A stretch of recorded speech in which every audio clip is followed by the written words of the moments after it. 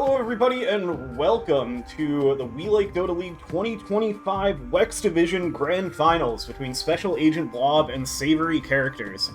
Got a best of 5 series. They're going to play up to 3 of the games today, is the current plan, and if there need to be more than 3 games, we'll play those a little bit later. We are going to hop right into the draft in just a moment. I'm joined by a few folks, if you'd like to introduce yourselves quickly. Sure. I'm MH Malagia, however you want to pronounce it. Also Jason, if you just want to use my name. I'm position 4 at one of the supports for Bring Me the Lamp. Depends on the game. And I do our drafting and stuff. And I've started casting this season. Nelson, I guess do you want to go next? You're my buddy from Yeah, Bring Me the Lamp. sure. I'm Nelson. My in-game name is Shaza or Shaza, whichever one you want to say. I'm the mid player for Bring Me the Lamp. I'm just doing this casting thing. It's fun. It's pretty cool. We're doing a draft panel now, which is pretty sweet. I'm Vic. I played in this division on Meepos, 5 Meepos this season. I played offlane. Excited. I think these are 2 teams that are going to be super fun to watch here. Yeah, for sure. I'm very excited to see these 2 teams go at it. Savory Characters always fun to watch, and especially even Blob as well. I feel like they've been pretty consistently the top dogs in the Wex division, so they're the team to beat. They won the upper bracket finals against Savory 2-0. So Savory's looking to bounce back from that one. Yeah, I was surprised looking back at the group stage results. I kind of forgot how close everything was, and they, especially Agent Blob, were just edged ahead of everyone else. But then, playoffs started, and they just got 2-2-0s, and suddenly they're in groups. Yeah. So they've looked pretty good. It was funny because technically this is the highest seed in the division against the lowest. 10 seed. seconds to go. But then you look and it's like 4 teams had the exact same record. 5 seconds. Savory just ended up being the lowest seeded out of those, so it's closer than that indicates. But the spread was something like 9-7 and 7-9. So yeah, almost every team. Exactly. The only thing it is interesting because I think Savoury Characters, if you look at their game history, Radiance ban. Were kind of struggling, so I think they even lost 2-0 in groups to a team from the lower division and one of the interdivision. 10 seconds to go. Whereas like Blob, I think, took a game off one of the higher division teams. But Yeah. in the playoffs, it's been a little closer. Like Savory's made a big run for sure. Yeah, it definitely has felt like Savory found their stride a lot more in the playoffs. Yeah, one cool thing here.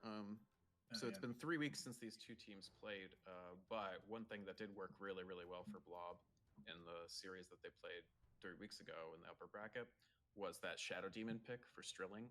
So that's kind of the big standout here in the first phase. A lot of these are just meta bans or heroes that these players play a lot, like Wraith King, Bristle, Radiance Pit, Night Stalker. But this SD ban in the first phase is tip of the cap to the fact that it was really, really able to do a lot of saves. It was a ton of vision control that Sterling was able to do, especially in game 1. So they're just like, yeah, we don't have a plan for it, so we're going to take it off the board. 10 seconds to go. Silencer a lot. Soon, probably just it's a good hero. 5 seconds. Yeah, they've got 4 games on it in this season. It's definitely in that group of S tier supports, I'd say, with AA, Tinker, Ringmaster, Coddle. Those are, I feel like in pros, those have been the S tier supports that are contested in every game. I wouldn't be surprised to see one of those come out here. Radiance ban. Every time I see Silencer, I just say he wins lane, and then Global Silence is ridiculous. So. Yep. Yeah. It looks like both teams going for their position 4, most likely, with these opening bans. 10 seconds. Or opening picks. I think that's right, yeah. The Muerta 5 Blob seconds. only plays this 4, basically. This is a pick for Poinicus, who usually plays their 3, but when it's Muerta, he plays it, which probably means they're going to be flexing either Strilling or Comedy Bronze, probably Strilling to the 3 position, to the offlane. Poinicus is really good on Muerta. I think it's his most comfort support hero. He's been spamming it in pubs. does a Radiant's Atos into banned. Ag's Rush, and then you've got the big bullet and an easy way to land the big bullet, and then it becomes a very strong space control hero. Yeah, plus the calling is just a crazy good spell all stages of the game. Yeah, especially with the facet, like you get if any 3 heroes die in the calling, 10 it just gets seconds to huge. go. The ghosts get huge. Yo. And That's all it it's just takes. a nightmare 3 to dead fight heroes. into. 5 seconds. No. One interesting thing about these two teams drafting that I know just from chatting with some of their captains and stuff is the Savoury drafts are a lot more kind of democratic. Like they do a ton of discussion on like which heroes have you been practicing lately? What do you feel comfortable on? Let's structure the draft around those comfort heroes. And they do a lot of like collective preparation on like here's the rough shape of what our whole draft is going to be. Like it's more democratic, which is one way to do it. And then Blob is much more focused on like Strilling. She's going to come up with a plan and it's going to use heroes that everybody likes, but it's much more centralized. Like one person does the research, one person has the plan, and then they 10 fit seconds that to what go. people can play. 5 Yeah, seconds. you've played for both of these teams at some point, right? Yeah, I've either stood in or been on both these rosters this season. Yeah, both. I think these are two really good teams. Like I think this is probably the right. There wasn't any like luck in this grand finals matchup. I think these are fundamentally the two best teams in this division.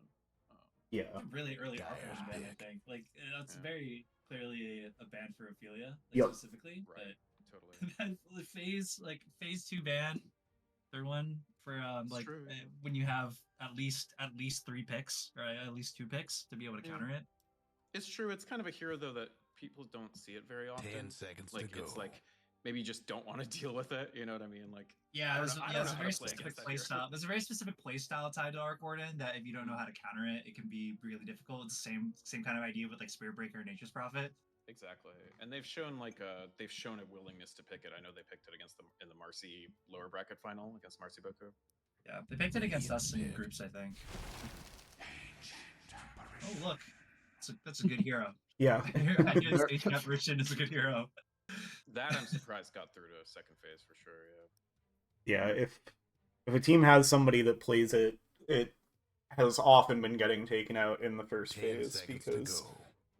the hero you really don't mind picking early, it sets up 5 your draft seconds. nicely because it's kind of like an early silencer pick. Or like an early Rubik pick. Like it turns off a lot of heroes that you don't want to pick into it because they just get hard countered by it. Yeah, like a quarter to a third of the cast is just like, all right, now I really don't want to play this. Yeah. It's so much of his kit is just ridiculous. And he's just strong right now too. Like Ice Blast is conceptually a good spell, but obviously it's like, oh, it counters healing. But right now it's more like Ice Blast counters any hero in the game, bar Medusa. Radiant's pick. Yeah. It's Great just ult. so strong.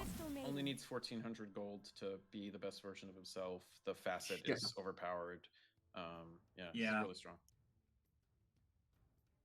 They countered cold with cold. Yeah. Gives you a nice setup for the high-level Morta. strategy. 10 seconds They're to gonna go. do it. I think they do it. I was gonna say like this is the other cold based 5 hero, but Wind seconds. Wyvern definitely gets hard countered by Ancient Apparition. Yeah.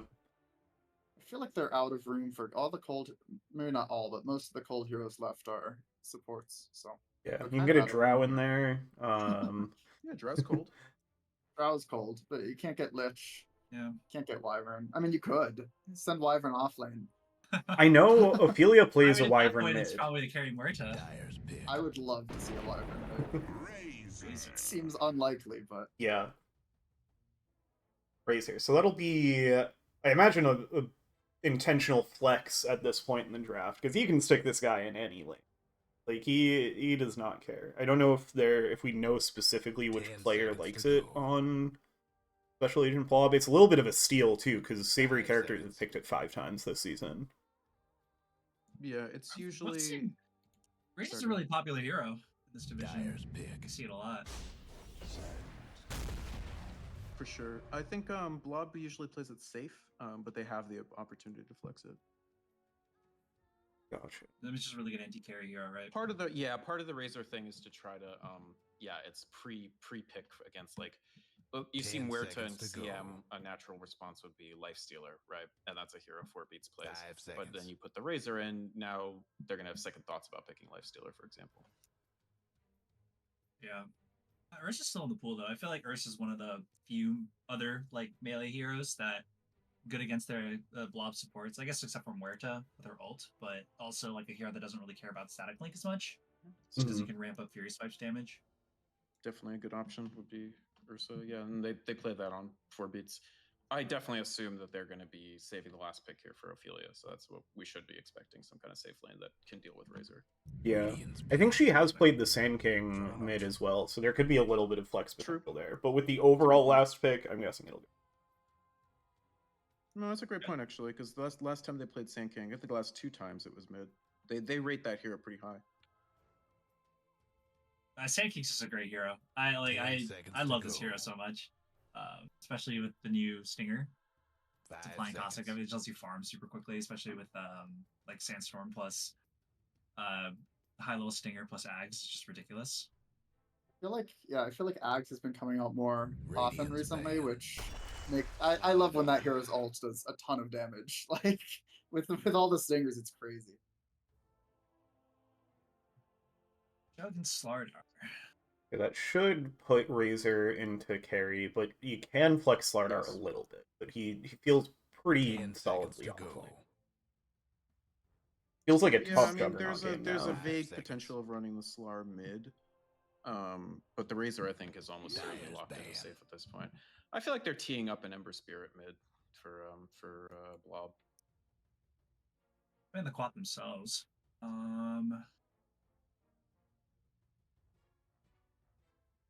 Kind of interesting that they banned Ember's. the You're saying Ember for Special Agent Blob? 10 seconds to go. Yeah, if they ban Huskar, then they're definitely teeing it up. 5 seconds. If they don't, we'll see. I feel like he's pretty nice this game. He's Obviously, great like this Lion, game. yeah, Lion has some control for him, but he's also squishy as hell. A is squishy. Ember Sand has King. the magic shield for a little bit of help against Ice Blast. Anything to Sand King stun will also be a little spooky for Ember. Overall, it's probably not a bad Ember game. Like combo with Slardar and CM, right? If it is a Sand King mid, Ember just crushes that hero mid. It's a terrible time for Sand King. The thought of getting, like, as a support player, getting double impacted while under corrosive haze sounds absolutely miserable. I feel like I'd lose 90% of my health. Yeah. For what it's worth, it's clear Savoury does think that Slaughter is going to be off and the Razor is going to be safe because Earthshaker is a staple spackle mid pick. It's a really I love Shaker mid. It's a really fun hero to play. It's just like with getting an early blink. For sure, he's good on it. And they banned one of the worst heroes against it is Night Stalker, and they banned that nice and early. So I think they would have been happy to take Shaker mid, but yeah, I'm not sure. I feel like Special Agent Blob's lacking a little bit of magic damage. So I could also see them picking a puck. Yeah, good. They banned Void. That's a pretty similar hero and the same strengths as Ember here. Maybe Void would be stronger actually, so I think that's a reasonable ban. But if I'm Blob, I just take Ember and don't even think about it at this point. Yeah, I feel like as a hero too, Void Spirit has definitely been the weaker of those two spirits. For a while. I don't know what they did to Void Spirit. They kept on giving him smaller small nerfs every patch, and now he just feels unplayable sometimes. The universal change had to be awful for him, right? I don't think it's a little harder. It's hard to do damage on that. I've been trying it mid lately. I like the hero. It's just a little tough to do damage, but with the Slardar, it kind of works, right? Because the corrosive haze makes your ult actually do damage. Like definitely helps out. When the universal change happened, I think there was a build. You just built Harpoon Manta. Yeah, because you just stack things that build from diadem, and you just had so much damage. But it might have been the universal, like the change to universal. The big universal nerf and the recent one is what I was thinking. You go Death Prophet. That's cool. I like this a lot. The Exorcism Ghost deal physical damage, I believe. Yeah. Another super tanky hero that just like throws a silence down. Spirit Siphon is This gives them insane against 10 certain seconds to supports. go. 100%. It gives them the ability to generate a bunch of building pressure. Yeah. And it's also a 5 theft seconds. pick a little bit. Mhm. This is an Ophelia hero that she played a lot this season. Mhm. And other than Jug, Dire kind of lacks any tower pressure. So if you're Radiant here, you want to just, win the vision battle, which they were able to do in the upper bracket, and then just pressure with Razor and Death Prophet. The downside is now their lineup is hyper mid game. Take your They got pick. nothing Oh. else mid game. That's an I'm a little Ophelia worried for this classic. Lina. Yeah, that lane does not sound easy.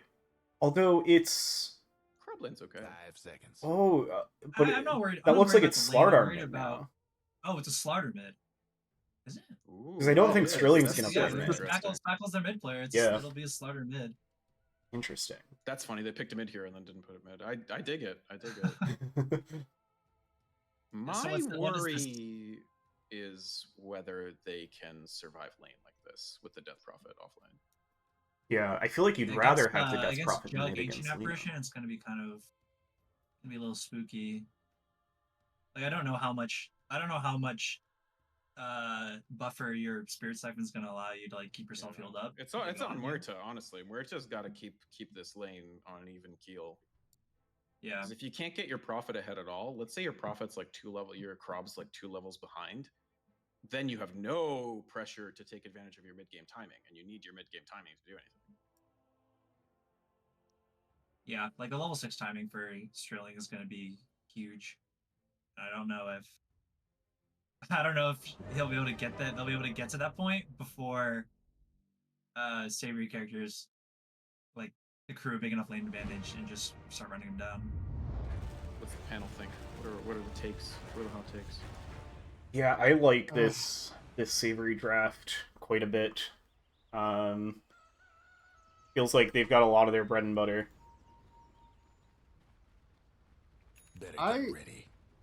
I like the blob draft if they come out of lanes even, but I'm really worried about the Jug AA in particular. I'm really worried they're That's just the going to get off to spirit. too good of a start. Yeah, Yeah, that lane's going to be kind of crazy. That's kind of what I'm watching here. Sweet. It's all What else we falling got? into place. We're missing 2 hot takes. Nelson, make a hot take. I don't think mine was very hot. Make a hot take. I think I don't know. Well, if Razor static links as Lina, I think the Lina can't do anything. I don't know. Like That's a hot take. Depends on what build Ophelia goes for. It's probably just going to be like your standard Ags build. Just like stack up the magic damage because I always think that balancing your team's damage between physical and magical is really 30 important. seconds to showtime. But like if Batman decides to buy like a pipe at some point, then the Ophelia's damage is going to be pretty worrisome. I'm a little worried about it, but who knows? I'm also worried for Ophelia because once Spackle gets a blink dagger, like I don't know how she lives unless she buys the Yules. Look at the positioning here for this first fight. This is interesting. Savoury have relinquished the high ground. 4beats is going to spin, getting the damage going on Spackle. They've got some slows, but 4beats is falling pretty low as well. Batman walking the dog, and it is going to be 4beats that goes down just before Spackle. Kung Pao Kenny getting the second blood there. Ophelia is going to go down to Batman as well. Looks like they'll get their return on Common Run, so it's double kills for either offlaner, or I guess Batman's probably the safe laner. Boy's not looking great either. Probably not gonna die. Oh, the it. Crypt Storm. We have Alright, 3 after that 2 start. bloodbath, yeah, with that, I think Nelson and I are gonna split out here so we're not 4 people trying to commentate all at the same time. Yeah, sounds good. Yeah. See you guys for the next draft. Yep, see you on the other side. Good. Bye. Alright, It's a funny early game. Yeah. It's interesting that they. I think Savoury Characters, they kind of scouted, but then they went up the stair here. I thought that was interesting. That's tough because you're relinquishing. You're gonna get uphill miss if any of your ranged heroes try to shoot. Yeah. I don't know. Draft wise, I don't know. If I didn't know the teams at all, I would be like Dyer won the draft. Because like most mid MMR games go a little longer than you'd want. and the longer this goes, I think the trickier your situation is as Radiant. The flip side is, I think Blob gave the hardest jobs to their best players, which I think is always really smart when you have that like a heterogeneous MMR grouping. So like, the people with hard jobs this game are the Muerta and the Silencer. Sorry, the Slardar, right? Like the Slardar has to get a bunch of kills to create space, but that's their second best player. And the Muerta absolutely has to guarantee a decent game for both cores and lane. Like actually both, basically, right? Because CM is such a passive hero. And that's their best player. So I think like that's kind of the hope, is that your stars do star stuff and everybody else just does their jobs. Yeah.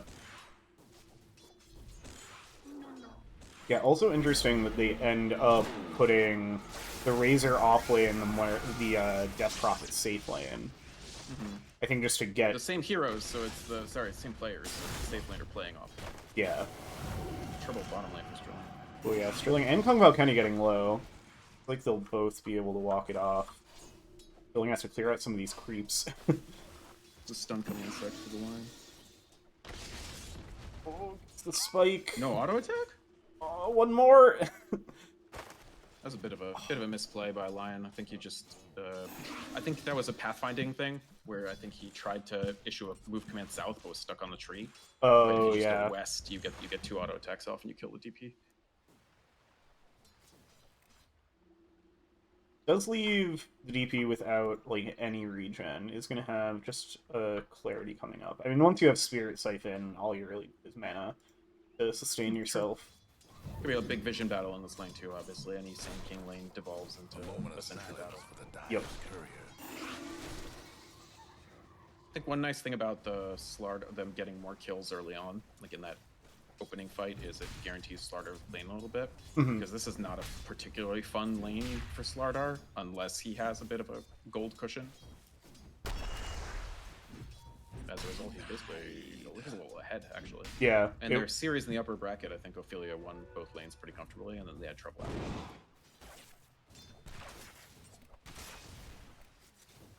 Yeah, so far looks dead even, which is pretty good place to be for a Slardar in a Lina lane.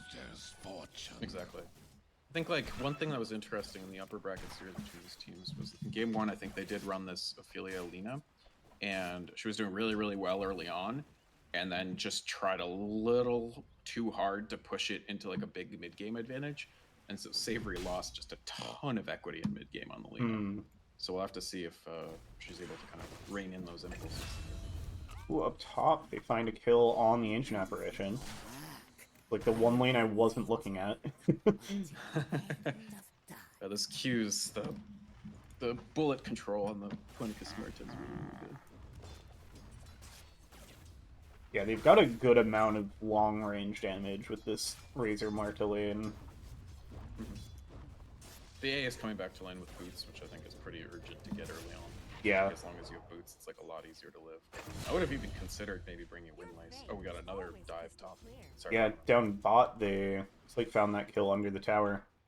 So, getting some more support kills, racking up a bit of an early lead. 6-2 now for Special Agent Blob. To keep an eye on these health bars. It's the post first blood kills. Create space for Sterling to really start taking control of his lane, get her 6 in a timely fashion, which I know we were discussing in the draft. Yeah, that's probably the most important level 6 timing in this game, is the Death Prophet. Yep, they're gonna get a stun up onto the Death Prophet, chain that into another, but has the Siphon going off on the creep, so ends up coming out of it higher health than Kung Pao Kenny. Meanwhile, in the mid lane, Ophelia, I was gonna call it a solo kill, but it's 1v2. Walking away with that one. It was no surprise to me for Ophelia's Lina. This is definitely one of her best heroes across the board. 100%, and it was the mid-fight TP in by the Muerta wasn't quite enough. I think, actually, I only watched the end of it. I think the bullet missed, too. That's the downside of Muerta. If you ever miss bullet, you just don't have a hero. Like, Yeah. It's a sizable CD. Bottom, they're diving again. Yeah, Sterling absolutely no fear. He's gonna get stunned up under the tower. Into the Sandstorm, it's Kung Pao Kenny that goes down first. they do manage to get the trade for Sterling. I think you don't mind that. Your Lion really wants levels too. These are two very, very level greedy heroes bottom. Yeah.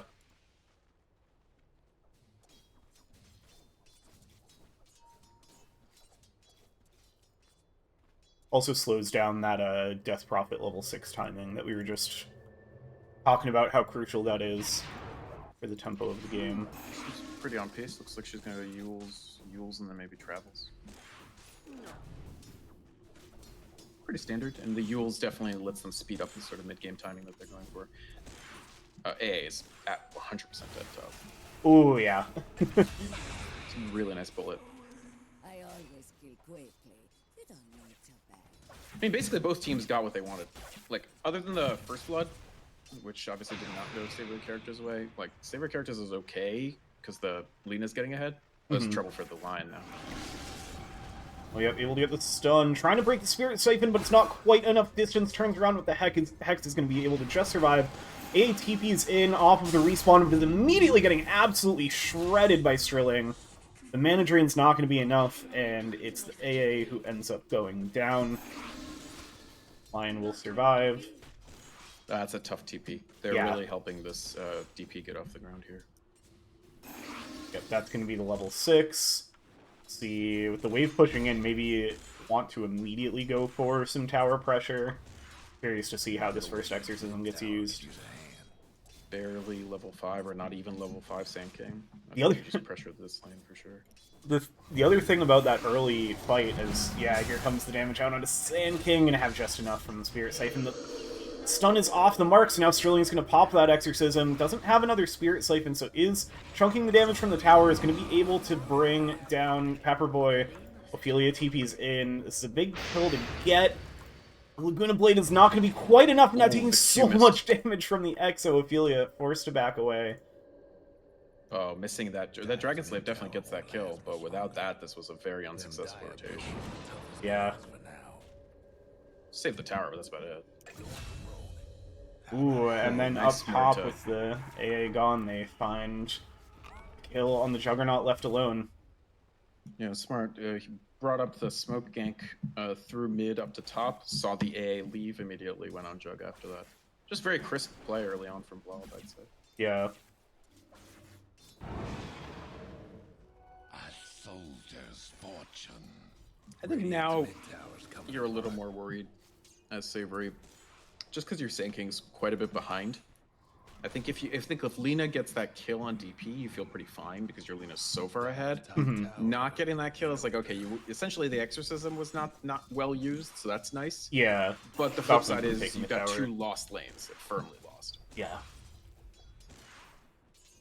Yeah, and even the Slardar is still, like, basically same net worth as Lena at this point. As Sterling just gonna Spirit Siphon right under the tower again. It's a level 1 Burrow Strike, so it's not enough to break the Siphon. Crypt Swarm comes out, has the wand. Looks like that's gonna be enough to survive. Sterling's going to respect the TP in from the Ancient Apparition and back away. I don't think she could die here for sure. Yeah. 2 more Potentially for Siphons Lena ready to go. in the middle. Ooh, yep. Rooted up. And there's gonna be the Freezing Field from the Crystal Maiden. Is gonna give her life away for that, but always happy to make that trade of support for mid. Do you really not live those with a light, like leaving a level 1 light striker? Like, Yeah, I feel like 1 value point to have the control when you right? need Because it. they got it channeled. The CM ult is channeled. Like, Yeah. I mean, maybe you're figuring you've got enough control from the Sand King and Lion, but Right, you know, Immortal Lena player. I'm sure she knows what she's doing. I think it's interesting. yeah. You know the drill. Not a tremendously consequential death, except for the fact that now Slardar has parity on levels. So not only does he have parity on net worth, he was behind by a level, but now he's not. So I'm pretty scared of if I'm Dire, I'm pretty scared of the Slardar just rolling over my subs. If you look at subs, like barely level 6 Sand King, level 5 AA still. What's the sitch with the Lion is? Lion's 6. They do have so 6 Lion's doing okay. on Lion, yeah. Yeah, they've got that blink dagger on Slardar. Yeah. If I see the Slardar like anywhere, I'm very happy if I see him because that means I'm not seeing him. Yeah. like they might look to wrap around on Batman here, but oh, they're gonna find the Earth Spike to start things off. Nice dead shot again, though, getting the space, stopping Ophelia from joining in on this. And the calling as well, there's just no way for them to pursue that kill any further. Interesting, so last time we saw this Ophelia Lena in an official, she was still going the early travels to create a bunch of pressure. But I think you saw DP's in a lot of trouble. Oh yeah, stunned up down bot under the tower, has the exorcism going. Kung Pao County is getting brought low and actually able to heal up. It looks like she's going to be okay. Not having the level 6 on the Ancient Apparition is part of what's it. making And also there's a really huge play because she got this early Yules. She was able to Yules the Sand King out of the epicenter channel. Ooh, yeah. He does still have it, so he clearly wants to do it. But... yeah. Oh, maybe? Good shot off the mark. There's the burst strike. She stayed too long. They find a big kill. That's exactly what Savoury needs here. You still have Epi too. Looks like Muerta not gonna offer much more for them to go after. Up top, while all of that was happening, I saw 4 beats did go down at one point. Rotation from Spackle. I think the soft blink reveal, they theoretically could have seen it on waves, but first time it really got used in a fight, and he used to kill the carry, so exactly what you're looking for.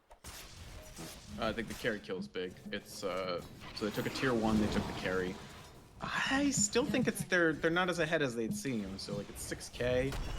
Oh, jump onto Ophelia, Spackle with that blink dagger, again chasing forward. Ice Blast coming out, but the Yules stops the Ice Blast from being able to be released. They'll get the passive effect on it for now, but Owl does go down. Now, can they get any revenge? Still had that epicenter, so Spackle's gonna fall. It looks like Strilling somehow did not get quite clipped by the Ice Blast, but maybe he can still die here. They don't have any stuns for Comedy Bronze. Pepperboy trying to find the range. Burst Strike is not going to be quite enough. Strilling finally goes down to the tower. Pepperboy is going to find the stun. They can maybe finish off Comedy Bronze here as well, but it's going to be a trade because Batman has arrived.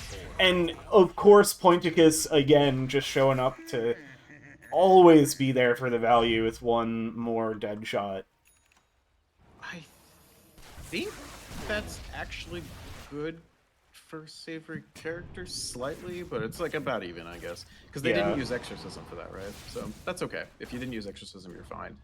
I'm really scared if I'm Lena at this point. I feel like you're just like the Maelstrom is a choice to play for late essentially, but the Maelstrom meant, and the Maelstrom in the late LSA meant you are very vulnerable to the Slardar ganks, and now you've died to one. Yep. Which so now the Slardar is gaining equity relative to you. Whereas a very defensive, the old school Yules approach, maybe you live that, but I don't know. You're so much of your team's damage, I don't think you can go super defensive. Ace Blast out. Not really going to find anything there, but he able to kind of split away from it. Yeah, 6k net worth lead right now for Special Agent Blob, and it's it's all in the cores. This is not one of those oh, it's closer than it looks because it's in the sports. It's all 3 cores are 2k ahead of their counterparts. Yeah, I'd say it's not that it's closer than it looks because of the farm distribution. It's closer than it looks because of the team's strategies. Yeah. Let's say they were only ahead 1k, you'd be really worried. Let me put it that way, if you're Blob. You're ahead 1 to 2,000 at 15 minutes with a comp that basically wants to end the game by 30 or 35, you'd be really worried. I think 6 is around where they should be to have a advantage, but not a huge one. I'm surprised the Exorcism hasn't been used. They glopped, they sent 3 people mid, but not one of those was the DP. I think I might have considered having the DP in that pressure area. Yeah. They're gonna take Torm. Okay, that makes sense. Yep. A nice way to use that early They did get lead. lucky. Yeah, that's way more valuable between the 2 support shards. Yeah, if the Muerta gets it, basically wasn't worth doing. Yeah. You just increased the bounty on killing the Muerta. Yeah. But I like the CM thing. That can get you out of trouble a lot of ways against. Yeah, nice little dodge. Ice Blast is going to go out early. They'll follow it up. They're going to try to finish off Batman quickly. That's a nice jump. All 5 of Savoury Characters arriving, but it was really just the AA and Sand King leading the charge. They're going to find some control on a Spackle, trying to Guardian Sprint away, looking to chase it down. Some space created, but it's only one hero caught by the dead shot. and the Laguna Blade LSA, they clean Oh, up that's the Slardar. rough. Yeah. There's two things that I noticed that fight. Radiant's bottom tower's The days. exorcism was used right at the beginning of the fight. Ooh, yeah. So now you've got 2 minutes you can't push, and you didn't even get your second tier 1. Secondly, Razor's been at a couple of these fights. Remember, they flexed their safe laner to off lane. Razor, even with like a good KD, is falling pretty far behind. Like, he's a level behind the Jug. Razor needs levels. That's a level needing hero. Yeah. His net worth's good, so maybe it's fine. But he needs to parlay into levels. Otherwise, he's gonna have trouble.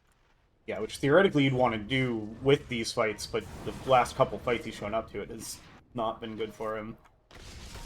Yeah, I'd say There's that fight just was that. like, you need. This is the tough thing with this draft.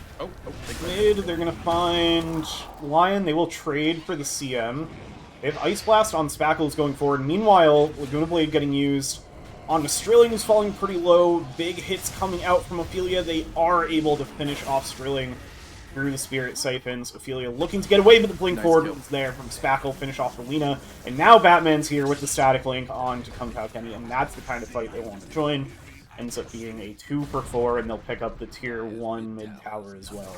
That's a critical fight, and I gotta say, Blob, that's a really smart, like, even though you don't have exorcism, you actually really do want to, like, pressure there. You really want to go back from the lost team fight and win a team fight immediately, because you want to get back on your pace, even if it's a little riskier. And Spackle just played that fight extremely well. That's the main thing. Yeah. That Slardar played that fight immaculately. You leave it with pretty much a full team wipe and the tower that you would have gotten from your last push. Dire's top tower. You know the drill. Actually, I'm pretty impressed. The teams are both playing at a high level. They're throwing haymakers at Yeah, they are. They came here to play. Gonna be some contention for some vision. Pepperboy surviving for now, a little longer than you might expect. AA is gonna go down. Like Lion able to blink away. Batman hunting. Tricky spot to hide. Oh no, 4 beats. You can't still be farming here. There's not gonna be enough for a spin TP. That's And, tough. yeah. That's really tough. Your Jug, I mean, the thing is, they're trying to catch up the Sand King at the triangle, so the Jug can't use the triangle, but that's still so scary to be up there. Yep. That's really big. I think they're back on their timing, pretty firmly back on it. Yeah. Back to a 6k net worth lead as well. Can't do nothing about dire structures right now. Radiant's mid I think you're okay. You gotta be like, if you're Savoury, I think you're like, well, we lost 2 team fights, but we're still okay. So Lena is still ahead. Like, you know, she's not ahead, but she's doing well. Your Sand King's catching up. It's tough because you really can't defend this tier 2. You have to give it. Yeah. But I think your game plan is still stretch it out, and you're still capable of doing that from this position. I was kind of hoping to see. I'm guessing it wouldn't have been enough damage, but if Pepperboy went for, like, having still been stuck there after the last team fight, just went for, like, the blink finger of death stun on Strilling. I think if the Jug is at 3/4, it's a different story. But the Jug is farming, and at the beginning of that fight, the Jug is in the area with only a 1/4 health. Yeah. And I think it was not just a 1/4 health. He had 2 little mana to Omni. If the Jug has Omni mana and 3/4 health, I think absolutely you all in. You try to TP the Lena, you try to TP the Sand King. Or you keep the Sand King, but you TP the Lena, and you really try to turn it. Like, you just insta Ice Blast, you Omni Slash, and you're set. But the Jug is farming on low HP, low mana, and so I don't think you can do that. Yeah.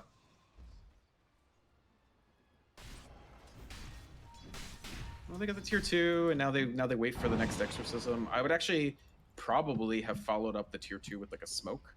But one thing that they are really good at, this team, Blob, I've seen this in pretty much all their series, take an area, they always ward behind it. And especially this ward, I love the placing of this. This is a really hard ward to do ward.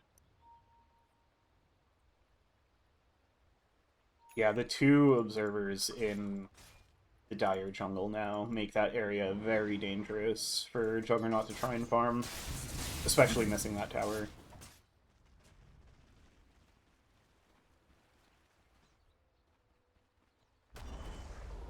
Let's see, nearly to an Ags for Kung Pao Kenny. That'll be a big damage upgrade for the Epicenter. I don't know. I'm not feeling that comfortable from either team. Like, I'm feeling okay. Like, I feel like my plan is going. I am a big, like, I'm fundamentally a bad player. I always prefer having the we go late, and so like I'd probably rather be Savoury, but there's a huge timing still available. Oh, Pepperboy stepping out a little far. Let's have the Essence Ring and to try to survive for now. The Spirit Siphon, I think, is just going to be too much to set up. A 2-hero LSA trying to connect through with the Lina. They get the Ice Blast off. Laguna on to the Muerta, but now getting walked down by the Spirit Siphon. It is going to be enough to bring down Lina. Kung Pao Kenny looking to finish off the Death Prophet is able to secure that kill. So Sterling goes down, but they lose their mid and 2 supports in the process. So still a pretty good fight for Special Agent Blob.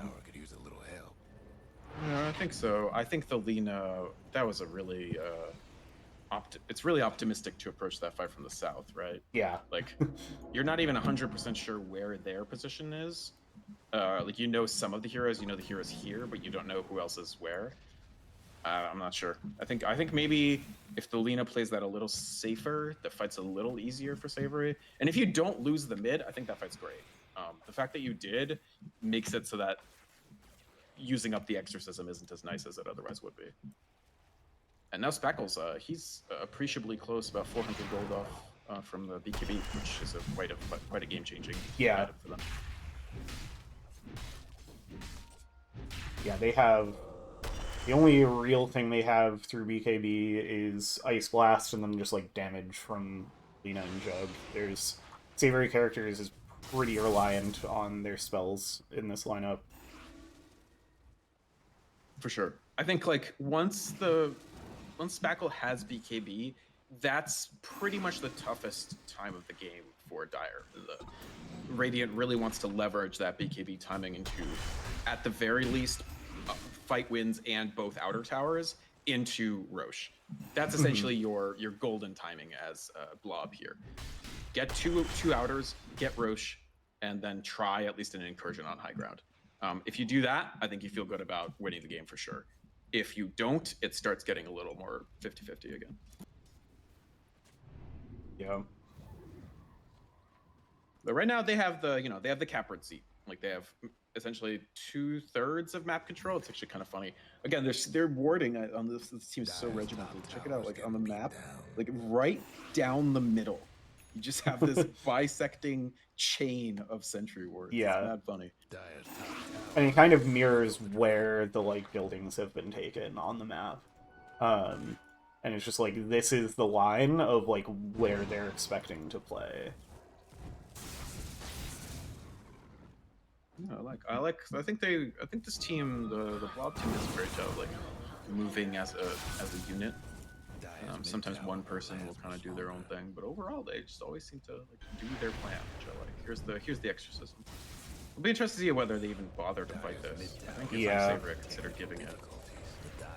Yeah, they will fort. Well, not a free fort either. So, yeah. I don't think they're too at risk of Blob going high ground before they have another fort. No, but you can't do it on the bottom tier 2 now. Yeah. They got back. Oh, they cut. No, they didn't cut.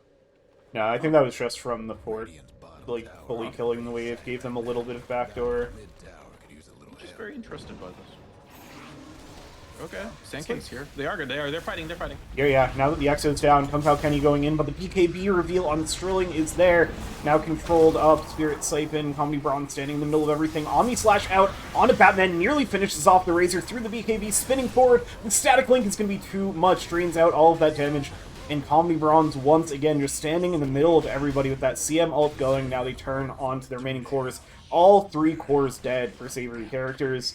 Nothing lost for Special Agent Blob. Another huge team fight win for them. It's going to open up this tower. That's a pretty decisive fight. As soon as you see the fort, you kind of know that Savoury wants to fight, but then they didn't do it in a particularly surprising way. They did it in kind of the most obvious. Yeah. Sand King TP's in, you see Sand King TP in, you know he's going to go forward. You even have a rough idea which angle he's going to go in. You have BKB on DP, you have BKB on Slardar. I kind of gotta think that Blob was both anticipating that fight and wanting it. So if you're Savoury, you kind of gave them the fight they want. Yeah. And now the game is genuinely like, this is the tipping point, basically. Like we talked about how they kind of have to decide it by 30. That's a decisive fight. Now Savoury's firmly on the back foot. They got to come up with a kind of high ground defense that's very strong. Which, if there's any team that you can rely on for good high ground defense, it is Savoury Characters. They do love defending their high ground. Yeah, that was like just fully the triple BKB reveal on all 3 of their cores, right? Like massive timing for them. And yeah, they but get at least exactly what the they thing want is, from they it. were in vision, right? Like, Yeah, they knew it I've was seen the there, BKB. Yeah. but I guess just didn't have like the feel of just how big of a problem those BKBs were going to be. Yeah, maybe. Yeah. Well, also, I didn't the BKB for the this was also an execution thing. The Death Prop was able to turn on her BKB before getting what's the word? Burrowed. Yeah, Burrow Strike from the Sand King. Yeah, the timing was perfect on the BKB for DP, which comes down to what you were saying before. Like, Blob knew exactly how Savoury were going to take that fight. Yeah, exactly. And Blob didn't even, so they have vision like at this end, but they didn't have vision here. Against BKBs, you really want to leverage the ability of the Lion to blink in and hex somebody. Like hex into Burrow is a completely different proposition from Burrow directly at somebody who sees you. Yeah. And so from here on out, that's basically how they're going to have to take fights, or I don't know how they went. Yeah.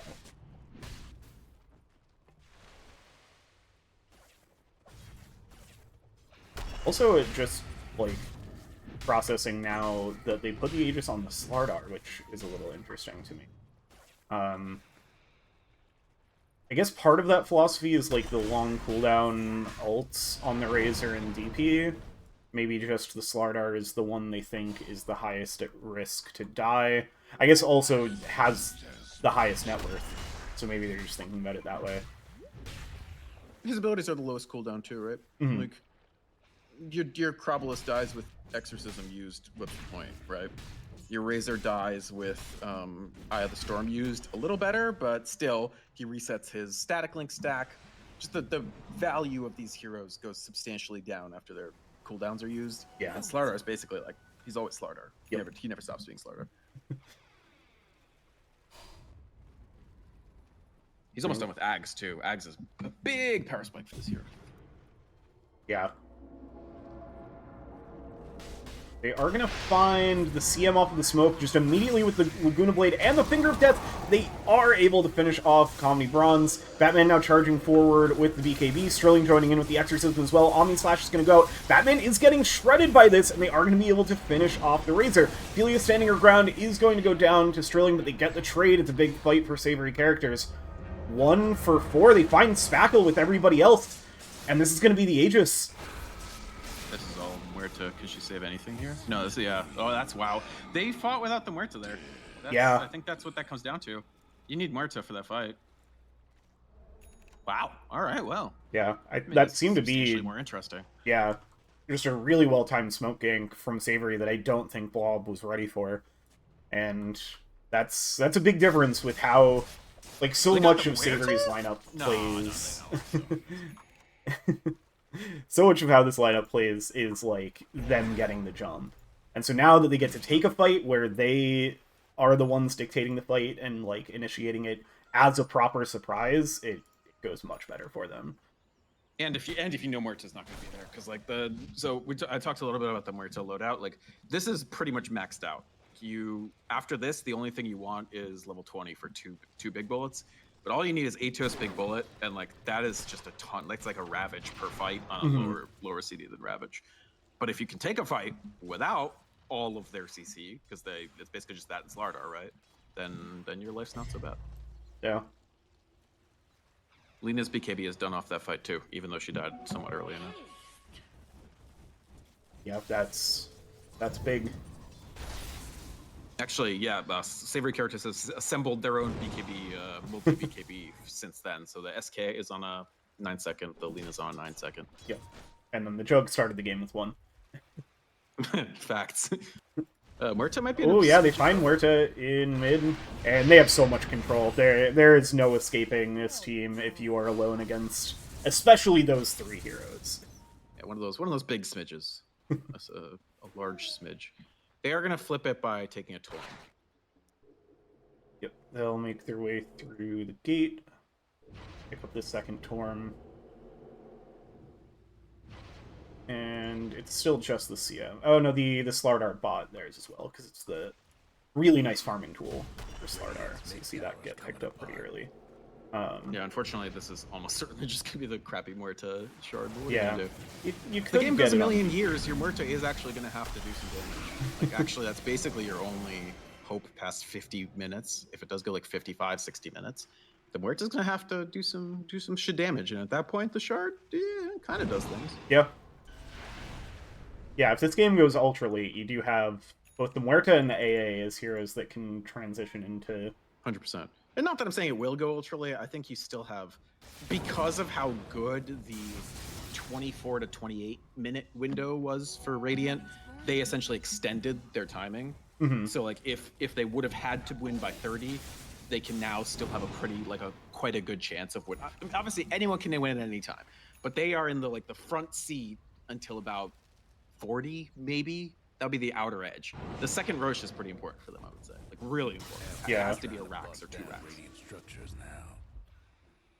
DD for Slardar, that could be a good opportunity here for them to... They're going to smoke immediately off that, I imagine. Yeah, it looks like they might not find anything with this smoke, though, because Savoury Characters is so... Oh, no, now they're drawing a line over towards where 4beats is farming. Tricky spot. Owl might be able to tank this. Oh, Pepperboy's going to tank it, but able to blink away before any damage comes out. Spackle is going to be able to jump in. Catches the edge of the LSA. Ice Blast does get off before Owl goes down. Oh, but now they catch the Sand King with the Yules and the Silence immediately. There's no chance to escape. They find Kung Pao Kenny as well. All the Juggernaut and Lina can do is escape to the base. Dire's bottom tower's getting the business. Yeah, that's... I mean, this will be the tier 2 tower for sure. As soon as the back door ends, get in under it. Well, maybe they're not going to focus pushing that down. Also not quite a Roche yet, either.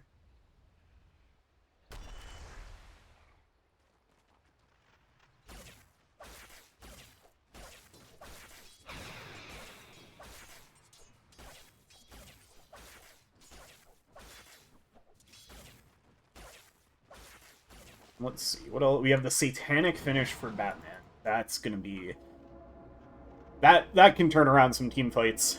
We've seen Batman get caught and be, like, right at the edge. That's gonna be a pretty big one. Not too much more for CM, just plenty of escape for Staff and that shard she's had for a while. It's like Gleipnir getting close to being done for Pointigus, get even more AoE on some of those spells. Else we got Harpoon on Spackle, Harpoon and Ags. So lots of extra damage. Baseball's going to be there to discourage the team fight. BKB used by Spackle, but Omni Slash away for the Juggernaut. Has the Swift Slash as well, trying to put damage into this BKB. Batman, Kung Pao Kenny trying to back off. Pepperboy's going to get caught up. Omni Bronze with the ult is going to force Savoury Characters back into their base, means they won't be able to pursue and bring down Spackle, who's the only one sitting particularly low.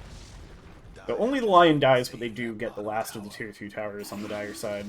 I think that's a fantastic fight for Blob. And the last couple of fights have gone very, very, very well for them, I think. The ability to secure, like, the ability to get the Slardar through his fights and, like, use up the... Jump forward onto the DP. They have the control, but maybe weren't ready for where Batman was going to be positioned. Ice Blast goes out. It's not quite going to clip the Razor, so we will have the Satanic available once the stuns are over. Strilling going right up into the base on top of 2 with that Exorcism, trying to bring down the Juggernaut, silenced up. The LSA gives them the distance and brings down Strilling. Spackle is going to be able to find the catch on Kung Pao Kenny, but they kill off the other 2 cores, and Pointicus is the only one left standing. LSA is there to cancel the TP.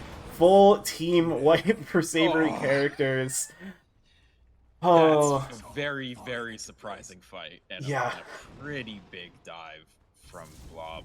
Seemed like they just kind of wanted to, you know, lop off their heads and execute them because they were like, well, Omni Slash is down, their BKBs are down, surely we can't lose. But Yeah. man, once you're deep enough to take tier 4 damage against a team with like 20 AoE stuns, that's tough. Because I was just thinking, like, wow, like pretty much if they just choke them out from here, it's unwinnable for Savoury. Yeah. Like, after the last couple of fights in which they used a lot of equity, like they used their resource, they used their 9-second BKBs, they used Omni Slash. Your Slardar lives through everything and he's got 20k net worth. I think you feel really good just maintaining parity.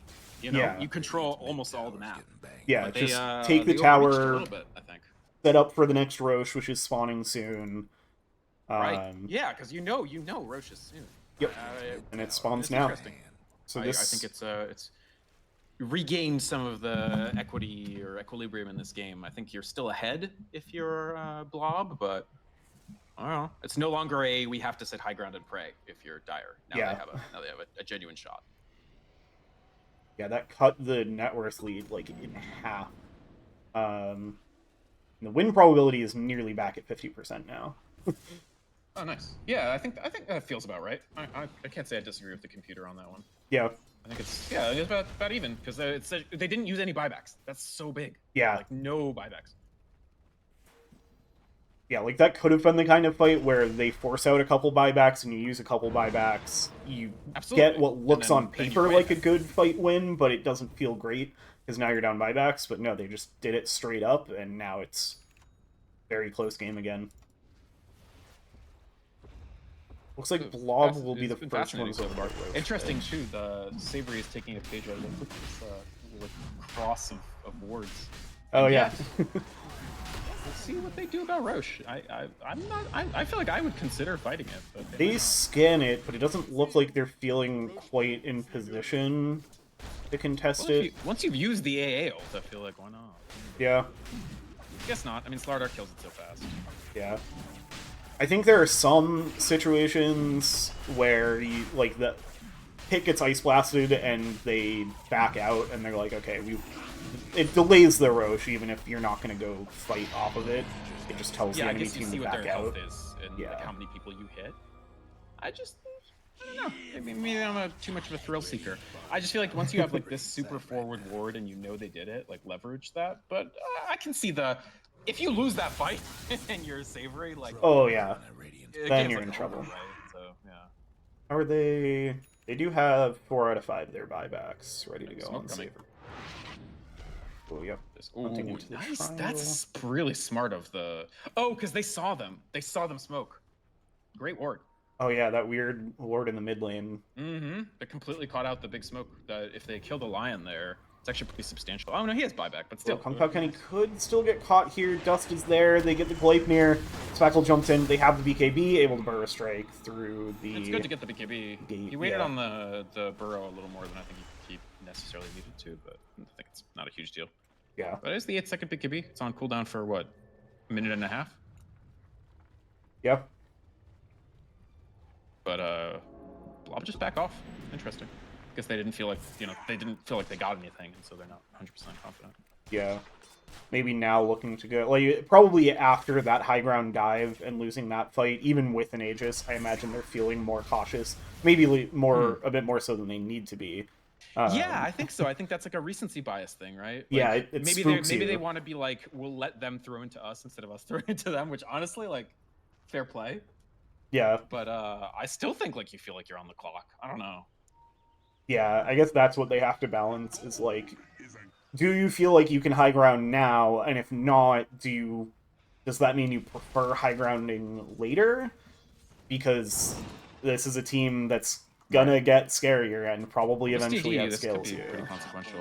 Ooh, yeah. Spackle does with it. Goes on Spackle again. That's if I'm Slardar, I'm just like getting itchy. I want to, I want to send people to the deep. Yeah. Yeah, it looks like, I mean, they see that DD on the wave as Spackle farms, so it looks like they're going to take that as their cue to pretty much just sit in base. For sure, yeah. As soon as they see the DD. And if I'm Blob, it would be lovely to fight before the DD ends, but it's tough to force. Yeah. They got Exorcism. They got Ags. Here we go. Here we Yep, go. they're going to use the Exorcism as well as the banner. Ophelia trying to chip down the banner, but is going to get pushed back by the spells from the Death Prophet. Batman now stepping up. They're just trying to keep them at bay. Oh, actually gets flipped around with the Hurricane Pike, so Ophelia able to dodge out the Slardar from Subs now. are both dead. Yeah, Kung Pao Kenny in on the backline, finishes off the supports, and now it's the BKBs, and they're going to turn things around. They're getting caught for diving too deep again. Slardar is going to be fully behind the barracks, getting brought down the first time. Strilling is still chipping away at the towers, is going to bring down the tier 3. Able to blink away, but they have the blinks, they have the pursuit, they're going to focus over on a Strilling as well. Full Omni Slash onto just the Slardar. They've got another stun. It's going to be the Light Strike Array that connects in, and it's another team wipe with no buyback spent for Savoury Characters. How... They didn't lose a single hero there. Savoury Characters game. Yeah. I was like... I can't believe they didn't use a buyback there. I can't believe they didn't lose a hero there. They, like... I will say one thing that they've had a lot of struggles leveraging their AA this game. That was the first fight where it's the perfect AA fight. You land a big ol' from completely safe distance. You land a big ol' Ice Blast on like 3 heroes. Your Sand King comes in on the subs, the ones that don't have BKB. No Muerta instantly. No CM instantly. Without those 2 heroes, you have no team fight. Like, yeah. You have no team fight. Yeah, the only control you're left with at that point. Loves getting down around 10-ish K, and then their comfort food is sitting on high ground. Yeah. They're tough to beat on it. Yeah, they execute those fights very, very well. 2 Aegises, no Rax is terror zone. Yeah. Idea. I would be very salty because I'm a bad sport in team chat if this was the situation. Radiant's bottom tower's done for. Yeah, first net worth lead of the game for Savoury. And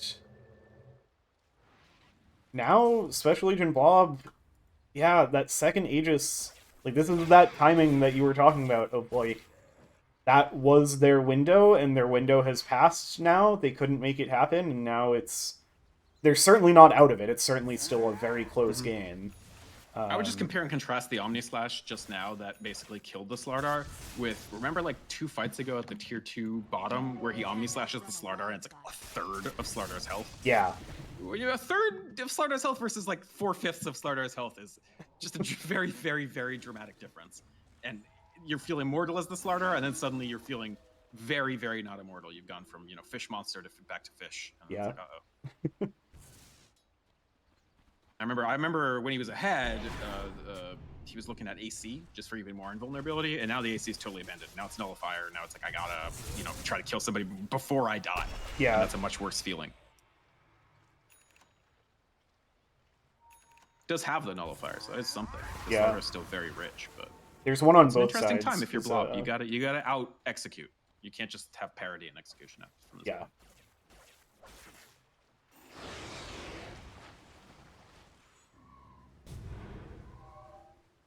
See, are they going to pick up? Yeah, they're going to pick up another Tormentor here. This will go to either Strilling or Batman. Go to Strilling. What is that again? Oh, it's the Siphon thing. Yeah, one more charge. That could be really good. Fear. Yeah. That's a very late game focused. To me, that's a very late game. Because when BKBs tick down, you can just kind of like use the end of the BKB to get a free fear in. Oh, if they catch. Oh, they're going to catch Ophelia. Yeah, he's dead. Well, no, you can't BKB TP away from the Slardar. Yeah, no mana even for Pike. Yeah, wow. Big Ice Blast gonna connect onto 2. For the stuns, the Omni Slash coming in, trying to get onto Comedy Bronze, trying to finish them off. They do finally bring down the Lena. Comedy Bronze with the Glimmer Cape able to escape, and now 4 beats left alone on island, and yeah, that's trouble. We talk about that big bullet. That was a game-saving big bullet. That Lena gets away, and like you get nothing. Nothing. But the big bullet from downtown. Yeah. What a spell. The hitbox on big bullet is just ludicrous. Yeah, and that's a huge buff. That's so fun. Does that get made even bigger by Gleipnir as well? Yes. Jeez. Wow, not having buyback on Jug is... I wonder if they know. Yeah, I would think What, they he expect spent out him for to what, have it. Blink? Or finishing the Mjolnir? The Blink. Yeah. I That's think bad. he had just queued I up think the this might Swift be a lane, Blink. right? Yeah. They don't have No exorcism, so it's like not the fastest. Yeah. Yeah, but they still have a lot of physical damage. Yeah. Ooh, they jump in with Spackle, they find Pepperboy. He is buy. Yeah, they'll use the Wait, line let's see, buyback. you Kung Pao gotta- Kenny you can gotta go buy, you in. gotta buy. Little Unexpected immediately blows up too. Spackle now caught a little in the back. They're gonna jump forward. The Ice Blast is set up. Has the Yules to dodge the main brunt of it. This calling from the Muerta? This has silenced the line for like an hour and a half? Yeah. Now, Wow, okay, I was wrong. It sure wasn't a lane, but they spent the buyback, so it's Yes. actually it's pretty good, I think. and then they got the tier 3 tower as well, so I feel like both teams walking away from that feeling probably not good, but not bad either. I think considering you got your Lina picked basically for free, that's about as good. Like, we didn't lose the game, yay! Yeah. Not losing the game is great, because I would have been nervous that it's like, oh my god, we'd spent all this time coming back, and now we just lost the game because of Lina pick. Yeah. Oh, Invis Rune on Strilling, considering going on Ophelia here. Maybe feeling Ain't no way. not Ain't no confident way. in the 1v1. I can't imagine that.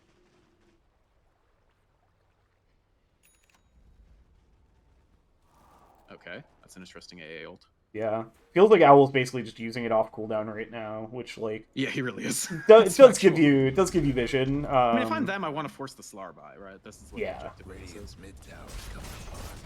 I feel like, especially with this Fortify, I think they're going to be Flip side is okay to exorcism give a stuff. little bit and save the Slardar buyback. Yeah, probably. You got 25 seconds. Yeah. Looks like they were able to... Oh, Bullet is so big!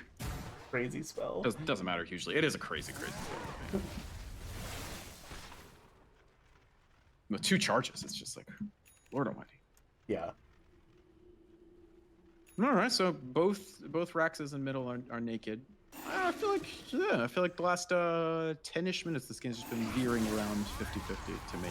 So it'll be interesting to see whether I think this has got to be the Roche that Savoury does contest, right?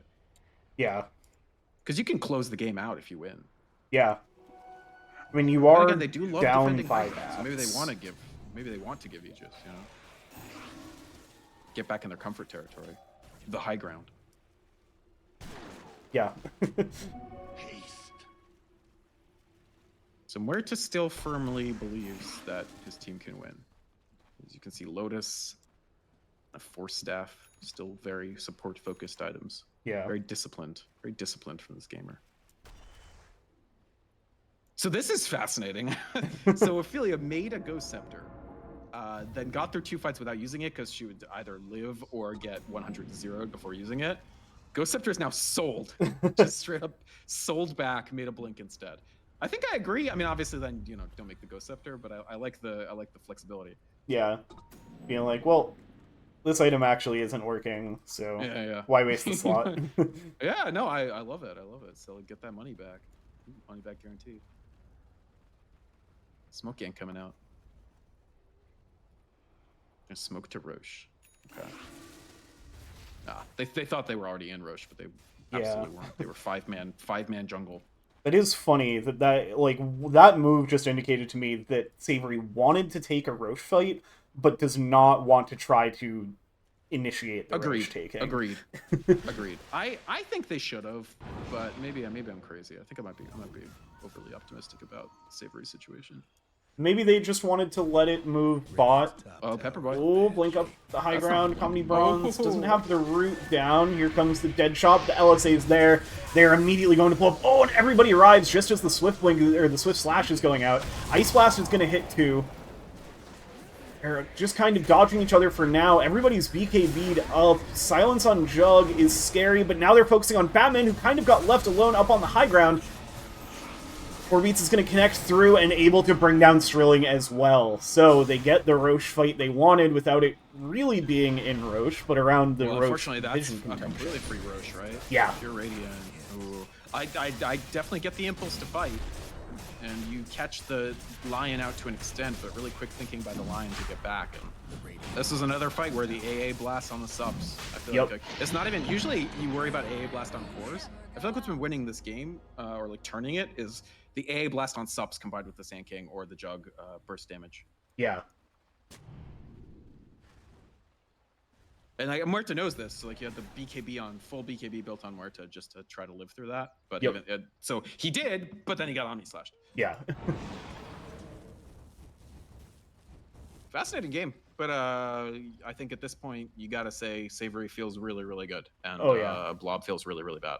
Which is not to say their draft was bad. It's just a draft that had to win before 51-31. Yeah, this like the whole way through, this has been a game that could go either way. This is the most definitively one-sided it's felt since like the big tie, like before the triple first BKB time. dive. Yeah. They will get the buyback out of the Death Prophet. Looks like that'll convince them to So leave. it's up, right? Oh, no, it's almost up. Yeah. I'm trying to think of what. So I've been in this like situation a lot. I'm sure every Dota player has, where like you're winning, and then all of a sudden you're like dramatically losing, and it's like, okay, what's Plan B? What do you think Plan B is if you're Blob? Like, how do you win this game from this position? That's a good question.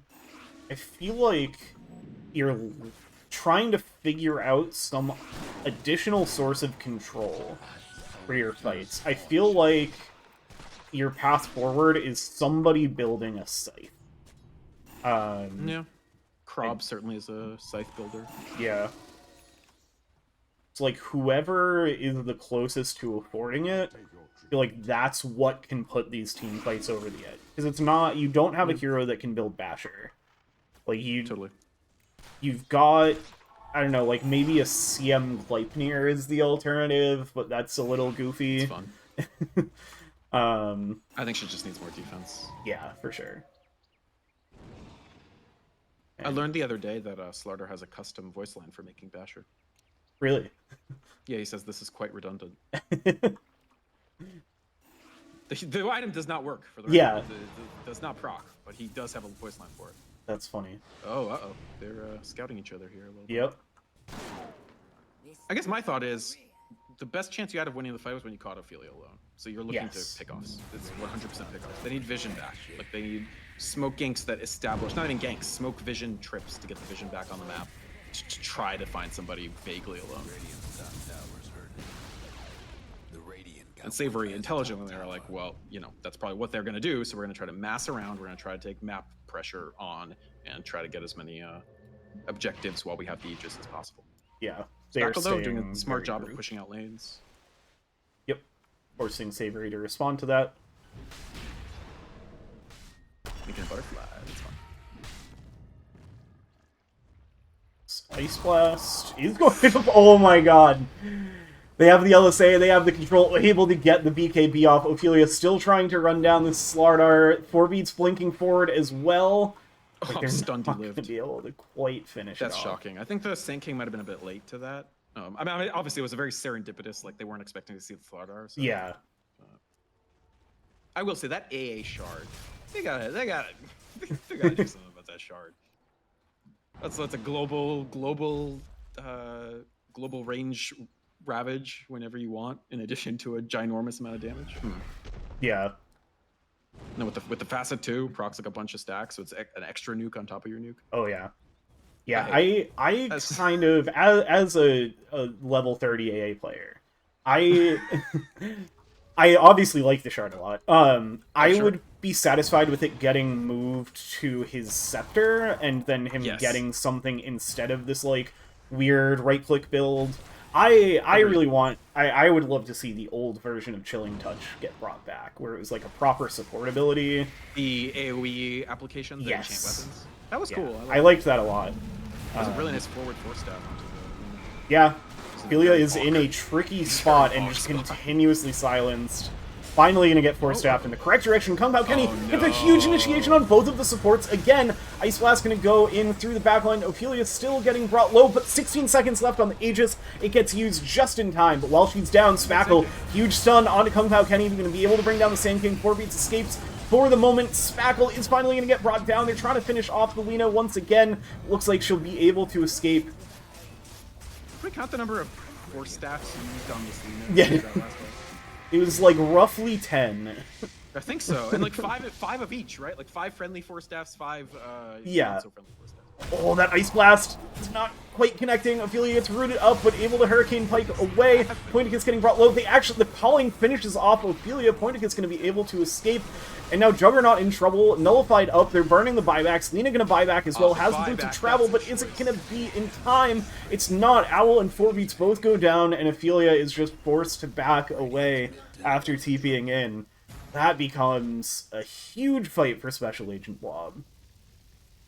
Yeah, wowzers. I mean, they spent both sup buybacks and their mid buybacks. That's a lot to spend. Yeah. They probably are very happy that Ophelia bought back, because I don't think she strictly needed to. I get the impulse to like, hey, we could just win the game here. Yeah. But didn't make it.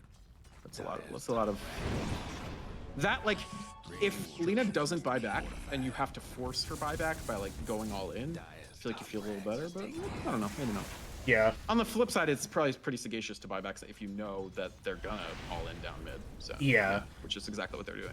Yeah, I think it kind of works out in Savoury's favor, because now they have somebody to clear out some of these waves while the first couple deaths get off of buyback timer, and then they'll probably still end up buying back on Jug and or AA. Yeah, I agree. This defense, although they get the LSA into the follow-up control, trying to force staff away, but they do catch him. Nice placed calling. It's going to silence up the Lion and the Sand King. Finish off the racks. Big patience from Savoury not using more buybacks here. And I'm pretty dang impressed that they haven't bought back, yeah. Yeah.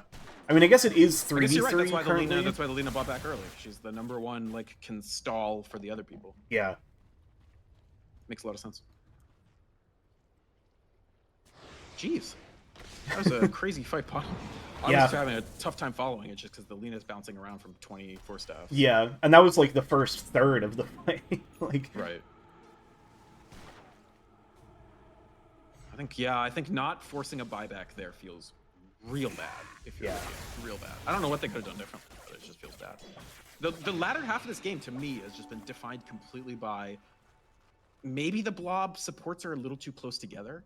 Yeah. Because they are always getting one burrow strike both subs, and that usually means they're dying, whether it's to the AA ult or to Omni Slash or to both.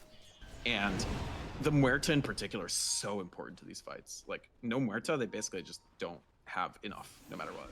Because all the cores are so many. Ooh, this smoke is going to connect big time with the high ground. Batman's going to get caught going up the stairs, and with the Finger of Death is going to be just what they need to finish it off. BKB from Strilling, immediate buyback from Batman, the only buyback they had remaining on the Radiant side. Everybody's surviving for now. BKB's getting used. Savoury Characters is going to respect... They had the outpost for Blob in the Dire Triangle, so Batman is able to get back to that fight with the buyback. I think that's a super sensible back off, but now Blob does have a little window here to try something. Yep. Done up. The DP! Yeah, in the Ice Blast. They're going to get onto the AA, but he's already cast his spell. He doesn't really care if he goes down here. And chasing forward, Owl is going to fall, has the buyback available, will choose to use it immediately. Control up on the Razor, Finger of Death comes through, LSA onto 2, Ophelia on the side, they pop Batman. Bring down the Razor, and they're going to get the Hex from Pepperboy. Oh, and the chain stuns, they're here. Can they continue to control? Nice stun, the Slithering Crush, but it's not going to be enough. And now it's 2 cores dead for 2 minutes. Door is open for Savoury Characters. And they know there's no buyback. Yeah. They absolutely know that for a fact. Now that high ground dive, I think that's completely justified. I think that's like your last really good window to do anything. If you're Blob. So unlike maybe the first 2, which were both a little optimistic, I think that one is 100% like you kind of have to. So I can't fault them for that. Maybe there was some mild execution things they could have, but they're behind the 8 ball so hard at that point. You kind of have to try to force something. Yeah. I think the positioning for these fights has been, like, another big part of how Savoury Characters is coming out on top of them. Like, Ophelia was just she was, like, under the tier 4s, so she was not a target they could prioritize, and then was just able to do everything they needed her to. I think she improved her positioning as the game went. I gotta say the Sand King is, like, to me, that's the guy for this game. It's Kung Pao Kenny. Because every fight, both subs, like, from 28 minutes on, every single fight the supports are dead, like, in the first 3 seconds. And it's always because they were hit by a burrow strike. And then, like, sometimes that means you trade your Sand King, right? Usually what that means in pubs is like, okay, your Sand King got a couple subs, and then your Sand King's dead. Now that's most of your half your team's net worth gone. He gets the subs, gets out, does a re-engage in all these fights. Usually is there at the end to stun somebody that's trying to TP out. Really, really, really strong performance on the Sand King. I think he kind of glued the game together while the Jug slowly turned from a passenger into a driver. Yeah. I know why I caught it right at the end. The Revenant's Brooch on Sand King for the extra ult damage with the Ags. Hella cute. Yeah. And like, you know, their high armor, like all the heroes are pretty high armor, especially Razor, right? Yeah. And you just ignore that with the extra little magic. Yeah. Their BKB start running down. Yeah, that's a nice item pickup. There was also a rapier on Sand Lina. King out damaging Alina is like, Alina's a pure damage hero. Sand King gets damage and CC, but he still did more damage. Yeah, that's very impressive. That's probably got to be my MVP for the game is Kung Pao Kenny with this Sand King. Overall, feel like it, like you were saying, like was really the crucial cornerstone of so many of these game-changing team fights that they had. Totally. Cool game one. I feel like it really microcosm of how both these teams play. Right? Yeah, for sure. You got the laning, the Ophelia, really strong lane, always gets a kill or two out of there. Then you got the blob, vision control, like really pressing advantage, coordinated. And then you got the Savoury Characters. Game goes 60 minutes for no good reason, and they win a bunch of high ground fights, right? Like, yeah, everybody got their style in. Yeah, that was a 60-minute game. It didn't feel like a long game. I mean, it was just over 60 minutes, but it was so action-packed. Like, there's stuff happening. Yeah. It was not that's one team winning and the other team sitting like, high ground. 100%, yeah. Sometimes you like the team that even is ahead and is the pace team like dithers for a while. And to their credit, they didn't dither. They were like, we know our timing. We're going to try to push it. Sometimes you don't get it. We'll see what the adjustments are from here on out. Yeah. All right, we'll take a quick break. The lobby's probably already up, but we'll still step away for a second, and we'll be back soon with game number 2.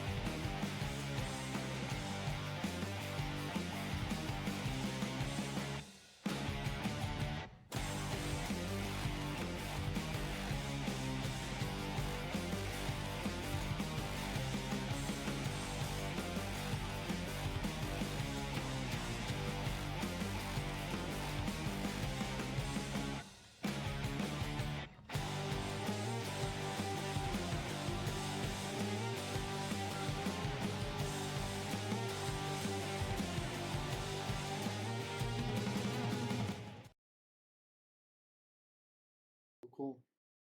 Hello, everybody. Welcome back. We have game number 2 of Savoury Characters versus Special Agent Blob coming up for you here. Savoury Characters took game number 1, game that went just over an hour long.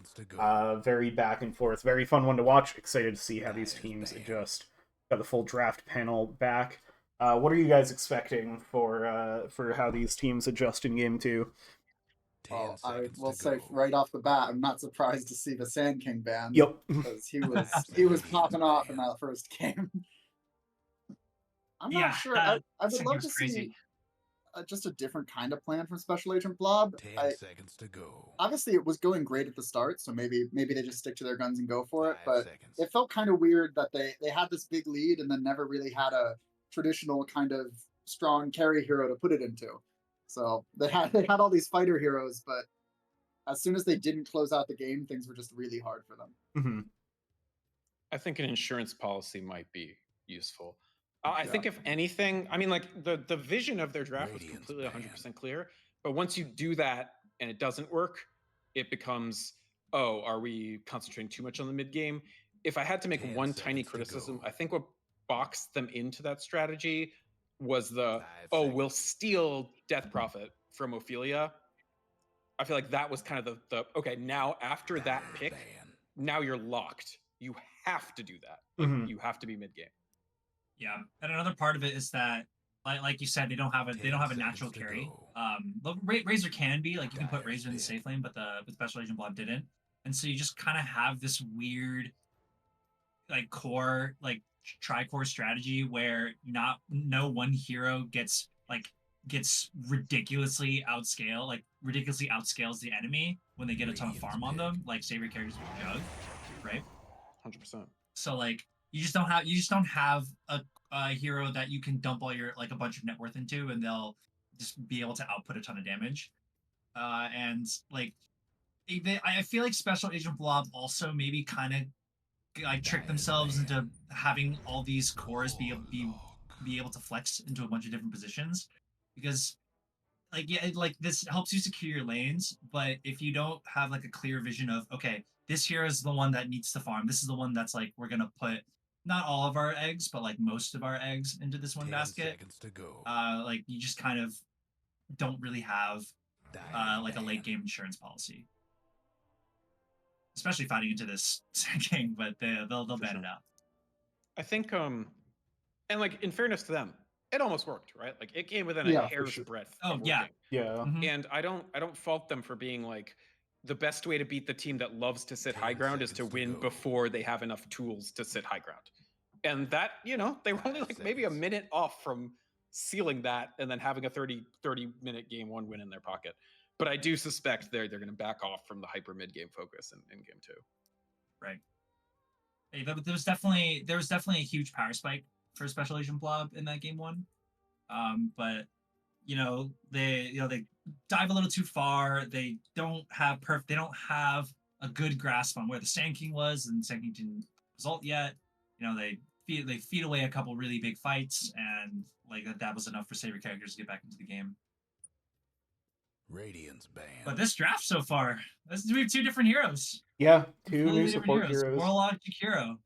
Yeah, Jakiro was banned out the first time around, which didn't surprise me because it is the most picked hero by both of these teams this season, and the most picked hero in the league by a lot, by 25 games more than the next highest, which is a tie between Vengeful Spirit and Lifestealer. Teams like their hero, and it's Stealer. Players, and I wonder how much is a popular hero. I wonder how much of the Jakiro popularity is the players in the league, and how much of it is just that hero has been crazy good this patch. Yeah, I think it's both. I think it's a hero that just like is popular in this league among the support players, and then also it's a good Jakiro patch. Oh yeah, like this, all these heroes' ability is really good. Both his facets are good too, right? Like I'm pretty sure you can interchange between Icebreaker and Twin Terror in any game. Like you can't really go wrong with either. Yeah. Like spells are insane. Ever since they changed Ice Path to form, like the cast point got like reduced to like 0.2 or something like that, or I guess the stun coming out. It's like formation delay or something. Yeah, the formation delay. That's what it is. Like ever since they buffed the hell out of that, like hero's been crazy. These are two heroes I don't see picked very, very often, and definitely not in these spots, right? So Blob has never played Enigma in an official. I do know Strilling plays it in pubs, and she feels it's pretty strong. This is also another case where there might have been room for Savoury to pick up Enigma. This is a Kung Pao Kenny, one of his favorite heroes in the offlane. Strilling, I think, can play at 3 or can play at 4, so they're leaving themselves a little bit of flexibility. I really like the Enigma pick right after Savoury bans out Rubik and Silencer. Maybe they were projecting an Enigma pick they wanted. Obviously, the Rubik is super good against Jakiro, so that ban is already value. 100%. But it was really interesting seeing the Silencer ban on one side, and then the other team's like, well, I'll just pick Enigma. I was gonna say that there's one more Enigma counter in the pool. Right. Well, also they're gonna try to place the gyro laning against it to insta kill the Eidolons. Yeah, Black Cannon, extremely good spell against all the Eidolons. Yeah. And then common is, they'll probably be Jakiro Gyro in safe lane putting up against this Enigma, and Jakiro and Venger both have really good tools against the Eidolons. You're gonna take the Queen of Pain. There's a funny subplot in the series where I know Blob thinks that the whole team thinks this Vengeful Spirit hero is horrible. They never ever pick it. They basically never ban it because they just don't care. They think it's weak. 10 seconds to It go. is. Good against I Enigma. agree with them. I'm not a fan of Venge right now. Seconds. The hero just feels like there's so many good saves in the game already that like Swap used to be this incredible save / initiation spell, but now it's just kind of like mediocre, and it feels really bad because I think Bench that ability as a concept is super cool. But there's still Bench is a decent amount going for her still. If you get Ags, kind of still busted hero. Yeah.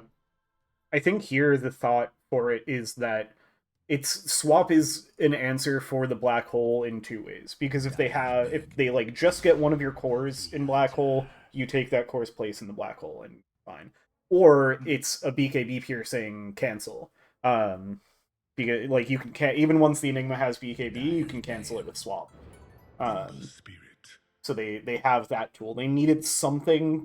When you see the Enigma this early, you're gonna get like a Beastmaster or something else that has something that can stun a target through BKB, or in this case, interrupt a channel through BKB. And they choose the Vengeful Spirit for that. These picks are going. Picks happen fast. Yeah. Talking about this Venge, the bot Bounty and Ember Spirit.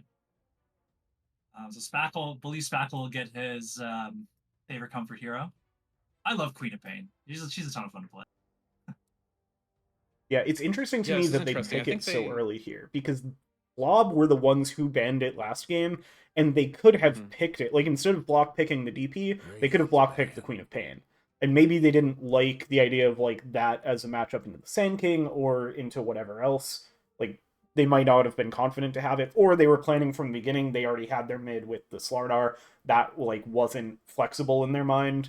Yeah, it's interesting that 10 seconds to go. Here they pick it early, when last game, like, they could have gotten it later, but maybe they knew they wouldn't be able to get it last phase this time around. I think they thought maybe it'll get banned. It is his most played hero, so I think they thought if they probably don't get it last phase. And then they didn't want to pick the Bounty Hunter before it because you don't want to show your stealth that early, maybe. I think I remember them running almost this exact same draft earlier this season. And what they ran with it was like an Ursa, I think. I thought Special Agent Blob never picked Enigma. I haven't picked Enigma yet. Yeah, they ran everything except the Enigma. Okay, I think it was like Ursa, Quap, Bounty, Warlock, and something else that was more towards burst. So maybe with the Enigma not being as much of a burst hero, they do a different safe. Well, the Ursa gets banned out. Oh, there you go. They could do the PA for they did this draft lane combo. Yeah. One thing I do like about the drafts from specifically Special Agent Blob here is that these picks, like you know what roles these heroes are. right? Yeah. Like there's no weird tricks they're pulling with like a Slard or Razor core duo going into the last pick. Like this Enigma most likely off lane. This Quap, she's going mid. Bounty 4, Warlock 5. Like they know we want to pick we know we want to pick a carry for the last pick, right? And I think I like that a little more for them because, like I said earlier, I feel like they kind of trick themselves into like last picking that Death Prophet. And now they don't really know what to do with all their cores. Like when the game goes super late. That's or like true. It does tell me that maybe Strilling is feeling like she needs a more comfy draft because this is a draft they've kind of run back before, and again, like you said, it's very slotted in. Which probably means maybe she feels like they didn't get the better of the last draft. I thought it was pretty even, but I don't know. But it's an interesting development in the series. So they just need a safe to fill in. What do you think? Give 5 seconds to name their safe laner. I still like the PA for the lane combo with the Warlock, though I think it leaves their overall lineup pretty squishy. But it also gives you a break for the Tidehunter now, so that might be worth it. I feel like I'd like Wraith King for Special Agent Blob here, actually. Oh, Wraith King's banned. Yeah, they banned it. And so is Bristle, which I also would love. Oh yeah, Batman is never getting Bristle in this series.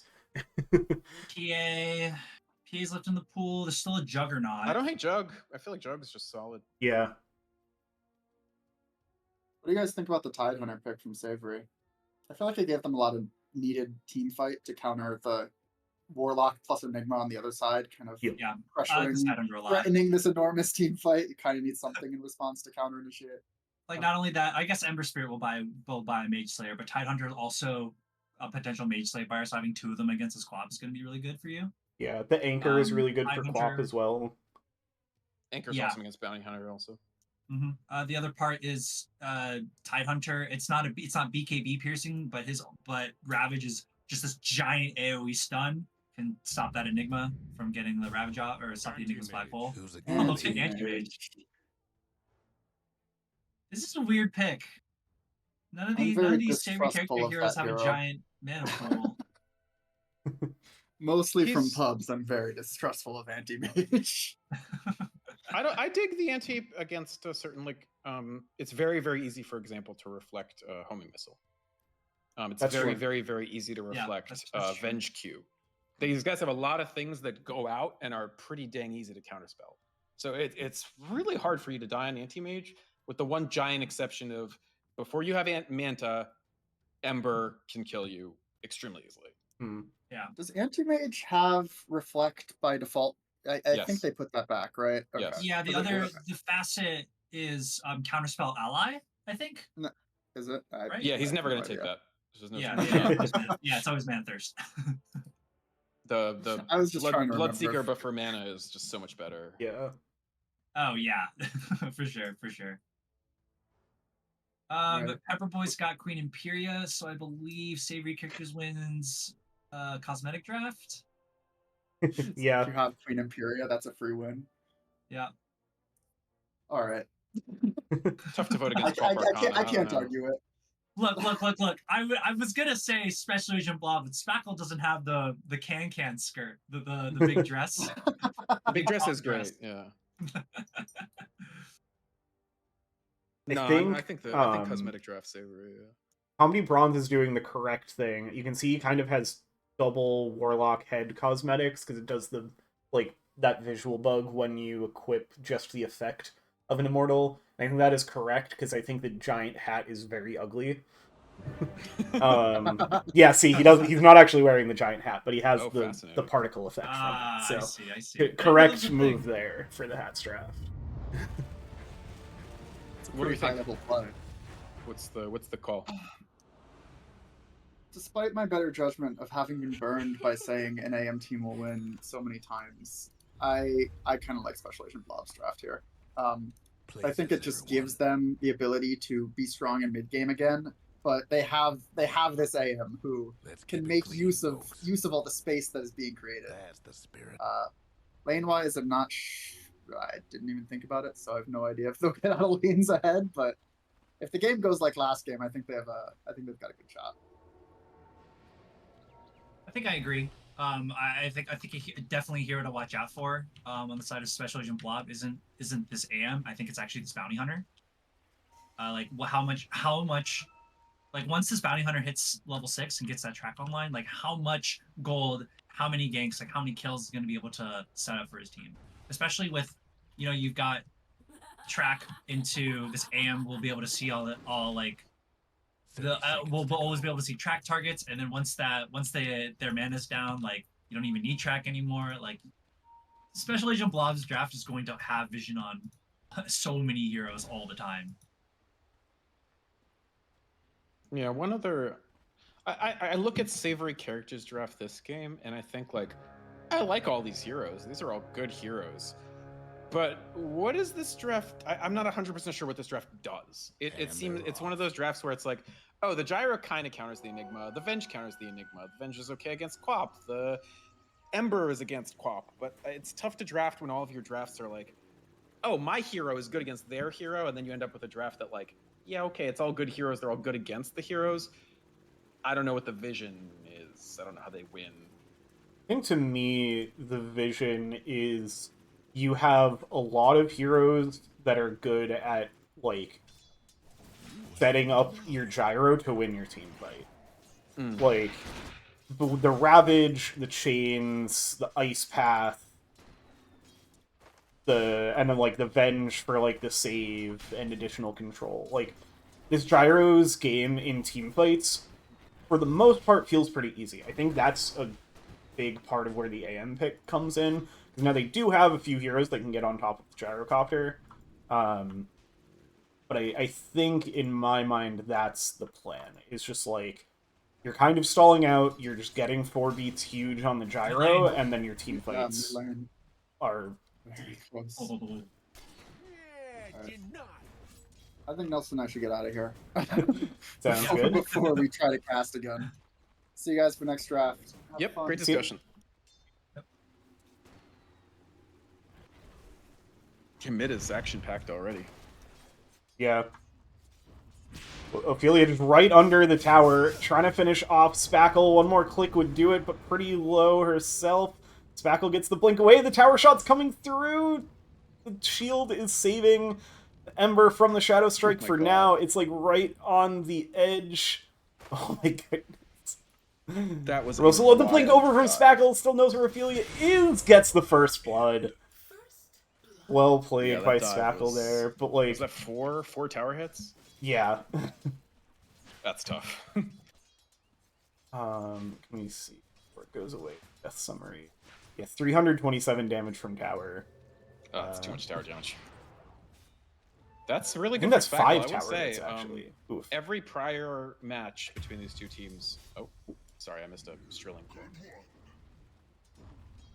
Every match, Spackle lost lane, but this is two lanes now that he has definitely not lost. Yeah. It's good. Yeah, stepping up the game for the grand finals. That's right.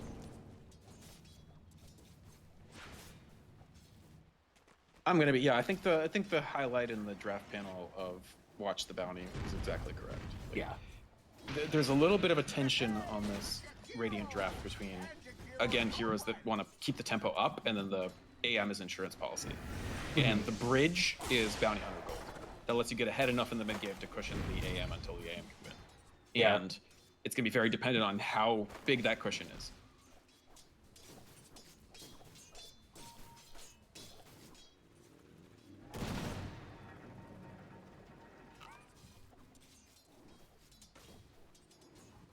I will say, one thing you do see this game, the Gyro, off to a just rip-roaring start. Oh, yeah. Top lane. Now, part of that is killing Eidolons. Yep. But, you know, that's why they picked the Gyro to kill Eidolons.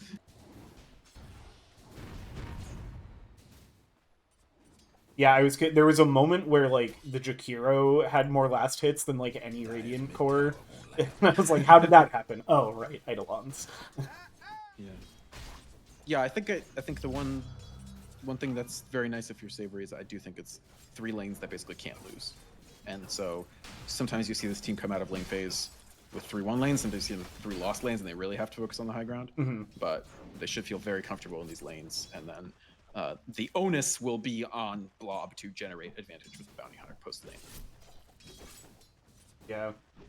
I do think this is a little Lane's not super easy for Kung Pao Kenny, and in a little bit of trouble here. Does have the one stacks. They're going to try to turn it around onto Batman.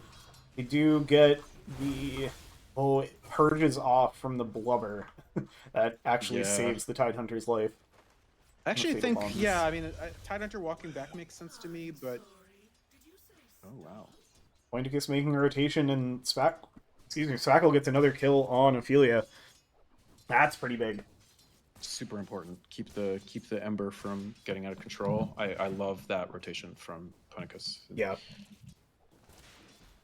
I like the look of this team with him at 4 in general. I think like it's just so dynamic. Obviously, when they get Wraith King, having him as 3 is great. Apparently, I've been told by him that he's 27-3 with it in pubs this month. So yeah, I can't even get a 50% win rate on that hero, so I don't know how he does it. But like, so on that hero, I think 100% having him on 3. But I really like the dynamic foreplay from him a lot. So. Yeah, my team was big on the Wraith King in our last 2 matches of the year. And like the team we played our last series against, we had seen them first pick it in past games, and I think we had first picked it or we were considering it, and so it was like either the last ban of the first phase or first pick of the draft in every game. It was that hero is wild right now. I do not think he will be picked in this series. I think he will be first banned. Yeah. Kung Pao Kenny getting low again, playing forward from Batman, trying to stick on the Tidehunter, find the kill this time, but able to get under the tower. It looks like we'll be able to just survive again. Yeah, it's pretty tough to kill. The lane, the Tidehunters, they tried to catch Pointicus this time in the middle. They rotated the HQ over, but he still got away. Yeah, gets a bounty in for the trouble as well. This lane used to be really easy for Tidehunter, but with Mana Thirst, it's more annoying because the mana, like the slow, is really big. Oh yeah. Fight over the Lotus. Pepperboy doesn't have enough health to contest it, and makes sense. Oh, can he might? No, I can't kill Tide. Yeah, the thing is, Tide is just so dang tanky, but you can put more pressure on with Mana Thirst because it used to be Tide just intentionally runs himself out of mana and then it's completely easy for him. Now there is some threat.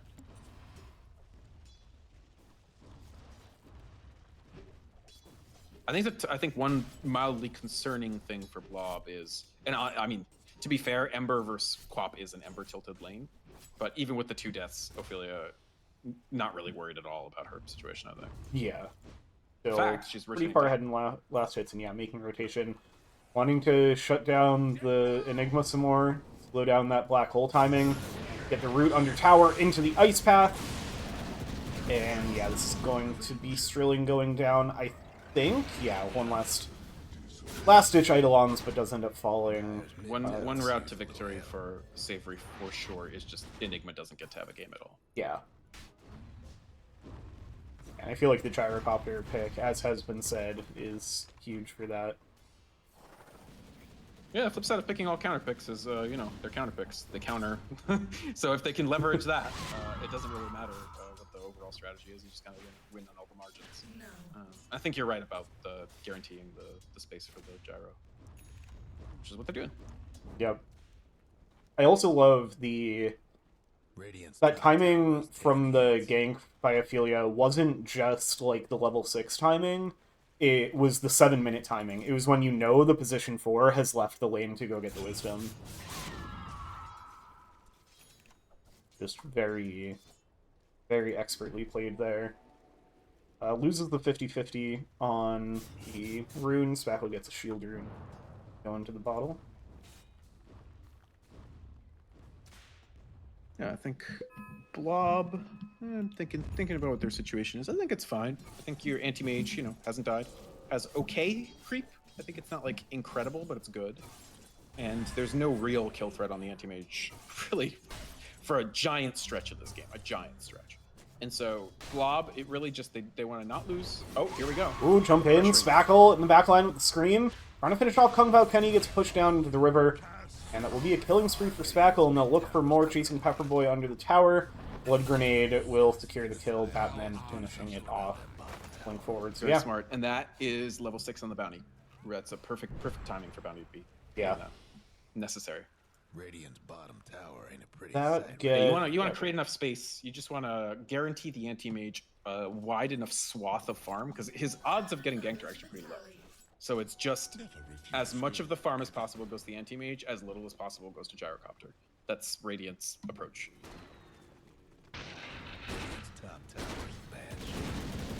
Yeah, it feels like both of these drafts are kind of settling into a similar plan of, like, you have a mid that can be highly active on the map, you have a 3 that has a huge team fight all that you're going to play around, and then you have a carry who wants to not interact with the game for the next 40 minutes, and then wants to win the game. Like, absolutely. I think that's super astute. I think the one distinction, and that's what's going to cause like the differences. Actually, interesting gank on Ophelia here. But yeah, Sterling looking to get involved over here, but Ophelia's going to be able to remnant away. Yeah, I think that basically the only distinction is at the 4 position. You got a very defensive 4 for save and a very offense focused 4 for blob. And I think to the extent that a distinction exists between these drafts, and it's not a quality distinction, it's a sort of game plan distinction. That's where you got to look for it. Yeah. Yeah, I'm curious to see this bounty hunter start getting into the action now. I'm guessing they want to get the 6 on Enigma as well, and then as soon as they have that, look for a big play, get some track kills going. What do you think of going Corrosion on anti-mage here, instead of just going straight for the Fury? I guess it helps with dealing with the Tidehunter. Gives you a little more anti-tank, but yeah, I don't know. We're not going to quite be on point with the counterspell. Huge gank for Savoury Characters. That's big. Yeah, they're bringing their supports down here on blob, but... I mean, 4 beats is here too. This is the whole squad. They are taking this tower. And that to me is how you die. I feel like, honestly, like, I would just have raindrops. Where did Black Hole just get used? Ah, it's on Ophelia. On Ophelia. Okay. On Ophelia. I missed that. I was still looking over at the tower. Swap back and into the Ravage on 2. Quickly brings down Spackle. Catches Strilling on the back as well. 4 beats is going to go down here, and Batman is back in on the action. Big pop of the mana to work down Kung Pao Kenny. Blink forward, dodge through the trees, but it's not going to be enough. Alphys that is was there. an excellent solo Black Hole. Yeah. That is the ideal target and the ideal positioning, because especially early game, you are so scared of getting that swapped. And swap was off CB. But I think Sterling positioned that Black Hole very, very well in such a way that it basically won the fight. It guaranteed the fight by taking the Ember out before she could do anything. Yeah. Yeah, hopefully the hopefully the other cast had that on screen, because I missed it. Yeah, no, it's right behind the Roche pit. The Enigma gets in there as Ember's about to get in. So Ember cast no spells in that fight at all, and that's very, very consequential. They were able to take the tier 1 mid. In fact, Enigma started the pre-fight by taking tier 1 mid, then rotated down. That's a big play that opens the game up a little bit for Radiant, as it could have turned the other way with the anti-mage dying.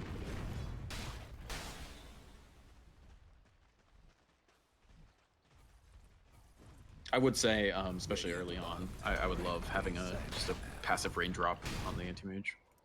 Yeah, that would do a lot to give you that little bit of extra safety for getting ganked.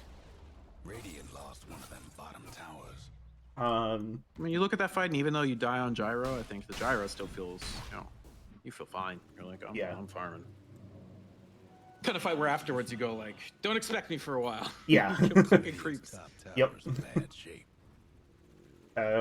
Falcon Blade, Chrysalis, looking towards that Ags now. That is always the big part of the timing. Pointicus is going to find 4 beats here. Isn't going to put the track down yet, but Spackle's and Comedy Bronze in the area. The Eidolons as well. Yeah, here's the track. This is huge. That's exactly what you picked the Bounty Hunter to do. Because that's going to be the difference in this stage of the game, is you can find their carry and kill them, and it's a lot harder for Savoury's draft to find your carry. 100%. Track kill, get their carry, slow them down, speed up your, not speed up your anti-mage per se, but, change the delta between them. It's big. Yeah. Bounty is going to get spotted here. The hero spells are a little off the mark, but will be enough to kind of discourage the team fight. Yeah, both early games. I feel like Sims struggled to put his ults always like read the play. Later in the game, the AALs were very good, I thought. But Yeah, early for on, sure. He had trouble.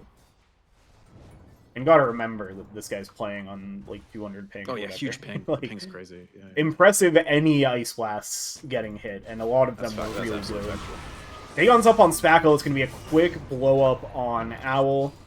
Ophelia is sitting a little low as well. Has to back away. They have another Ravage available. Strilling though, find another kill on 4 beats. This is a problem for Savoury.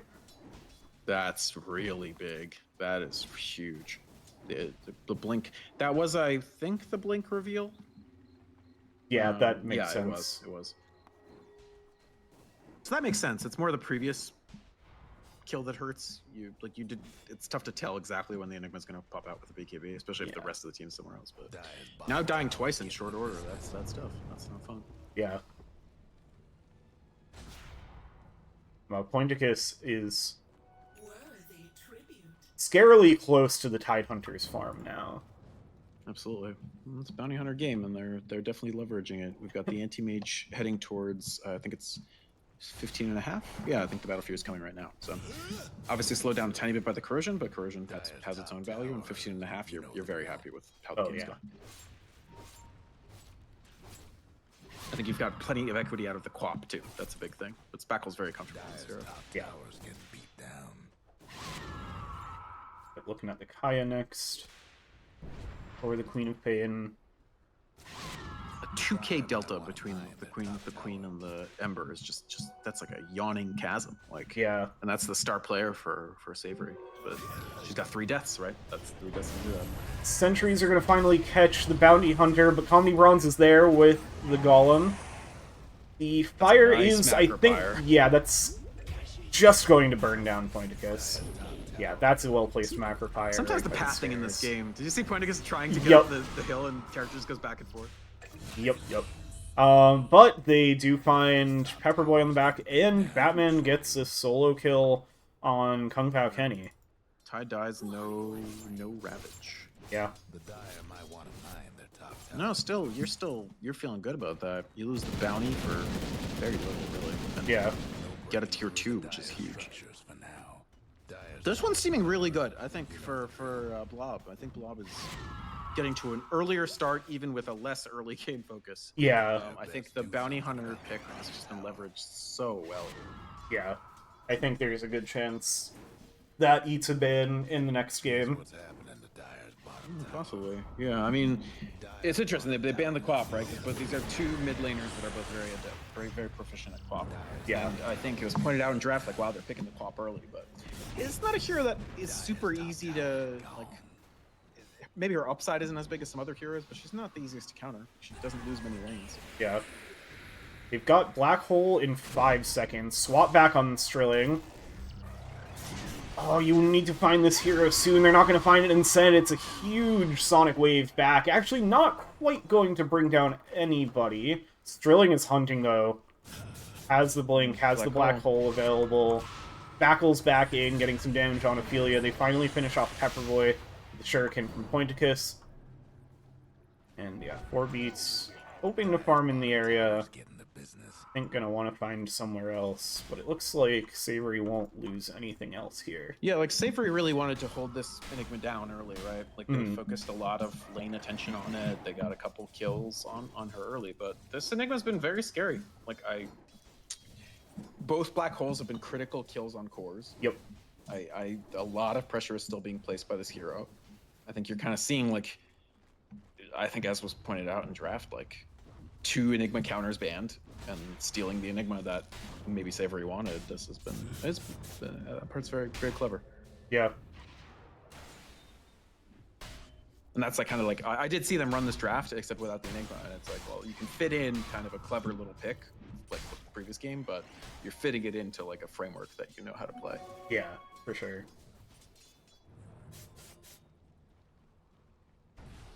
It's tricky. I don't like playing Tidehunter this far behind when I'm playing Tidehunter. Oh, if you yeah. have Mage Slayer, you need Mage Slayer this game for sure. Yep. But you're nowhere near Blink. You need Anchor, and you don't have too much farm because like you don't have map because the Ember is greedy, the Gyro is greedy. Yeah.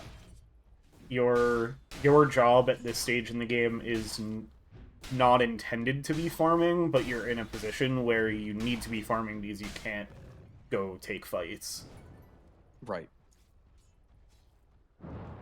Yeah, it's funny. I think you had pointed out in the draft that they picked up 2 good Mage Slayer heroes, and they do both, in fact, have a Mage Slayer. Yeah. Nothing wrong with some slaying mages for sure. I think it's like valid. And you know, the Ember, if the Ember's off doing one thing and the Tide. I'm a little concerned that like I still feel like the anti-mage just is the trump card here. Yeah. Like it's very hard. It's just hard for Savoury to actually do anything now that they're behind. They're really in a very passive position, and they're in that passive position earlier than they were in the previous game. Yep. And they have less ability to kind of break out of it. Yeah, it's gonna come down to their Gyro, who is close to the Ags, which is good, but is standing dangerous. It's just a Gyro all kill. Gyro all kills like three times. Yeah. Yeah, it's the 1 in 3 Gyro to the 3 in 1 AM. Yeah. That like it's just tough too. Like the Gyro's job is harder. The Yeah. AM just like you see somebody going towards you, you push E, and you're pretty much Kung Pao Kenny in a little bit of trouble. Not enough mana for the Ravage. The mana boots are there from the Jakiro. Now has it available, but yeah, there's no way into this fight. Yeah. Power's tossed out, and you just don't have. Yeah. This subplot of the Tide just getting his mana burned every time is very interesting too. This has been multiple fights where he just loses all his mana before the ability to do anything. Yeah. I wonder if that maybe meant that this was an arcane game. Obviously, you hate building arcanes in this hero, but yeah. tricky. I think I remember distinctly thinking in the first game, like, okay, like Savoury's pretty distinctly behind, but like one team fight and it's back to even. I don't know that they're one team fight away. Yeah. I think a bunch of stuff has to basically line up. And I don't think they're playing wrong. Like, they're putting up these defensive wards. They are doing a good job of, like, not losing the whole map of farm. So, like, they're staying in it. They're staying in the conversation. But it's hard, man. Yeah. God, this track, like, it felt like Savoury Characters thought they might have a vision advantage there, and it's the other way around. They knew exactly where Ophelia was. They get the jump, they blow up the Ember just before the Ravage comes off. If they can kill the AM off of that Ravage, they can't, and they get the Black Hole Interrupter, so there is no way to interrupt the Black Hole. I guess maybe they could have had Ice Path. It was used to kill them, so. Yeah. I think that kind of shows, like, that wasn't a particularly useful Black Hole use, and, like, they still feel oppressively ahead even without the Black Hole. Oh, yeah. What I feel like the one thing I'm missing about this game is how did the Amber get so behind? I feel like I like blinked and all of a sudden she was 2k behind the co-op, and I blinked again and she was 4k behind the co-op. I think it was largely that one that black hole, that first black hole. Nice kill on the extra kill on the Jakiro. Yeah. Sorry, you were saying? I think it comes down to that black hole that caught Ophelia, and like that whole fight, because I think that was a really good fight for Spackle, and a really rough fight for the Ember, who just got nothing out of it. That's a fair point. Also, it's that Gyro, like, if you lose any of the map, like, as soon as you don't have half the map, there's not enough room for Gyro and Ember to get past. Yeah, because the half remaining is all going to Gyro. And Ophelia's going to get caught again! Tries to get some lockdown. Their brain's really low, but they have the mech, and now 4beats is in a really tricky position. It's just going to go down. Golem gets dropped. Are they going to at least find Pointicus? No. Able to walk it away. And Spackle is right into the base, finds another kill on Owl. This could be a full team wipe. Kung Pao Kenny getting brought low as well. The Golem and Spackle not caring. That damage amp on Spackle looking to chase down, won't quite finish it off. But this is looking rough. I might consider a mission failed. We'll get them next time. Yeah. Dire, to be honest. I don't think there's a path back from them. I mean, like, whatever. They're No, I take that back. They're Savoury Characters. They're going to sit high ground. They're going to win a couple fights. Oh yeah. But I think even if they win like 2 high ground fights, like they won 2 high ground fights last time and they were basically ahead, like straight up ahead. I think 2 high ground fights, they're still like a high ground fight or 2 behind. Yeah. I don't know. It's a tough one. I mean, I think Blob, credit to Blob, I think they played their draft really good. Oh yeah. They did everything that you'd expect them to do with the draft. Getting the lane kill early. I think it's a combo of the Ember is supposed to dominate Pop, I'm pretty sure. And she got the tower hits, remember? Yep. And then the next time Ember did anything, well, sorry, there's the 1 kill on Enigma, which is like and then the big death to the black hole, and then like, you're just not ahead. Yeah. Oh, they're bullying 4 beats right now. Yeah, just the bounty hunter shows, and the entire Dire team has to rotate to respond. Yep. They have Ravage available, but The Dire best do something about that. Blob is fully positioned. That's kind of where I'm like feeling sad. Like I feel like the Ravage hits, you still don't really win, and they've got the BKB army again. Yep. It's funny, the exact same timing for the double BKB. Yep. It's kind of neat. Like clockwork. Save that bottom tower. So they one thing I noticed when I was doing draft scouting on Blob is if they don't have an opportunity to take Wraith King and Warlock's up, they basically always take Warlock for Comedy Bronze. Always. Gotcha. And I think this Warlock has just been so clean this game. Yeah. Well, Spackle finds another quick pick. Onto the Warlock Jakiro. 0-0-12. How often do you see a Warlock with just no deaths? It's such Yeah. an easy hero to die on. Yeah, that is impressive. There's an Ember. Like I pick Warlock, I'm girding my loins to die to Ember like 10 times. Yeah. There's a Gyro. Like, you should just be dying to Flak in some fight Meanwhile, when he's Kenny not even just- focusing on you. And How wait, it doesn't... Any +1 for Pointicus is a kill. Like, whoever is in the area is going to be there to follow up on the track and finish it off. Oh. Okay, I didn't see that black shotgun. hole, but I think that was good. It completely whiffed, and you're still winning. Like, Yeah. You're still finding a kill on the Ember elsewhere. This is... Zoning. It was a zoning hole. Yeah. It was a zone. It zoned. It's drawing their attention, maybe. I can't even so tell that if they I'm wouldn't kidding. be Like, it kind of ready did to- actually zone. Though, Yeah. So maybe, you know. Like, nobody was there to help Ophelia survive. Yeah. I'm impressed by their play, but like, would you say maybe this was a draft win though? I don't know. I kind of feel like they had a pretty good draft. Yeah, I like the draft. I think I did still I think the like Enigma Savoury. pick is like really inspired to me. Yes, the Enigma Like, literally pick. imagine the same draft except Dire has the Enigma. Isn't it like a million times easier for Dire? Yeah, I feel like in this battle of offlaners with 2.5-minute cooldown, stun your whole team ults, right. you'd rather have the Enigma. Yeah, I think so. Fascinating. Yeah, I mean, I wouldn't like obviously, you know, draft is not dispositive at this level of play. Like the team that outplays will usually win against the team with better draft. But I do think it was smart, and it plays to. It's not even just like the heroes versus the heroes, like taken in a vacuum. This is just 3 or 4 heroes on which these players are all very comfortable. Yeah. They haven't played Enigma in an official, but Strilling has played it quite a bit in Oh pubs. yeah. So she's very warmed up on it. And then Spackle, obviously the co-op, like the BH, the Warlock. This is all just insurance policy, anti-mage. Yeah. Like you win a bunch of team fights, you still have the anti-mage to deal with. Like 7, 1, and 3. Ish. Oh. You do get the ice path to give Kung Pao Kenny the chance to get away from the anti-mage this time. Lowered his health by all of 70. Yeah. But it's the mana. He's almost out of mana. That's true. It's about sending a message anyway. Yeah. Are you sure you wanted to be outside of your base? Would you care to reconsider? We're gonna ask Ophelia the same question, and she will return.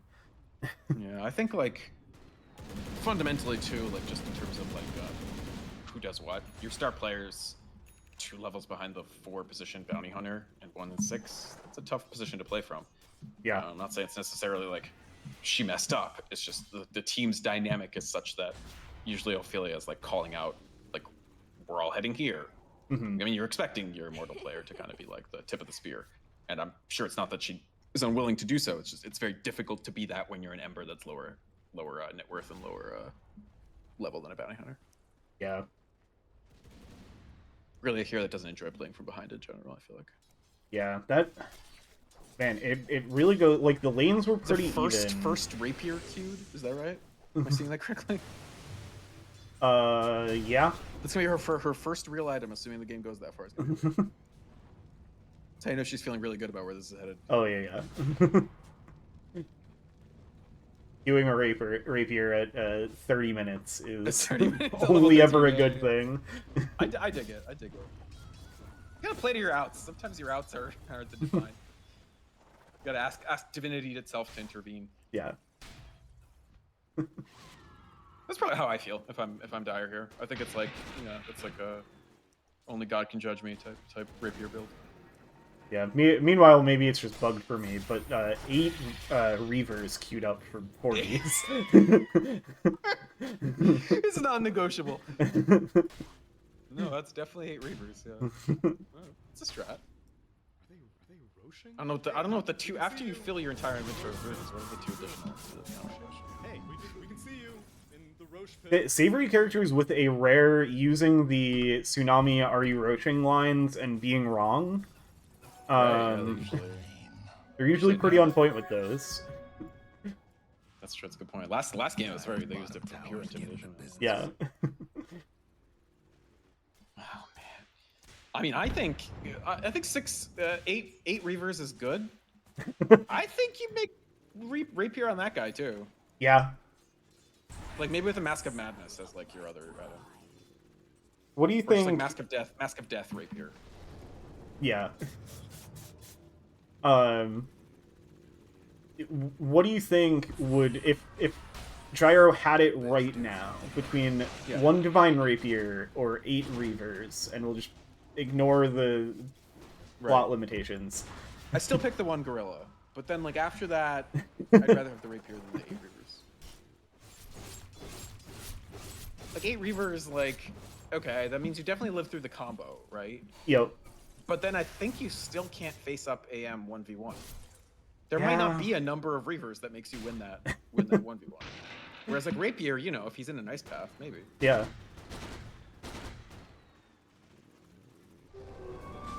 I mean, it's gonna be a while. It's gonna be a while of essentially like, so they have no real ability to get out of high ground, right? So it's like you have the 3 lanes worth of gold split between basically Ember and Gyro half and half. So that's 7 minutes minimum to finish Rapier on both of those players if you wanted to do it. Yeah. You have to live through 7 minutes. I would be in the mission failed. We'll get them next time personally. But I respect them for not being losers of me. Yeah, and 5 of those 7 minutes they're going to have to survive through an Aegis. Aegis and Butterfly. You finish Butterfly right now. Oh god. So even Rapier if you miss. Yeah. Let's just say don't miss. Just don't do it.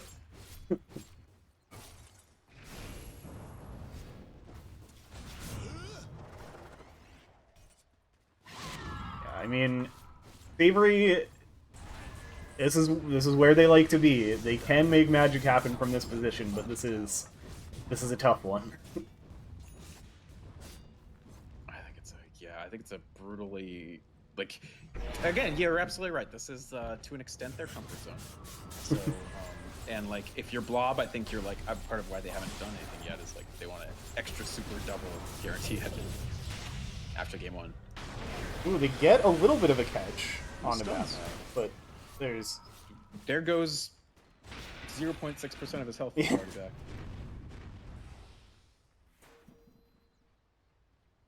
I mean, they're stalling, right? Like the longer you can literally just clear the waves without losing this tier 3, create room. Here's the Mantis. do have a pretty good team for that. Yeah, they got great wave. Oh, thrilling catch onto 3 with the black hole into the sonic wave from Spackle. Just like that, 3 dead and make it 2 more. It's going to be a full team wipe for Special Agent Blob. Just out of absolutely nowhere. They blow it open. That was excellent. That was I mean, beautiful. that seals it, right? That's just Yep. that's the way to end that game. That's the GG. way to do it. That's... I wow. don't think that could have been timed any better. Like, those are the 3 heroes you needed to hit. Yep. And she hit them, and it's over. Game 3. Yep. I mean, we were always going to a Game 3. It's a best-of-5 series. But we will go into Game 3 tied up 1-1. Which means if the plan that the teams had said sticks, we probably will not see the end of the series tonight, but that's alright. We'll still have 3 action-packed games of Dota for you. Yeah, very different than Game 1. I'm not sure what more there is to say about this one. I mean, just really good execution of this plan from Special Agent Blob.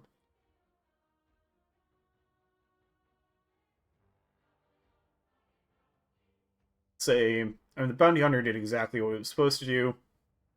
Played this mid-game perfectly. And they really just snowballed. I mean, that graph is just like... It's a flat line across until 20 minutes, and then it's a straight line up. Really ran away with it. Alright. Yeah, I think MVP I'd have to give to Pointicus. I feel like the Bounty Hunter was the cornerstone of their gameplay there. Although the 0-0-18 ideal support stat line, or KDA line from Comedy Bronze is also very impressive. So props to that, but yeah. Yeah, that was nasty. And alright. Yeah, I think we'll go to another little break, and we'll be back soon for game number 3.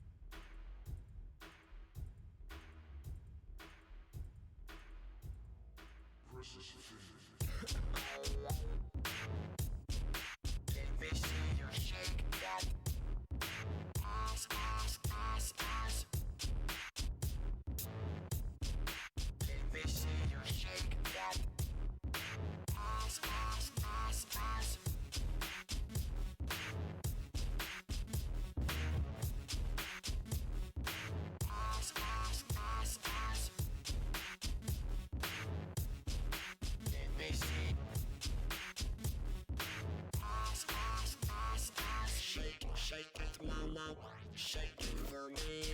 Get me busy with that ass, ass, ass, ass. Work it good, work it the best. Ooh, let me know I need ass, ass, ass, ass. I can make you shake if you want the beat too. I can make you nude. Ass, ass, ass, ass. Slap in the real art until it gets so red. Thing that vibrates is ass, ass, ass, ass. Ooh, baby, let me get it. Let me get your breast in that ass, ass, ass, ass. And when we do get it on, baby, you will know. Let me see with me, baby, the rest will be just ass, ass, ass, ass. Rock it, baby, rock it like you bad. 'Cause what you have is some ass, ass, ass, ass. Don't get me wrong, I think you're top class. I'm just feeling that ass, ass, ass, ass. Let me get you hype, and you won't regret. I can make you wet. Ass, ass, ass, ass. Take it to the end, and we all okay. This is for the big fat ass, ass, ass, ass. Ooh, baby, let me get it.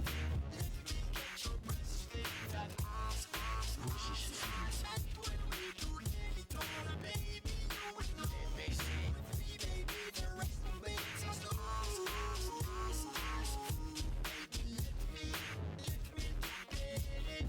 Let me get your breast in that ass, ass, ass, ass. And when we do get it on, baby, you will know. Let me see with me, baby, the rest will be just ass, ass, ass, ass.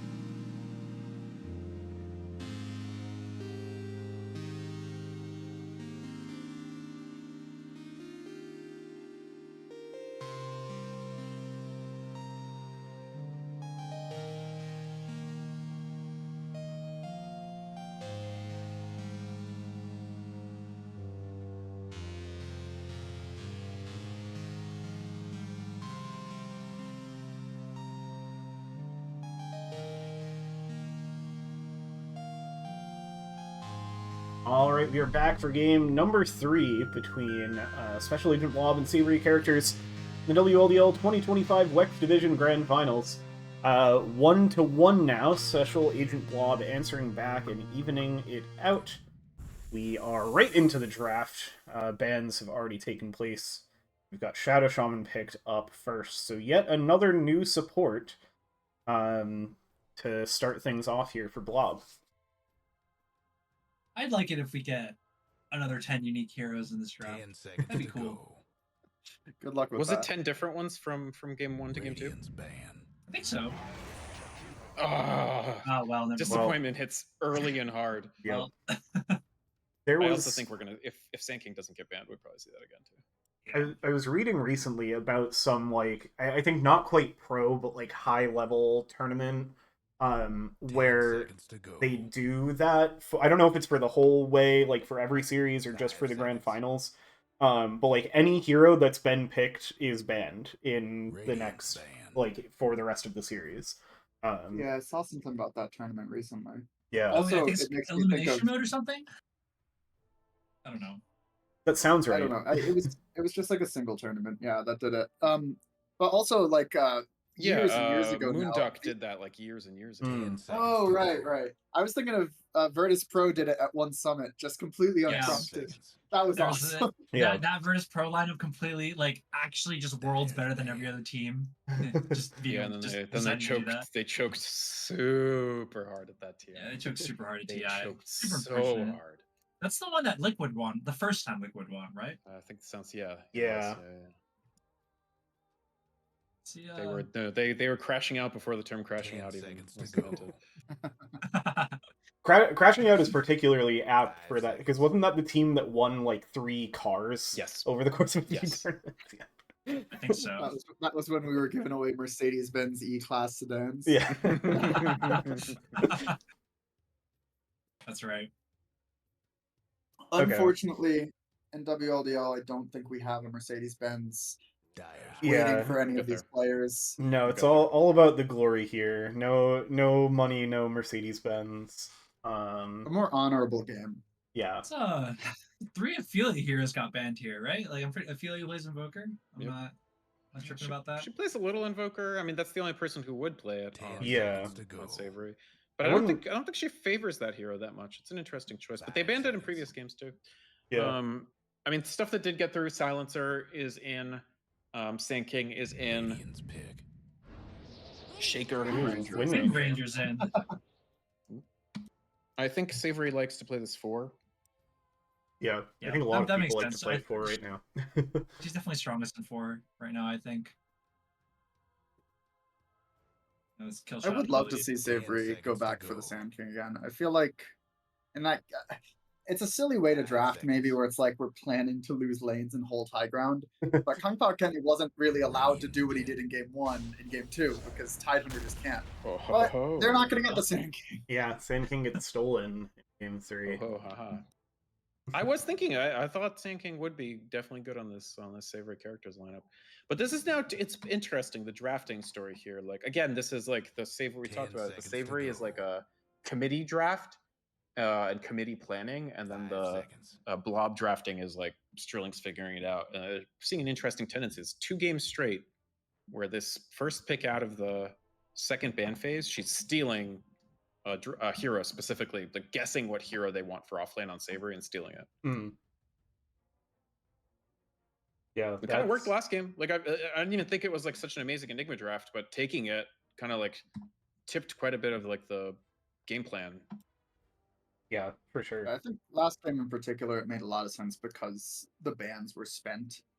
Right, there was Rub, Obviously, there was they might Silencer. not have been. They might not have been going for an Enigma, but either way, they banned as if they were. Yeah. No, for sure. I think they. Yeah, I don't know, but it definitely felt like it. Now the interesting thing is, yeah, the Sand King's out, so unless you take Silencer here, you could definitely flex the Wind 3. She's a pretty reasonable 3. Yeah, I think Ophelia You could could- play it mid too if she wanted. Yeah. Who's the team in this division that always plays Silencer mid? Is it Uh, Marcy? It's Marcy, right? I think that's yeah, I Marcy. think it's Marcy. I don't think Yeah. it's either of these. It's definitely not these, but I think Yeah. Marcy is right. So think like, it is always an Marcy. option. I think it's pretty bad, but like it's an option. It's kind It was of good. it's like It was kind good of an enough to beat Ophelia us. style hero. Like she likes her Lena and her sniper. It's The no big silencer plays fits though. into Like, there. you can't make plays with Dyer's that guy. pick. Yeah. Yeah. Oh, they'll go back to the They'll Queen go of Queen of Pain. Pain again. Yeah. I Yeah, mean, this is just a good hero, right? Like it's a good I'm- hero. I I'm think feeling Bob's a pretty good silencer. hero I'm feeling silencer. in general. Flex the wind 3 like really hard. That's where my Position brain's 3 at. Wind Ranger. I don't think I've seen offlane Wind Ranger that 10 much. seconds to go. It's been getting a little attention. Not like a ton, but 5 like seconds. it's same principle as 3, right? Sorry, it's 4. Right. Get your items a little faster. That just leaves the question of like who's your. You can pick like a tiny carry and like a DK or like a DK carry and a tiny mid for Right. like your big tanky strength heroes at that point. If you're gonna put this Wind Ranger mid, Right. or offlane, sorry. Offlane probably. Yeah. You know, That could be wrong. Special Agent Blob, they'll pick Quap again. I mean, good hero, comfort hero for Spackle. Like, I can't. I'll never go. You can never go wrong with a Quap pick, in my opinion, on this patch. I feel like that's not true, but like a first pick Quap, I would find a little. Oh, sus. sure, yeah, sure. Like, don't first pick your mid hero. I think it feels fine here. I think again, it's big for Spackle to not. Dyer's pick. Again, they've had trouble in lanes, so getting Like a Dragon the Knight. getting the Quap, Yep. he's very comfortable on it. Doesn't lose lane a lot on it. I'm definitely like in this amateur level, I'm a big fan of comfort picks. Like following the meta is good to an extent, but if you don't know how to 10 play your seconds to hero in go. lane, you could just lose the game immediately. So Yeah. Right. I like Yeah. seeing 9 Spackle seconds. pick a hero that he knows through and through. And this will probably be, I think, a role swap here. So the first 2 games they had Strilling on the offlane hero and Ponticus on the 4. Fairly certain this is going to be Rasta for Strilling. And then I assume that means Sand for Ponticus. How do you guys think of this DK pick? It's a DK. Comfort for 4 beats. Yeah, That's the overwhelming I impression. see. Okay. Yeah, DK is always whelming. I feel like even when he was top of the meta and busted, it's still like, yep, that's Radiant's DK. pick. He's gonna do the things DK does. Now, Kunkka is an interesting pick. Something I know we've seen Kung Pao Kenny play a few times for Savoury. He's pretty good at it. I'm kind of a fan of Kunkka. I mean, I really like Kunkka as a hero Radiant's banned. conceptually. I think the power of Oh.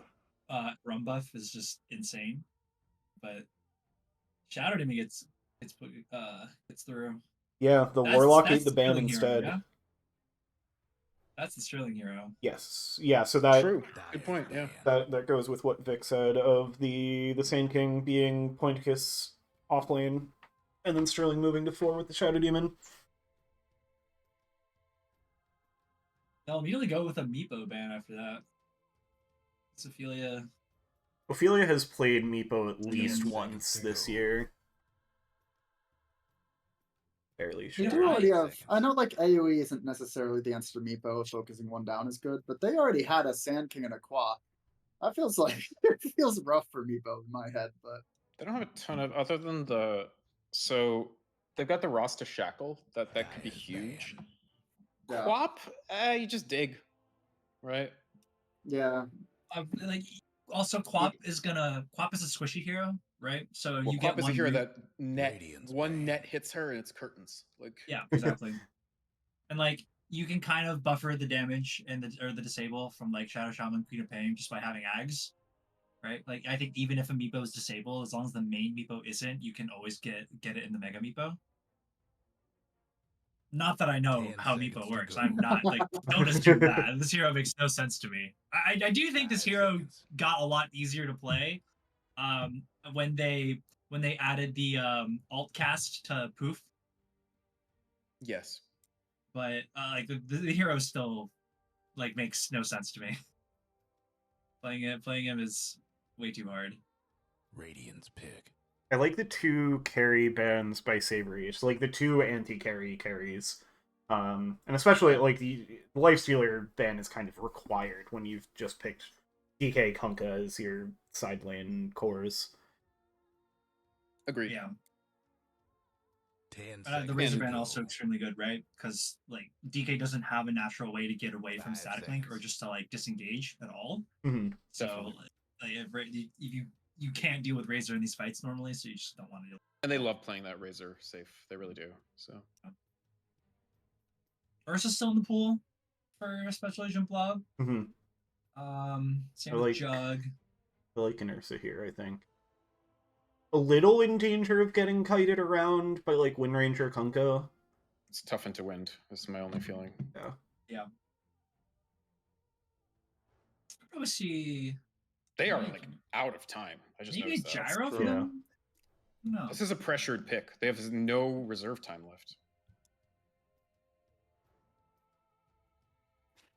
Well, Maybe they're going okay, for a there random. we go. They go with Pretty, the Jug. pretty dang close to a random, yeah. A Jug is similarly. Oh, the Enigma comes out instantly at last the pick's end. Enigma. That instant Wow. last It's pick, an Ophelia Kunkka. Oh, the interesting. Enigma I guess that tracks now that they have the Enigma. I guess Yeah, I they think see I the think I hero like this faster than us. Kunkka mid. See. Maybe they just didn't care. It just doesn't matter what they're picking. They're just spamming the click button. Like, you pick know button. they're not picking, like, a carry silencer, so, like, Yeah. what else are you worried about? But Enigma doesn't work in their draft But anyway. how badass would that have been? You guys also seeing two Agreed. Enigmas. We picked 5 Meepos picked carry I'm silencer not this season. seeing We did our time. It was horrible. It didn't go well, but Don't let our carry know that, because she would absolutely want to play this. oh man, once you get that Mask of Madness going, it feel with the horrible facet that doesn't do anything, it feels so good. Yeah. All right, who Yeah. we think is taking this one? I really liked the Special Agent Blob draft at least midway through. I do love the Kunkka pick. I'm a huge Kunkka enjoyer. I think our whole team is. Nelson. And we've gotten a lot of mileage out of Kunkka. I'll say that much. We've gotten a ton of mileage out of Kunkka. But I don't know. I still, after Hat watching the draft first is two looking games, way better for Dire. Oh wow. The hatch That's draft is true. tough. You The got- like the Kunkka and the Wind and the Dragon Knight are really good. The Enigma's pretty good. Let's keep it clean. I think the folks. Enigma looks so clean. I don't know. I'm a big fan of the Everybody bracers gets that change the black hole. Yeah, Ooh, sure. yeah. It's fair. It's fair. It's It's a fair. really cool one. But also the Juggernaut set is really sick. Yeah, Robo Jug. It's pretty nice looking for sure. And I like the Shadow Demon too. and Quap has the Arcana, so free. Yeah, but no flowy skirt. But no flowy no skirt. This Quap cannot dance the can.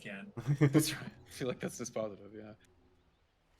We're gonna run Just So into the Wally smoke coming is in gonna the be a little Kenny on the different. side round? Oh, Uh-oh. Kung Pao Kenny I think was not quite expecting this. And they get the That first one. blood. and first blood on your mid lane. back That's over. even Yeah. worse.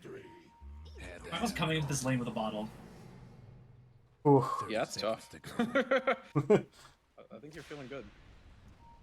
But you know, Say, oh my god, they're gonna run through. the pivot game, right? It's 1-1, so this will be the last game of tonight, and then we'll see where it goes from there. If they go undetected, they could kill this They dragon. might Knight. get 4 beats. They're just running towards the Oh, this is so cute. Wow. Wow. This that's is a great so prepared sick play if there. they get this. Uh-oh. Oh, not I don't quite know, enough it's not- range it's for not- the They won't burrow get the kill. strike. They won't get the kill, but they will get the bounty rune. Yeah. Or okay. Yeah, Okay. 3 bounties plus first blood. It's a good start. Yeah, I have a feeling that's- this is gonna be good. Real good. Pop's going to lane with a bottle. It's gonna be tough. Whew, boy. All right. I'm gonna head out, but I think Special Agent Blob are favored here. Yeah. Helps that they already got the first blood. I Easier like to their draft better too. I think. It's cheating making the call after first blood, but I do think That's right. All All right. See you guys. Yeah. I think a lot of this lane, a lot of these games have flowed through like what the mid situation looks like. I think fundamentally, I never feel like a Savoury Characters game is easy unless Ophelia pretty firmly wins mid. I mean, it's their star player, Yeah. especially when Permasnes, which is their other immortal, isn't playing. and she's gonna have a not fun time as a melee mid against a bottle before level 0. Yeah. These Shadow Strikes are just gonna constantly rain in. It'll be interesting to see how into Shadow Strike Speckle gets. Because, oh man, it's like already almost 3. Oh.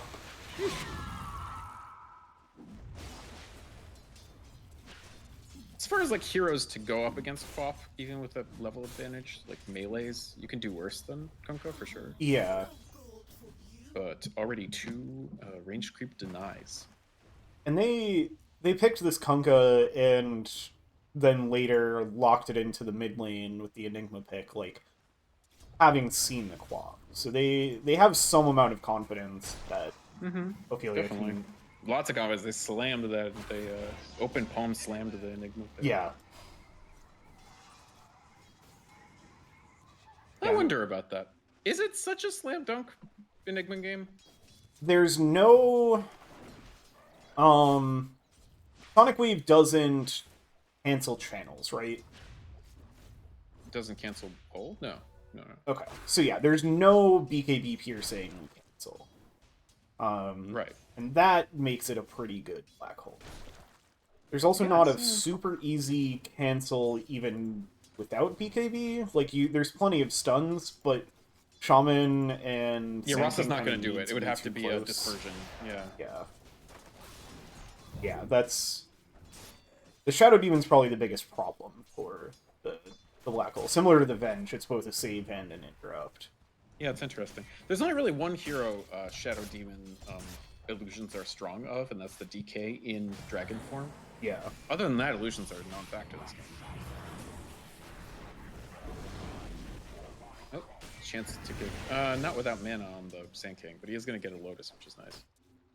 Wins the candy fight. Yeah.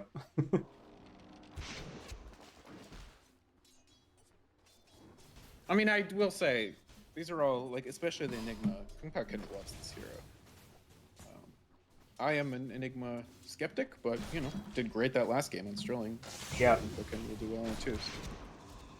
Yeah, this was not a hero I expected to become, like, one of the big contested heroes in this series. Right, in this series. But it's really fun that it has become that. For sure, I love that best of 5, like, meta for the series develops. It's super interesting. I do like, I really think it's a very canny decision by Blob to put the Sand King against the Enigma here, with Sandstorm able to pressure the Eidolons off the wave a little bit. Yeah, it's similar to Game 1. They choose to put Jug. Batman top. Yeah, he's so low, but it might actually be... Oh, that fire Q-whiffed didn't on the Wishikira. quite clip. And Owl ends up being the one to go down. Man, that was close. 4 beats was low at the start there, too. Yeah, I think that's a little bit of a disconnect. I think your Dragon Knight... They gotta either pick they're killing that Jug no matter what, or they're not, you know? They do get a kill. They get a trade on the Sand King bottom, so that's pretty nice. Yep. That was the facet kill shot from Pepperboy on the Wind Ranger. Yeah, that kill shot's so scary. It's great against Sand King for sure.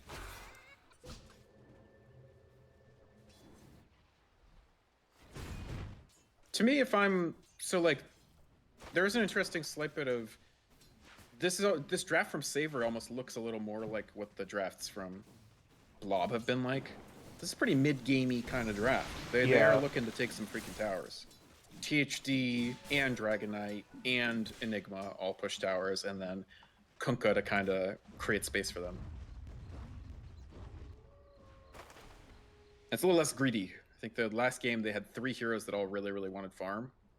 Enigma, you know, he wants farm, but he's very easily able to get it anywhere with Eidolons, and he really, like, you know, BKB blank, it's enough.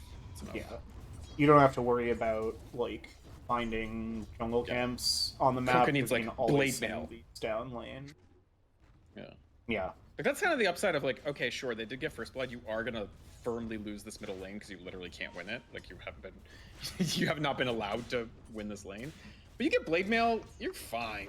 Like, Kunkka's such a, like, he's just fine. We might see Speckle ult here, though. Yeah, you're getting the rotation in from both supports for Savoury Characters. Intriguing. Owl in behind.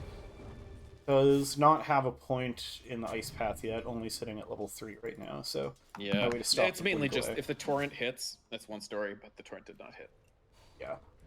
Guaranteeing the rune is nice though. Like again, gets the early bottle. Yeah, and Owl's keeping Spackle. Oh, like, this might be a dead DK top.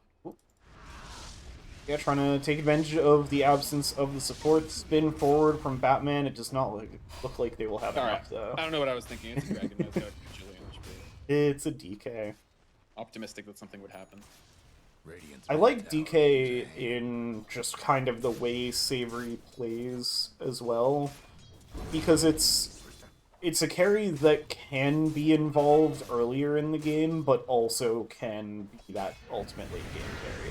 Now they're going to try to turn this around on the Jug as the Jakiro arrives, and yeah, they bring down Batman. Nice play, and that first level of the ice path was super influential. Yeah. I totally agree with you. I think one of the things I really like about the 4-beats player on the Savoury Characters carry, I feel like of a lot of the people in this division, ooh, they did steal the 7 minute. Yep. That's actually quite nice. It's pretty big. Yeah, Kung Pao Kenny isn't even able to get in there with the Malefist to get a punish. Oh wait, that's like huge. That's a really clever steal. Yeah. That's so let's take a look at the support levels off that. 3 on the Windranger. Yeah. That's tough. More action top. It always feels so bad. Oh, so much Top more the action boat. top. The Jug again? Yeah. They bring 4 heroes, and they bring down 2. Okay, well, I guess it doesn't matter at all. Actually, Yeah. Radiant's top tower's hurting. I mean, even with those kills, like, that was split among 4 heroes, so it's not a huge bump in XP for the supports, but it helps. You're still... Yeah, I think you're right.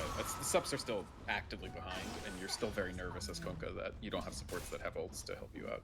Yeah. Nice deny on the We could rune see- from Ophelia. Yeah, smart. It's a critical one. That kind of ends up being the supports securing both runes by just being there to secure the first one, because that was the illusions from the illusion rune that deny that one.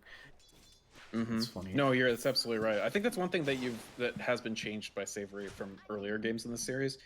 I think there was much better activity from basically Poinicus in the first 2 games to buffer the middle, and this game Savoury supports have been doing more.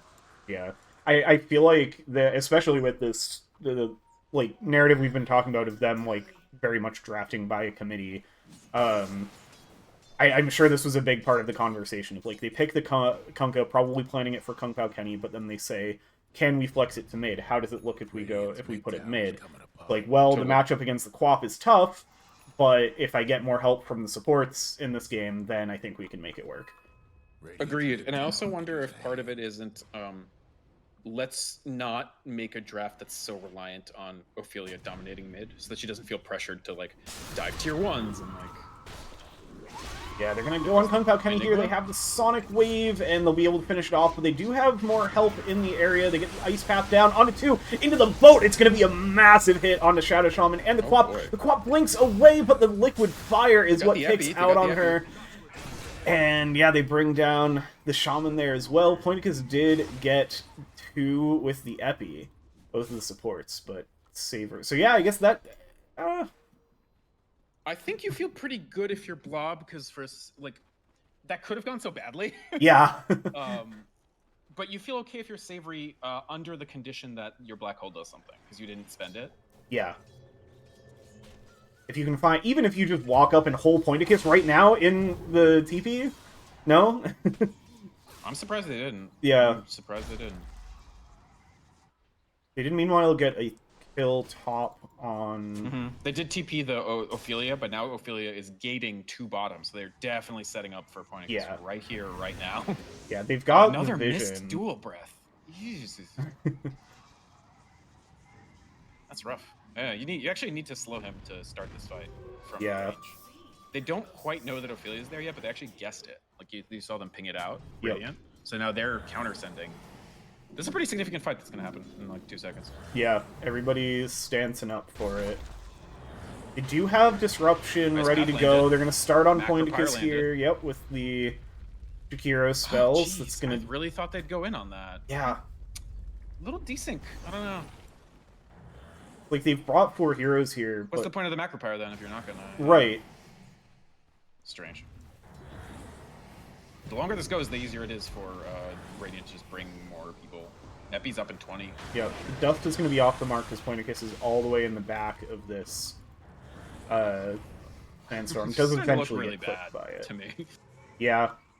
Now Spackle's okay, here. wise to back off. I think. Oh, Spackle's going to go in onto Ophelia. X mark to set up the boat. They're going to get the catch there. Do they have the control? Black hole here. They don't need it. They have the shackle. Oh, the epicenter and the spin onto Kung Pao Kenny, but there's the black hole. That's going to bring in 2. Will die for it, but should bring down at least Pointicus if they have the vision. Where's the finish? The Sandstorm is just killing the supports. Oh, Pepperboy is going to get a nice shackle onto 2 to be able to escape. Power shot comes through. Batman has to be a little careful. Sterling wants to finish this, and I think that Shadow Poison is enough.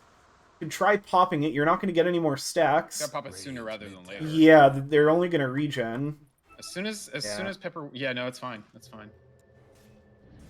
What a strange game this is turning out to be. I love it.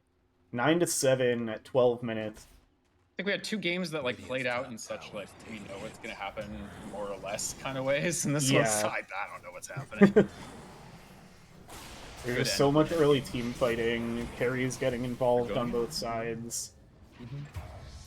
Oh wow, the Eidolons just kill off Sterling. Nice catch on Batman, but no follow-up there. Instead, they turn their attention to Comedy Bronze. They have tons of control. The single target pickoff. I will say this. The Rasta into the Jakiro is actually, I meant to say this in the draft phase, that's actually a pretty bad feeling matchup for Rasta. Yeah. Because Jakiro can break your channel from like out of visual range, first of all. And Chicken is actually completely useless against this hero. Straight up does not do anything. And Chicken is actually like a pretty important part of why the hero's good. Yeah. Ooh, Ophelia is going to get caught in the mid lane. Oh, that's nice. That's big. Yeah. I actually was kind of starting to feel like it was a little tricky for Blob, but that kill's actually quite big. Yeah. Brings it right back to even. And they'll start to look at this mid-tier 1 tower, and they'll look at this Wind Ranger. Pointicus jumping in with Spackle. Bring down Pepperboy. Good discipline to not bother using Epi, completely unnecessary. Yeah. There's another one where the Clop is just quite a bit ahead. Spackle's just cruise control on this hero. Yeah. Dagon's up, pre-14 minutes, you love that. Dyer's mid-tower's having technical difficulties. Kunkka's right back at it. Yep, right back in the mid lane. Should be wary of Epi, I would say. Yeah. It's a pike first on the Enigma, so it's not going to be a blink for blink. Yeah, that's... I get it. All magic, right? Like, Yeah. Until much later when the Jug becomes a hero, and he's not even close to being a hero yet.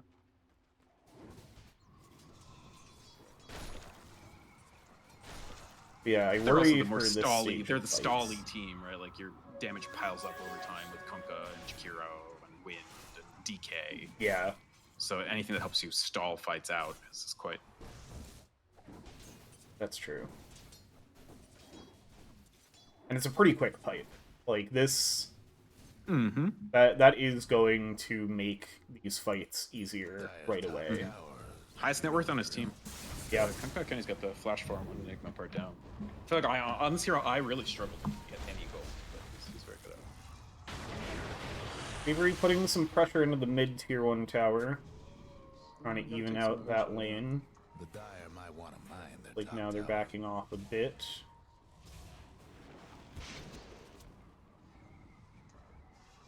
Dyer's top tower's getting Like instead they'll turn their attention towards top, where 4 beats gets the Dragon Tail onto Strilling. Look to chase down. Should be pretty trivial, I think, right? Maybe Yeah, not. it does Maybe still not. have... Oh, the Sonic Wave is there, but Ophelia gets a very nicely placed cleave off of the Creep Wave.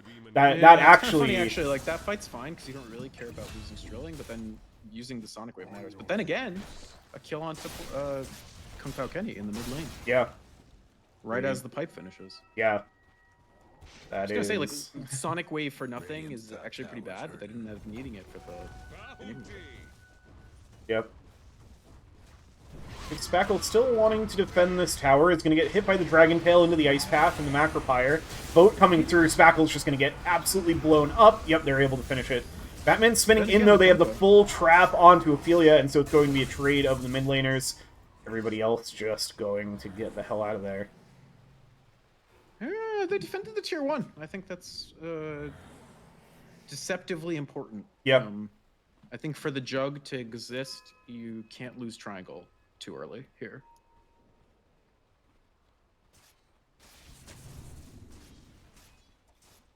In fact, the longer they have their full side of the map clear, other than the bottom, because bottom tier 1 safe matters quite a bit because of access to. Oh, I know. Instant. Very smart. They want to counter. They want to like have the ancients like equal ancient access because you can see 4-Beat's already stealing their ancients down here. Yep. So they want to get equity for that. Like that's the value of using the wards to defend this tower because you want to preserve your corridor and access to the Radiant Ancients, as well as we know this team.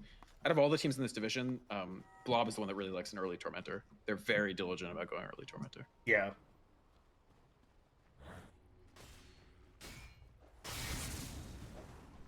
Yeah, it's interesting. Like, I was almost going to say when they committed the wards to get that kill on Ophelia and defend the tower that, like, now you don't have those wards to push a tower, but it kind of results in them taking that top tier 1 anyway, so it works out. Yeah. On Bob, they're going to get everything onto Spackle. Taking no chances here, but the Epicenter's there, and they know that a lot was just used. Macropyre down, and the pipe is going to negate a lot of that Epicenter damage, and they're going to find the kill on Pointicus. That's the pipe value that they were looking for. That's definitely pipe value, 100%. That's a big fight for them, because that's the Epi used. There is still a Sonic Wave, so they can only do so much with this, but I think what they do is take Torm, right? Yeah, oh, yeah they realize, oh hey, look where we just got those kills near. Let's go kill this cube. I feel like the Jakiro is a little slow on the uptake here, but it's okay. They're still doing it. This is smart. This is very, very smart. Yeah. The stats prove that first Torm is a huge deal. Yeah, I remember when this first, like, when they did the map changes and moved Torm to the corners, the, like, tournament that happened during, Effie was, like, daily doing updates on the Torm meta, because it was constantly changing. Right. It was... they're still controversial. I've had Immortal people say that they're completely worthless, and I'm like, I guess, maybe. Just a lot of heroes, like, if you, like, that first game, they had a Muerto, right? And it's like, well, okay, what was the point of doing this? Yeah. Let's see, getting that on the Wind Ranger is actually massive, too. Gale Force is such a good spell. So it's crazy. A massive AoE of control. The Shard and the boat immediately come out. She's got a haste rune. Yeah, the boat. Obviously, you could Gale Force into boat, but the boat had already come out.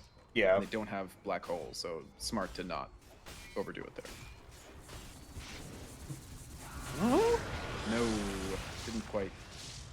Able to spin away. It's interesting. Pepperboy in on the back, though. Oh, no. Oh, no. Pepperboy. Oh, they are still going to look to fight this, though, and they get some big damage onto 2, but now Pointicus in. They have the damage through the pipe. Everybody's getting so low on both sides. It's 3 dead. 2 on the side of Savoury Characters, plus Pepperboy, who they'd already lost, and just the Sand King going down. So Ophelia and Kung Pao Kenny are going to waddle away. That was a strange fight to take. Yeah. That is, I feel like that's the tier 2s, safe tier 2 is like the graveyard of empires. I don't think I've ever seen anybody take a fight that didn't look awful when attacking a tier 2 safe. Yeah. The vision situation is so bad. I think if you're way ahead, it's fine. If it's like a narrow game, I think I'd rather be anywhere on the map than pushing the tier 2 safe of the other team.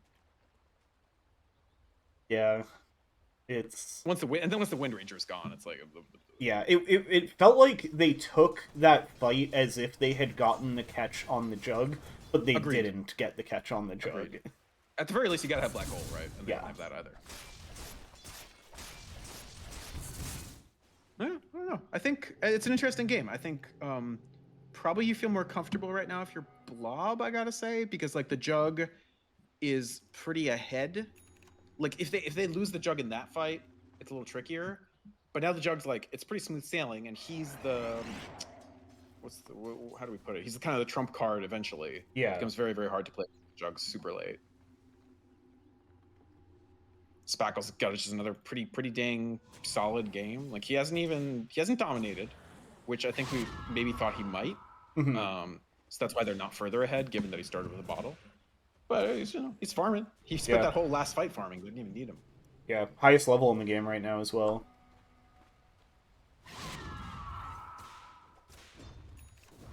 Yeah, it'll be interesting to see how pressured, if at all, Savoury feel, because the flip side is, like you said, there's never a point in the game at which a well-placed black hole doesn't kind of instantly end proceedings.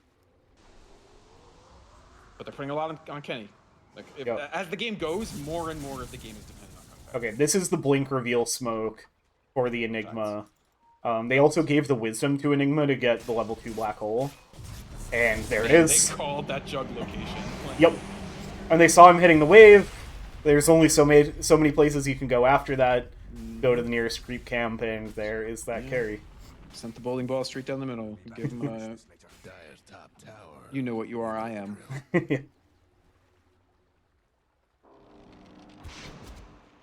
So now they'll try to push this deadly tier 2 again. Sending Enigma top. Yep, they want somebody to defend. X, Oh, X, the X. Nice. Spawn some Eidolons there. Just to push it out, and then focus your efforts on this tier 2. You could try to trade if you're Radiant, but I'm not sure that math works out against Dragon Knight. Yeah, the Eidolons did a number on the creep wards, wave. right? They're going to use wards here, I assume. Yeah. Maybe waiting for the next creep wave so that it has a little more cover. Yeah. But this is taking long enough. Like, those Eidolons stalled enough. I don't think they can get this tower now. Yeah, in which case it's very smart not to use the wards, I suppose. Yeah. Although Savoury still isn't responding to it, but I guess there's not really the pressure there. It's It just seems reasonable, actually, because they don't have vision over... So one thing we know... Oh, actually, yeah, they even signal. That's pretty... You see Ophelia drawing on the map, like, we don't have vision of this area. Blob loves taking this area and warding behind it. Yeah. That was kind of crazy. This exact ward spot. Like, how precisely Ophelia caught the heroes in that circle on the map. Yeah, that was nice. That was some nice MS paint, for sure, for sure. And if they were watching that game, like if they had any time to watch back game 1, this is the exact pixel for pixel location of the ward from game 1. Yeah.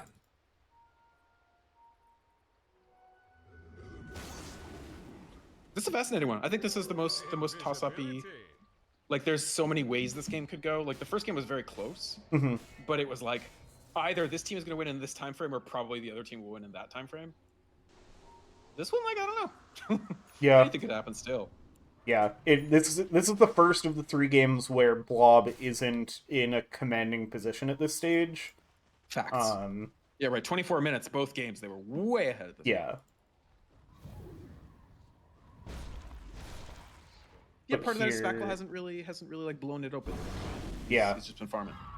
He does have BKB, but you know, it's actually pretty funny. It's the exact same BKB timing for Spackle. All yeah. Like, all reliable over here. See, they've nearly got Ags on the Juggernaut. Maybe that's the timing they're going to look for. I feel like I could see Blob trying to make some kind of play happen. Do we even feel like Swiss Slash does anything? This, like, you still make it, of course. It's, like, amazing. Yeah. I don't know that it's, like, game-changing. Like, everybody just kind of lives through it. You need Yeah. Nullifier to kill Windrunner, basically. I think it's like, that extra dodge For that sure, you have. it's a great escape. Yeah.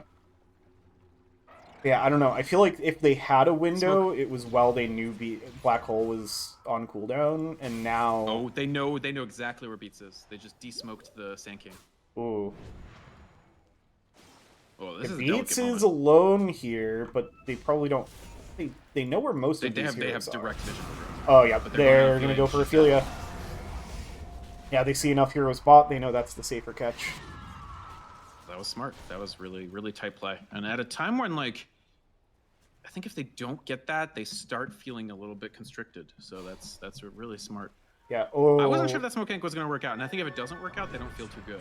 That was a little bit... Straight into Roche. Yeah, Gaiman smiling on them, because they were standing around like they were probably going to go into Roche, and then a damage Emperor spawns under the Jug's The DD feet. is so like... huge. That's, yeah.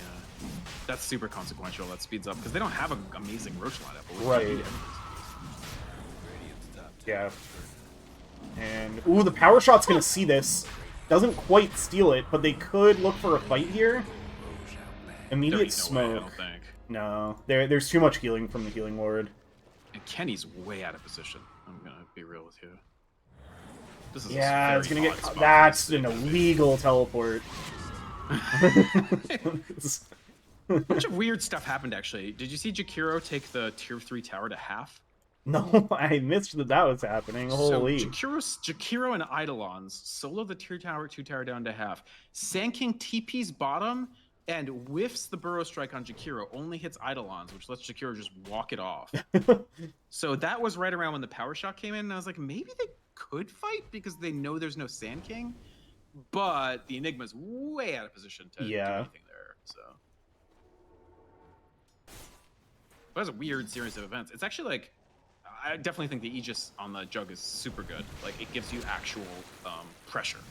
Like, I think if you're Savoury up till that point, up till that Kunkka death and the Aegis, you feel almost no, like, the end isn't, like, there's pressure incoming from the other team. Yeah. And now, like, there is something where you have to essentially deal with it or just take a substantial portion of an L while you wait for it. Mm-hmm. I mean, I think, like, Enigma got caught, but completely alone. So no black hole was used. So I think they're still pretty confident to be able to fight here. But it looks like they're more content just split pushing, letting Owl, like, continue shoving high ground alone and forcing a response. I actually love this way. from him. I think this is super, super smart. It's like generating so much counter map. Yeah. But there goes Pepper Boy. Yep. Yeah, the smoke on 3 finds 1.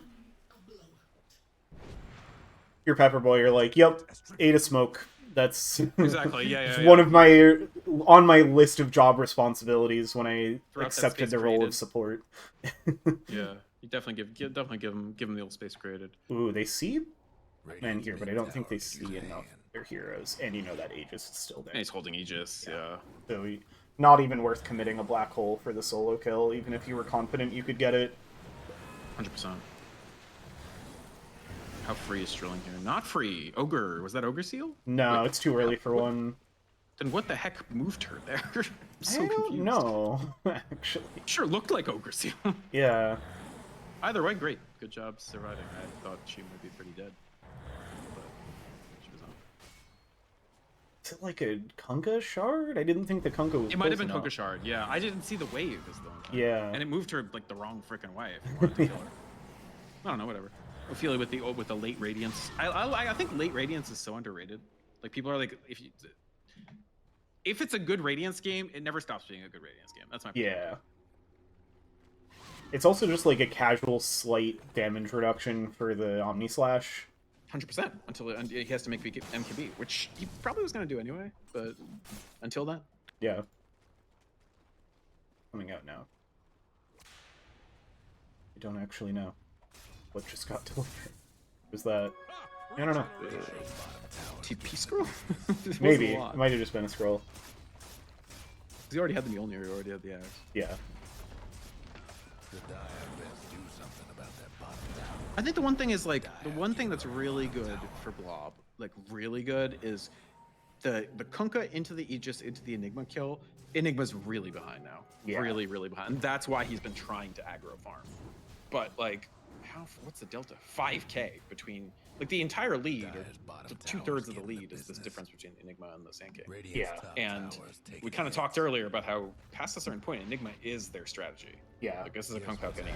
Oh, Ophelia? they find the catch on Ophelia, putting an end to some of the split pushing. Yeah, this isn't going to be enough. Yeah, finding these cores out is really nice, I think. Yeah.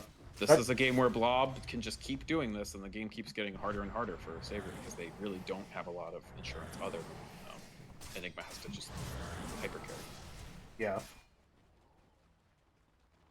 Yeah, that catch on the Kunkka is just like, it's such a nice little bonus to what you were already content being like kind of a do nothing first Aegis. Agreed. Like, you got the last of the tier 1 towers, but it's mostly just it's given you the confidence to farm everywhere. 100%. I think just the kills and not getting pressured during that time, like not giving the Aegis to the Kunkka, for example, is almost like completely worth for them.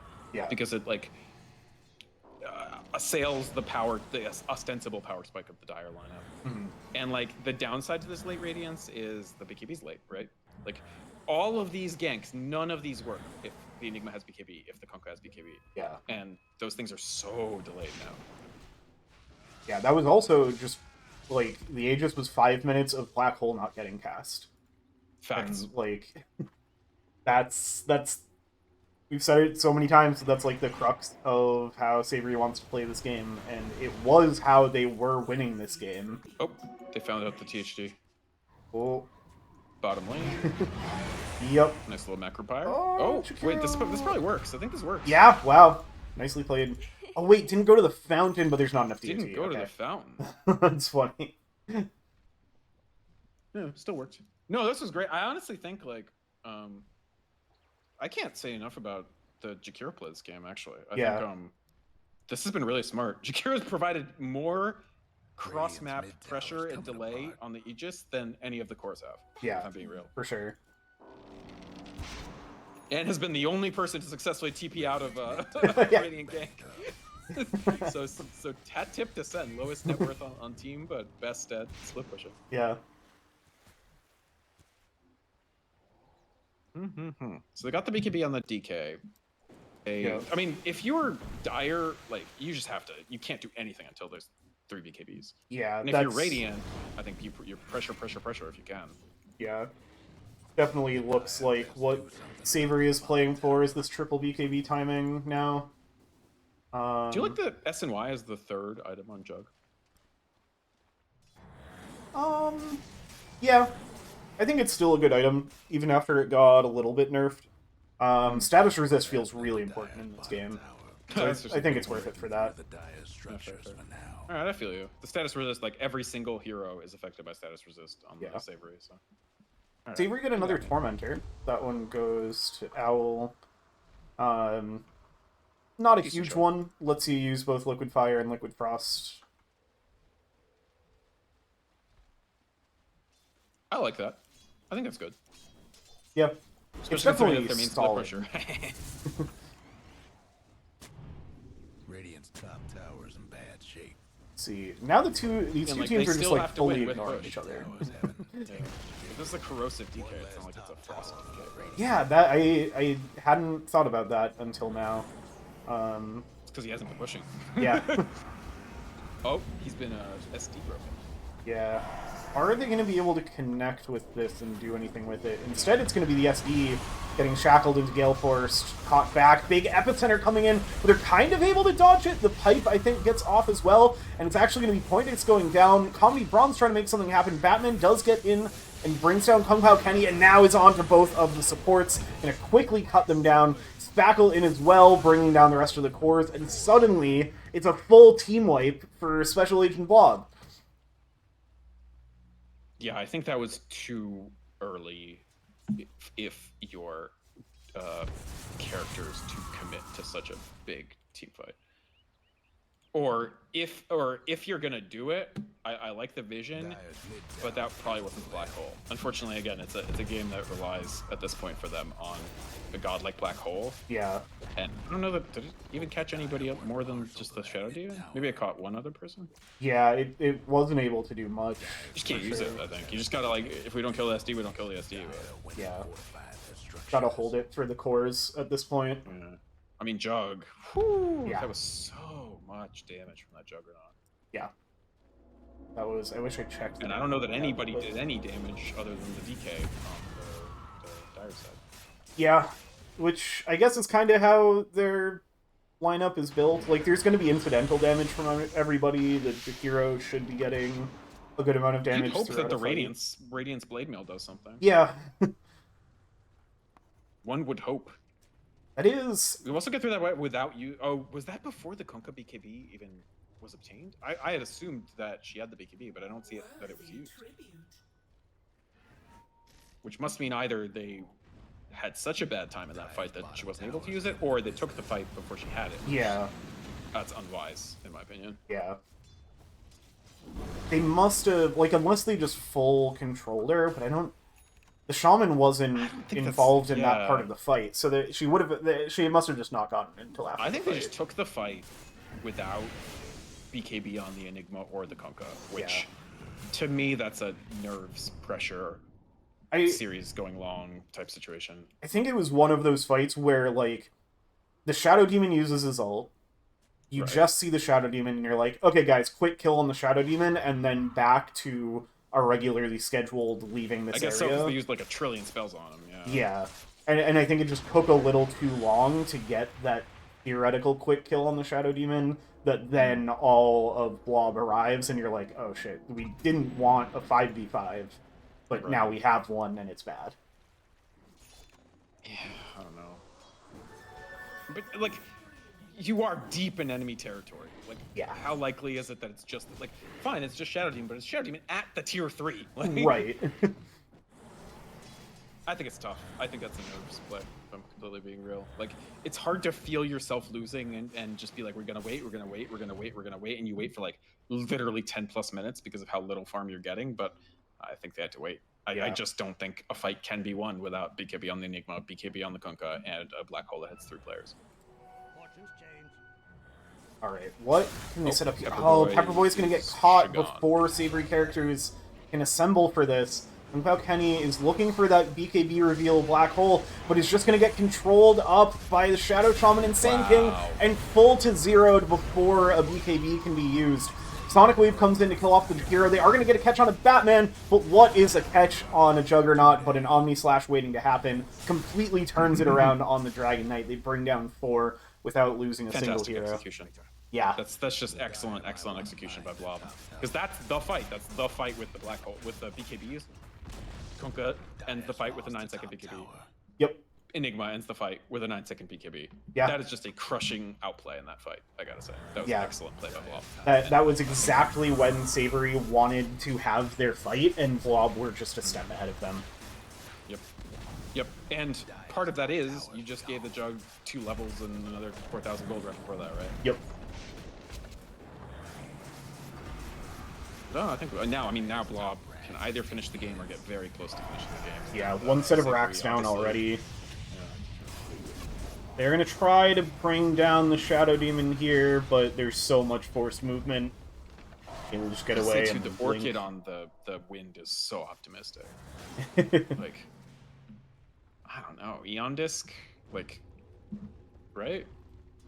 Yeah. How many fights have been the wind dies a little earlier than she's able to really contribute? Yeah. I think you need Combo Breaker or like a Yules, I don't know. Not even 100% clear what the point of the Orchid is, considering there's so many BKBs already up.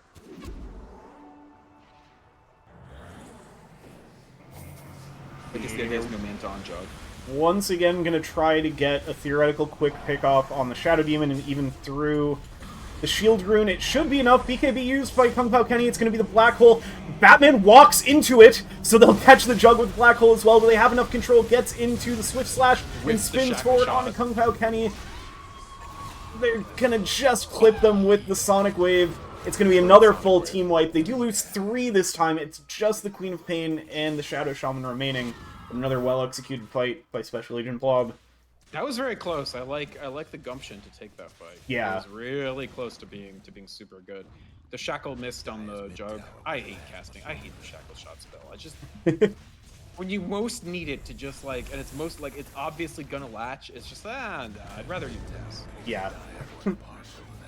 It's one of those. It's like a pudge on your team versus their team. It's whenever I cast Shackle Shot, the cone is a straight line, and whenever an enemy casts Shackle Shot, the cone is a circle. Facts. Yeah. Destiny aim assist goes on for theirs, but yours doesn't get any. Yeah. No, for sure. Yep. For sure. Owl is going to get controlled up, but Pepperboy is here, has the interrupt. Ice Path not going to be quite on the mark, but there's that Orchid immediately BKB. There's that Orchid. Doing exactly as much as an Orchid can do, proccing BKB and having no other value. Yeah. Man, I gotta say, Blob, this is the game that really impressed me. This third game. I think this is the game that makes you feel like, oh, like there can be a class difference between the top seed and the bottom seed sometimes. Yeah. So the second game, I kind of still feel like they got given part of it. Like, there was definitely an overstretch in mid lane, and then once the mid laner's behind, like the draft is not built to play from behind with the mid lane. Mm-hmm. But this game, I feel like, you know, both teams kind of played solidly, and it could have gone either way, and then just pure differences in positioning, execution, and coordination kind of tipped very heavily in Radiant's favor. So, I mean, well played to them for that. Yeah. Not that the game is over, but it has an overly kind of nous to it, you know? Yes. Yeah, for a while, this game felt like... how did you describe it earlier? Like, a bunch of things happen and then one team wins. Yeah. Like, it was feeling like that kind of game for a while, but then it feels like Blob really just cleaned their shit up and have executed a lot of really good team fights back-to-back. For sure. Yeah, their team fight execution has just been really good. Oh, they're going to find a catch on Owl. The pipe is there, and it's going to keep the Jakiro alive for now. It's finally going to get brought down. Omni Bronze in onto the back line, control into one big black hole onto two. Batman is going to get off the Omni Slash, ends up in the black hole for a moment. They're going to try to finish off Spackle, but it's not enough. They blink away. The BKBs are running out. Pointicus is in. They're trying to finish off anybody. Finally, Ophelia goes down, and now Kung Pao Kenny will as well.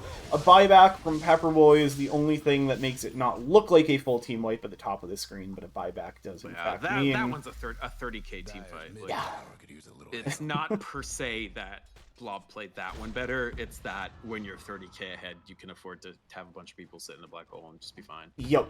Yeah, that was... A lot of things went well for Savoury in that team fight, and it just isn't enough anymore. Yeah, I think this third game pretty convincing. More convincing to me even than the Stompin' game too. It's an interesting situation where, even though it's a best of 5, we're not going to finish up the series today. Mm-hmm. So it offers Savoury, because I guess they're going to be the team down 2-1, an opportunity to kind of rest, reflect, and think of what they're going to do. Yeah. For, I think the continuation is what, 2 days? Monday? I think they said Monday, yeah, so 2 days. Yeah, so they got 2 days to kind of sit on it. It's like a hockey best of 5 or a basketball. Yeah. Best of 5. Which is interesting. I think we'll have to see what the response is. Yeah. In 2 days. I'm curious how much it'll change things. I think this is great. I think this is how you see, like, okay, this team pretty much cleaned up in this division. They had some 1-1s, but they also had some 1-1s in upper division. Yeah. Looking like the favorites at the moment.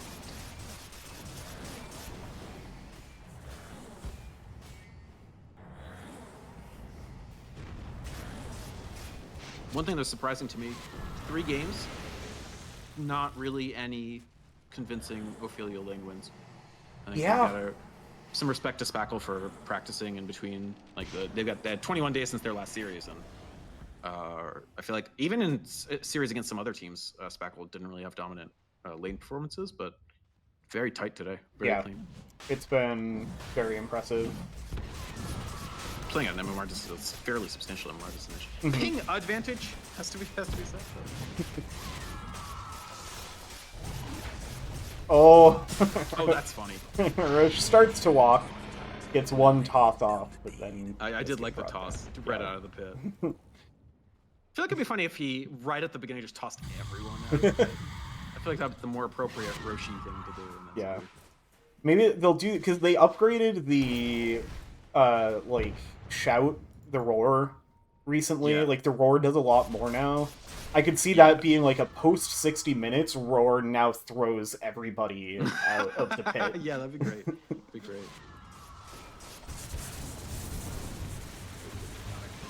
I feel like another thing would be cool. They're gonna find a bit of a catch on the Strilling on the side, but then E-Blade is there, and they're just gonna turn this around onto Paperboy. Oh, the wave is kind of big. A Black Hole onto one, but it didn't catch Batman, and that is a hero you really need to catch in it. Hit before the Omni Slash. Yeah.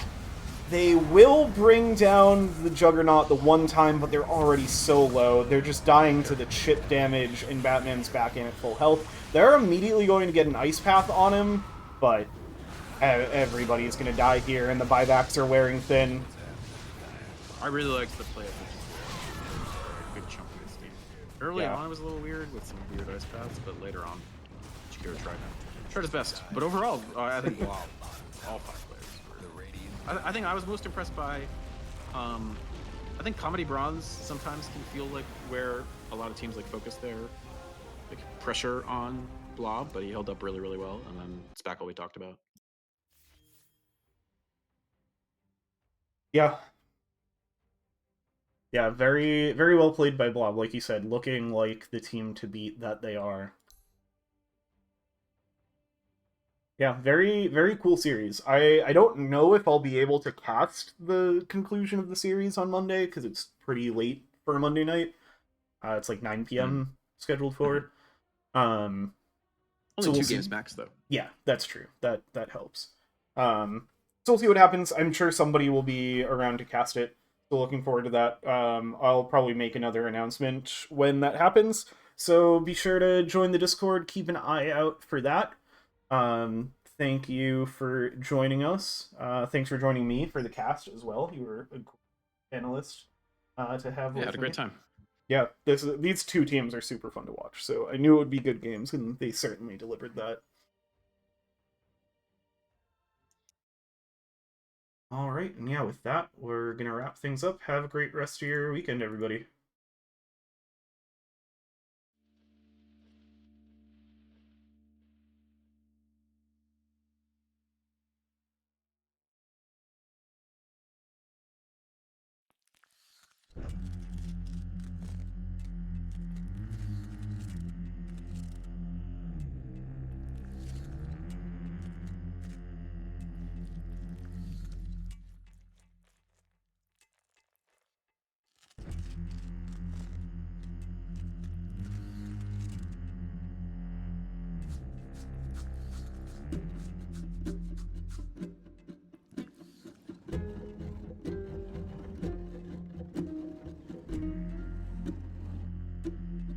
Hello, everyone, and welcome back. It is the conclusion of the We Like Dota League 2025 WEX Division Grand Finals between Special Agent Blob and Savoury Characters.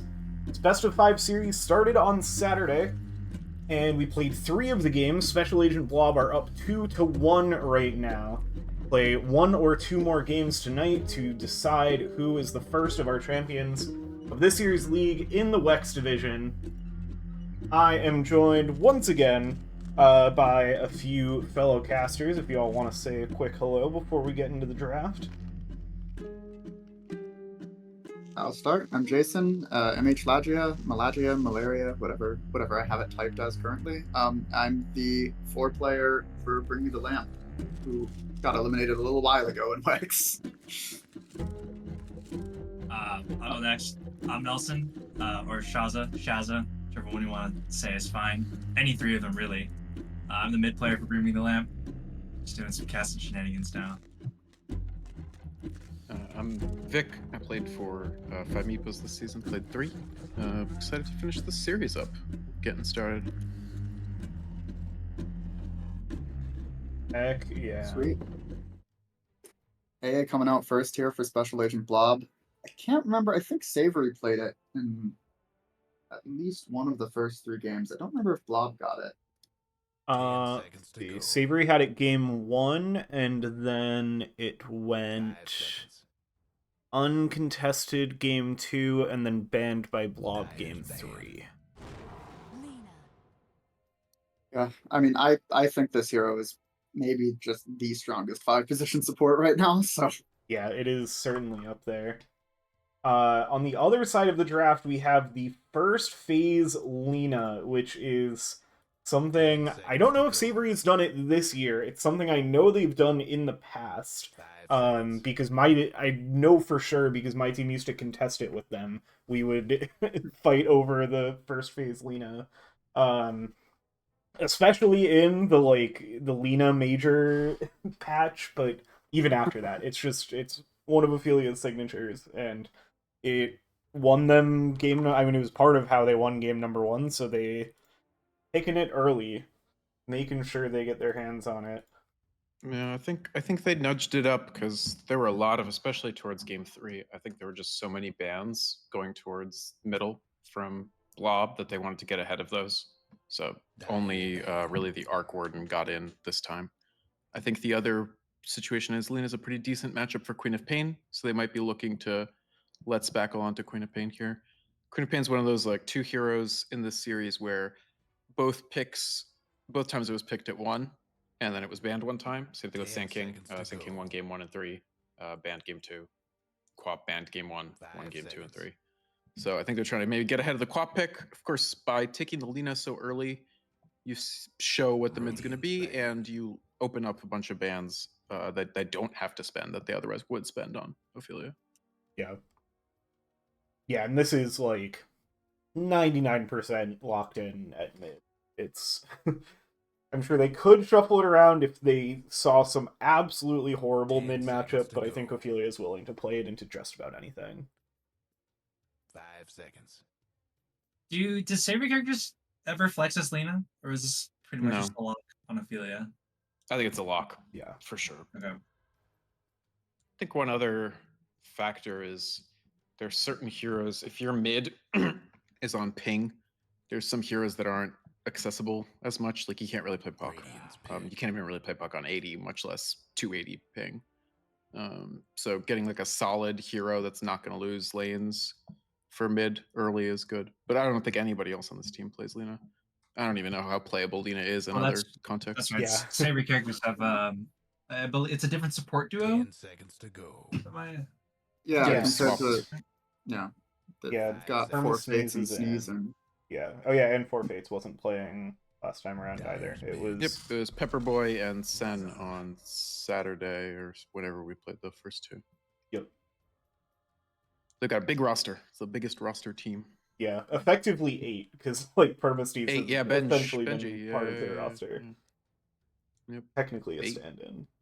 10 Yeah, seconds. 8. There's a new hero here though. The Dazzle. Yeah. An Glad it's not their interesting last patch. into the ancient app. In some ways, you could say Shallow Grave counters the Ice Blast because it does prevent you from dying. But it just locks you at 1 HP, and usually the Shallow Grave's gonna end before the Ice Blast ends, and then you just... Yeah, the Ice Blast debuff is so long. Yeah. Got that crazy level 20 talent for like an extra 5 seconds still, I think. yeah, that's ridiculous. Yeah, that's still in the game. Yeah. 5 seconds. Once that happens, I don't think we're going to see a single grave counter Ice Blast. Maybe before then, if you time it right, you have to wait like even base. What is it, like 12-second duration or something like It's that? really long. So Yeah. you have to wait a long time before that grave comes out anyway, if it's going to do anything. Yeah, really interesting that they pick a hero that gets countered by AA into AA.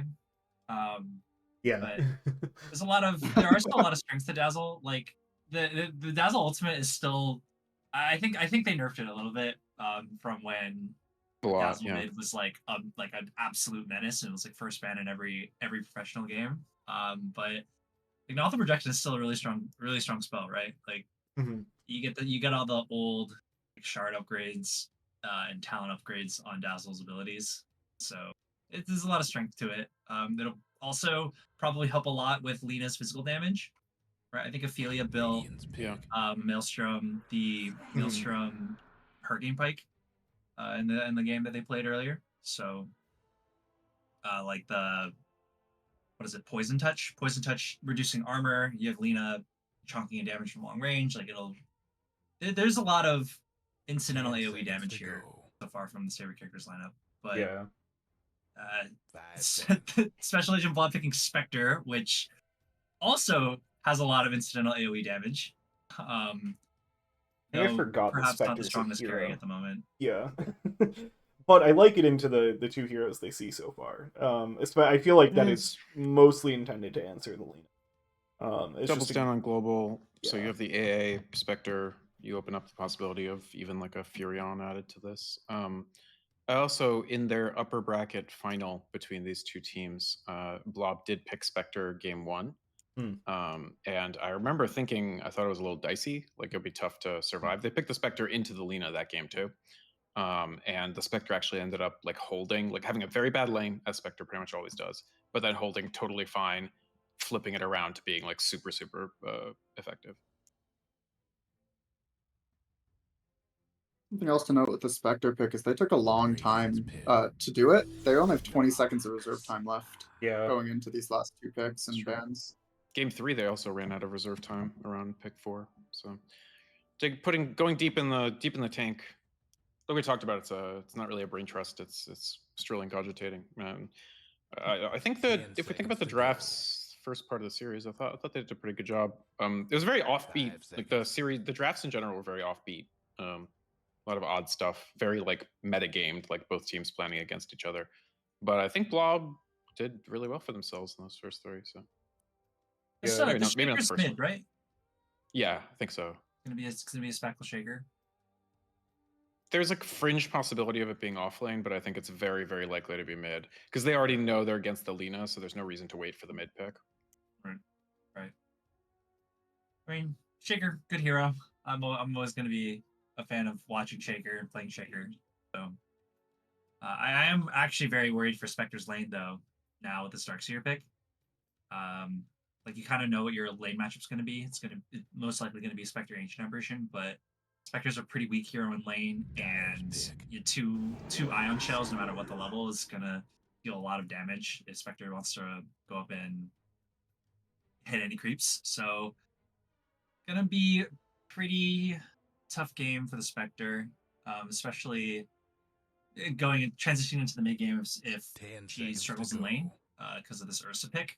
Like as soon as this Ursa gets a Blink Dagger after Battle Fury, like Spectre just can get nuked down really quickly.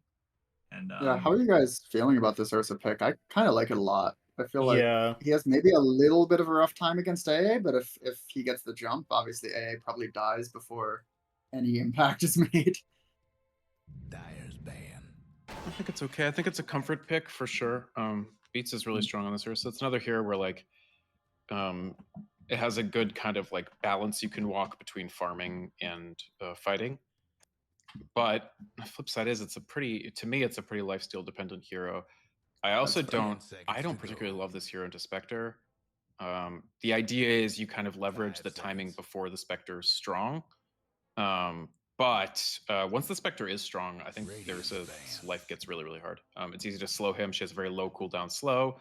He has to deal with all the illusions and stuff, and she could pick stuff off without him having a ability to interact with her. Yeah, I feel like Ursa's main goal at that point is going to be to nuke supports. Clockwork probably not super easy on that front. AA easier. But I was gonna say that I think this was a super good Ursa game, just because like Ursa doesn't really require a lot of damage buildup, right? Like all Ursa really needs is a Blink Dagger and a Basher to be able to kill any hero on the map. Obviously with carry, like you go Battle Fury because you want to scale up even faster. But with the Clockwork, I'm a bit more worried about Ursa's game, just because Enrage is like a super good spell, but it doesn't really do a ton, and you can kind of kite it pretty easily if you just have a Clockwork Battery Assault round on top of him. Interesting. It was in your mind, like how does the clock, like what's the Clockwork? Is the Clockwork going on the Ursa, or is it just going on Sups and the Ursa like 10 seconds to go? So it's not just the Battery Assault that can just like keep the Ursa from really attacking through even through Enrage because like the mini stun it happens at a very regular interval. But the other part is Cogs, right? And my assumption is that this Clocker's going to be going, well, what's the facet called? Special armaments? Extended armature. Yeah, I mean, Extended he's armature. definitely 100%. Yeah. Yeah, and cogs are just a nightmare for Ursa to deal with. Like he bounces you around, you can't get around the fight as much as you can, and every time you get hit by one, you get drained of your mana, which is super important for your Ursa. So I really like this Clockwork pick for that reason.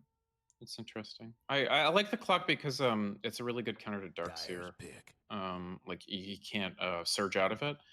I kind of think, I don't know, the Ursa clock is like kind of even to me. I could be totally wrong. Because overpower, like as long as you kind of precast it, you'll have the speed to not have an issue with getting battery assaulted, so it becomes more of a skill matchup. And one thing I do like about Ursa is if the clock goes on your sup, you don't mind at all just blinking right into that and killing them. I'm still just worried about like the whole like how do they live through fights angle. I like the clock as a perspective of like if he catches anybody. Clock also is really good against Dazzle because he can use the vision providing thing, the rocket flare, to highlight the Dazzle, and then the spec can jump on the Dazzle using that vision. So I think that's part of the calculation with the clock here. Right. I like this. These last couple picks though. Pango, like you said, you need a little more control in these fights. Pango's really good at that. You know, just causing chaos with Rolling Thunder. And this Grimstroke.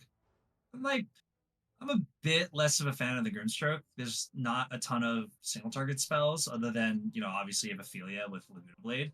But is Grimstroke Shard still the same with the hard to spell on Inkswell? So. It's a little different than it used to be. I think it's not a hard dispel anymore. I think it's a soft dispel, but it dispels immediately when you cast it, not when you pop it.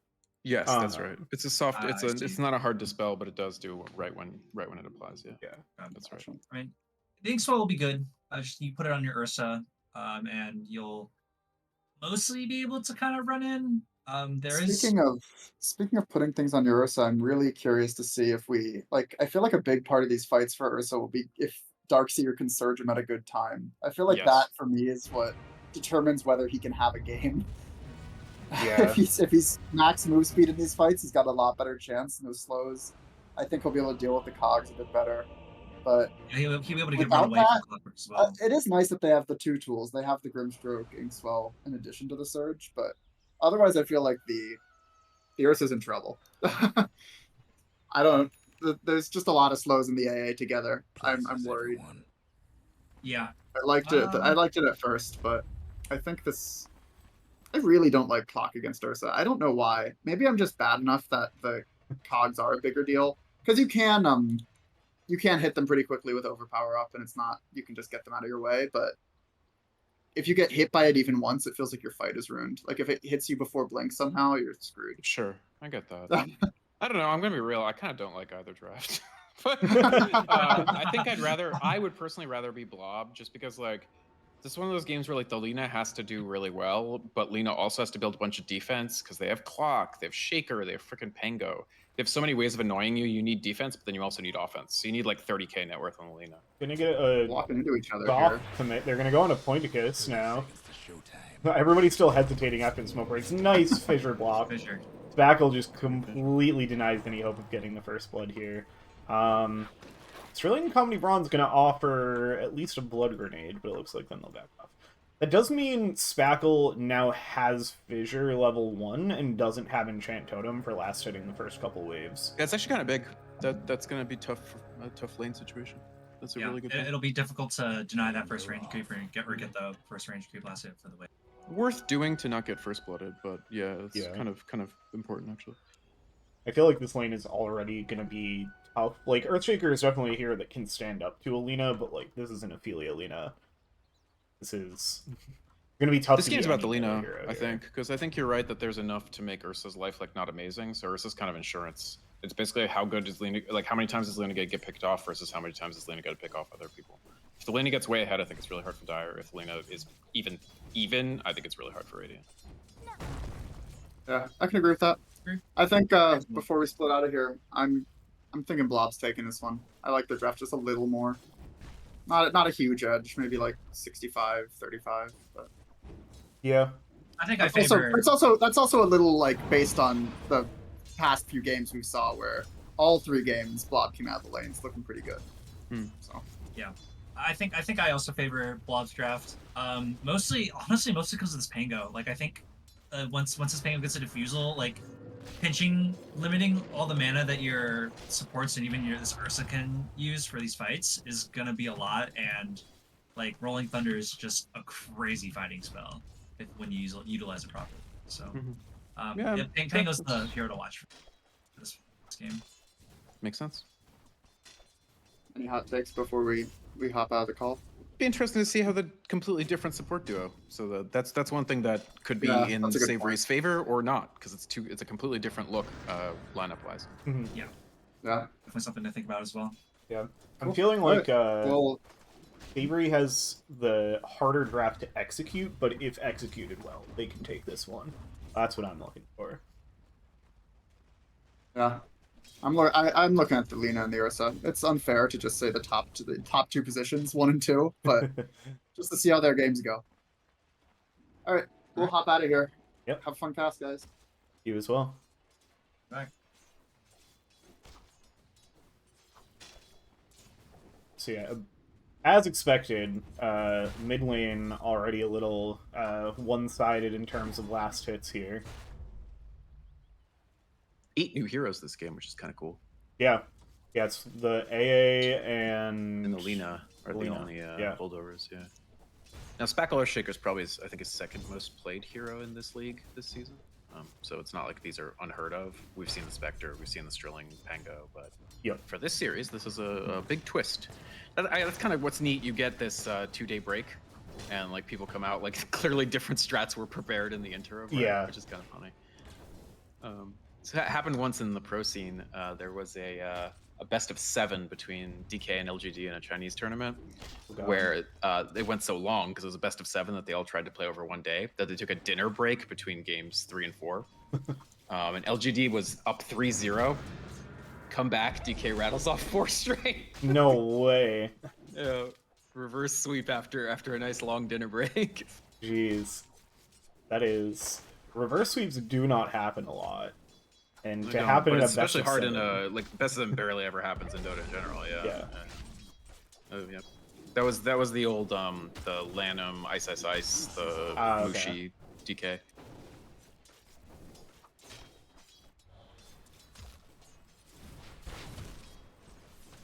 I'm curious how this top lane is gonna do. Because I feel like this is a pretty tough lane for Dire. Like, I do not... AA has gotten into a space of being a better laning support, but I don't consider him a strong laning support. And Spectre's a pretty weak laner as well. And then Darkseer He doesn't totally Dazzle dominate, are... although he's decent against Darkseer, I think. Yeah. Spec is obviously like quite a weak laner, but I think just having the AA, even though AA can't like push people out, it's so hard to not like control lane against an AA. Like it's really hard to get pulls off. They might get it here, but in general, like the Ice Vortex ability is such a spoiler for any ability to like lane. Like you can see they tried to actually control the lane and he still gets the pull off here. Yeah. Like Dire gets the pull off instead. So I think they should be okay. In fact, the specs Ooh, I hit down on bot. Forfeit's getting low, but it looks like it's going to get the heal from the TP in from Forfeits. Now they're going to try to turn it around onto Comedy Bronze. There's going to be the rotation back the other way from Pointicus, see if they can bring down somebody here, but it'll be just enough to keep Comedy Bronze alive. It's like Strilling also being forced to walk home, so pretty good spot for the lane for Savoury now. Yeah, it's actually pretty neat. Two of the 3 lanes are quite even, and the Shaker is only behind by kind of the amount that you'd expect given he had to level the wrong spell. What I am interested in is XP-wise, he is a lot behind. So on creep, he's okay, but the Lina is 6, so she's got that threat on Shaker. I'm also still endlessly fascinated by this never taking LSA thing that Ophelia does. I don't disagree with it because I don't play Lina, and she does. But it's interesting. Yeah. I think... I feel naked without a stun on that hero, personally. Yeah. I think it's a little, like... I don't want to call it cockiness, but, like, confidence in the ability to just, like, optimize for damage. And, like, not need to be reliant on the stun. Yeah, and I think part of the idea is you really want... Oh, Oh, there's our Crap, I first missed blood. that. Or beats brings down Sterling. That's rough for Sterling now, because that's after he had walked back to base to heal. TP's back in and dies not too long Oh after. yeah, she's like way behind. This is an XP issue for Dire in general. Yeah. Ursa's almost 6, the Pango's 4. We'll have to keep an eye on the wisdoms in like 45 seconds, because Totally. if those go one way or the other, that could change how this game is already shaping. I think part of this Dragon Slave, like all Dragon Slave too, is like you really want to get to the point at which it auto clears a wave really fast. Yeah. And also you want it to clear jungle camps, and LSA like doesn't do anything for you either way. It's just because she always does it, I feel like sometimes like they just gank knowing she won't have stun. Yeah. But yeah. Right, it looks like it's Sneeze off setting up some vision for mid. Ooh, they're going to look at Strilling again, knowing that the Clockwork is over at that Wisdom Rune. Going to have to stop to turn off the Silence. The stun comes out perfectly timed by Sneeze. They get the offlane. Yeah, that was again. really crisp Grimstroke. Really crisp. Yeah, that is one aspect of the change in the supports for Savoury, is that Sneeze is, I think, the highest MMR player in this game. Yeah. And it's cool to, especially in this division, we don't see much of high MMR supports. Most teams have their high MMR players on like their mid or carry, so it's fun seeing that switch up. Yeah, it's just Sneeze, and then the Marcy plays their supports as their high numbers are their supports. But every other team has them as supports. Actually, I guess Juvu was the Meepo high number. Yeah. 4. Should give my own team some credit. It's gonna be a big fight over. It's interesting that there's been so much back and forth over this medium camp because it's stacked. Yeah. Camp, brother. It's triple stacked, so whoever gets it. Oh, the instant smoke. Oh no. That's so sad. Oh, that's a tragedy. But I think the really good news for me, for Blob, in the mid lane, and over there just in time to see it. Damage Amp Rune popped and just immediate Laguna Blade blow up the Earthshaker. Yeah, Spackle wanted to prevent the rune get, and it's really hard because again he's a little behind on levels, and now a little behind on farm too. The smoke was also intended to be in time for that, but then Sneeze ran right into Comedy Bronze, canceled the smoke, and so Comedy Bronze wasn't there for that rune rune fight. But your Spectre's farming. Like that's kind of the big good news to me. Spectre is on 40 creep. I'm happy as a Spectre. Yeah. Up top, Sneed's gonna make the rotation. The Surge plus the Inkswell is quite big. Big Echo Slam, though. Spackle comes up off of the respawn, finds the creep wave, finds 2 heroes, and they're gonna try to look to make it 3. Nice block with the Fissure. Brings down the Courier as well. Sneed's gonna pop the Inkswell, gonna try to get away. It looks like it might be enough. The pathing is so weird on the pathing, yeah. This little bridge to nowhere, and they will pathing. manage to bring down Sneeze. In the meantime, Comedy Bronze also denies the mid tower, which is not nothing. 3 kills top to guarantee space for the Spectre and catch the Shaker up is huge. If that Shaker comes up and that gank doesn't work, like he doesn't get any kills, or like trades 1 for 1, I think actually the game starts getting really hard really early. Yeah. But instead Shaker like kind of rubber banded himself back up with that. Spackle's got really good ability timing on Shaker. That's what I always look for. Yeah. Even though he uses the skin that I really hate, I respect the Shaker. Yeah, I feel like that could have been the kind of Echo Slam, as we had another rotation the other way from the opposite mid laner. It was like in danger of being the kind of Echo Slam where it looks good and then it just doesn't quite do enough, which I feel like often, like, I'm not a great Shaker player, and you'll, especially when you're behind, really you're hard. Like, this is the Echo Slam that saves my game, and then it just doesn't do anything because you're behind. So the fact that it was enough in Spackle's experience on the hero, like knowing that was going to be the right Echo Slam in the right position with the right units around, was very nicely played. 100%. The mental math on it is really tricky because it's like quadratic damage basically. Yeah. But I feel like Spackle's really good at that. Big actually steal of the rune. I actually think Comedy Bronze after that smoke mishap is like really precise. Like stole the arcane, which means and rocket flared the Lina Clarity, which means Lina goes all the way back to base. So that's a little space for the Shaker, who's 2 levels behind, to not be 2 levels behind. The other thing is the clock hits 6 first on all the subs. Grimstroke just got 6 now. Yep. Nay. I think they probably missed a trick to use the first hook shot, but there's still an opportunity, maybe. We didn't talk about this, and I think just because of how fast the Grimstroke pick came out, I didn't consider it. Grimstroke is a huge counter to Pangolier. Yeah. Because even when Soulbind isn't binding the Pangolier to another hero, it still just fully stops the movement of the Pangolier ult. You Agreed, yeah. just dead in your tracks, cannot move anywhere while you're ulting.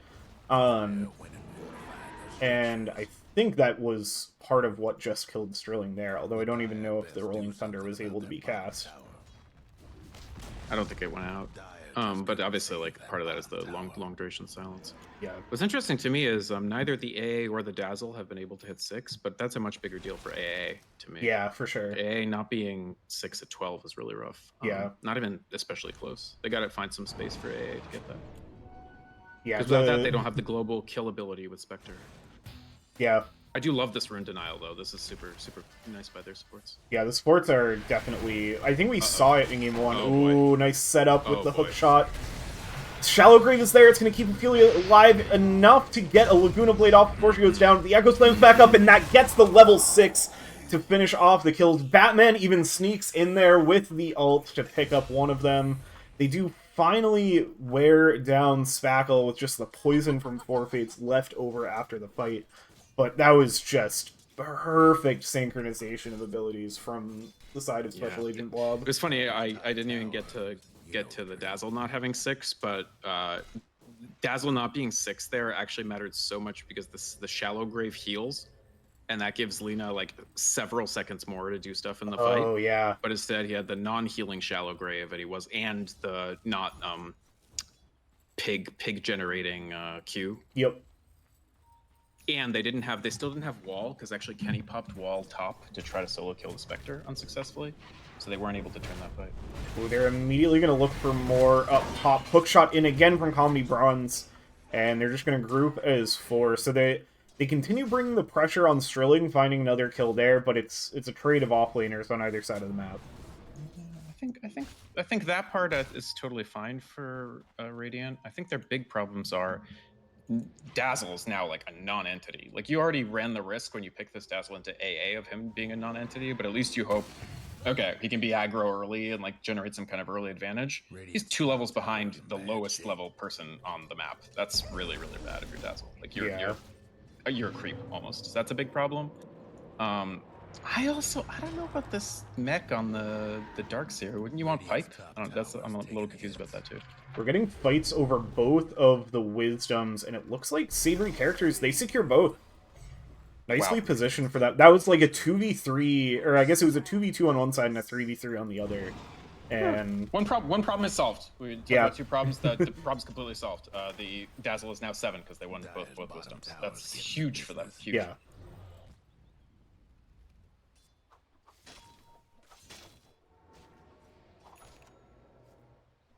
I still think the AA has just the possibility of acting as a huge spoiler in this game. Like a huge spoiler. Yeah. It's interesting. It's the first pick, and it might still be the most consequential hero. Yeah.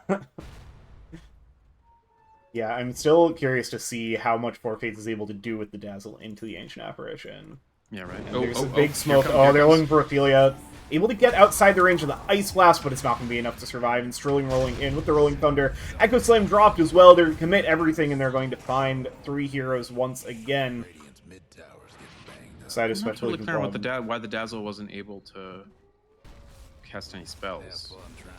I I think the instant you see the Shaker go on the Lina, you have to cast your ult before anything else. Yeah. Right? And he wasn't silenced, so that's a little strange to me. I think maybe that was a slight delayed reaction on the supports of Savoury, because I think the Lina should be able to live, or at least live long enough to do something. Yeah. Little non-crisp play from Radiant. I wonder if Four Fates thought they'd have a little more time, because I think they were in, like, the middle of the river when that happened, and you really want to be up on, like, a high ground spot when you pop the Novel Projection, but... Even so, oh, your for priority sure. is, like, Lina can't have, like, 3 deaths is bad. Yeah. So she only has 2 right now, but if Lena gets 3 deaths without like really rocketing ahead, game gets hard. Yeah.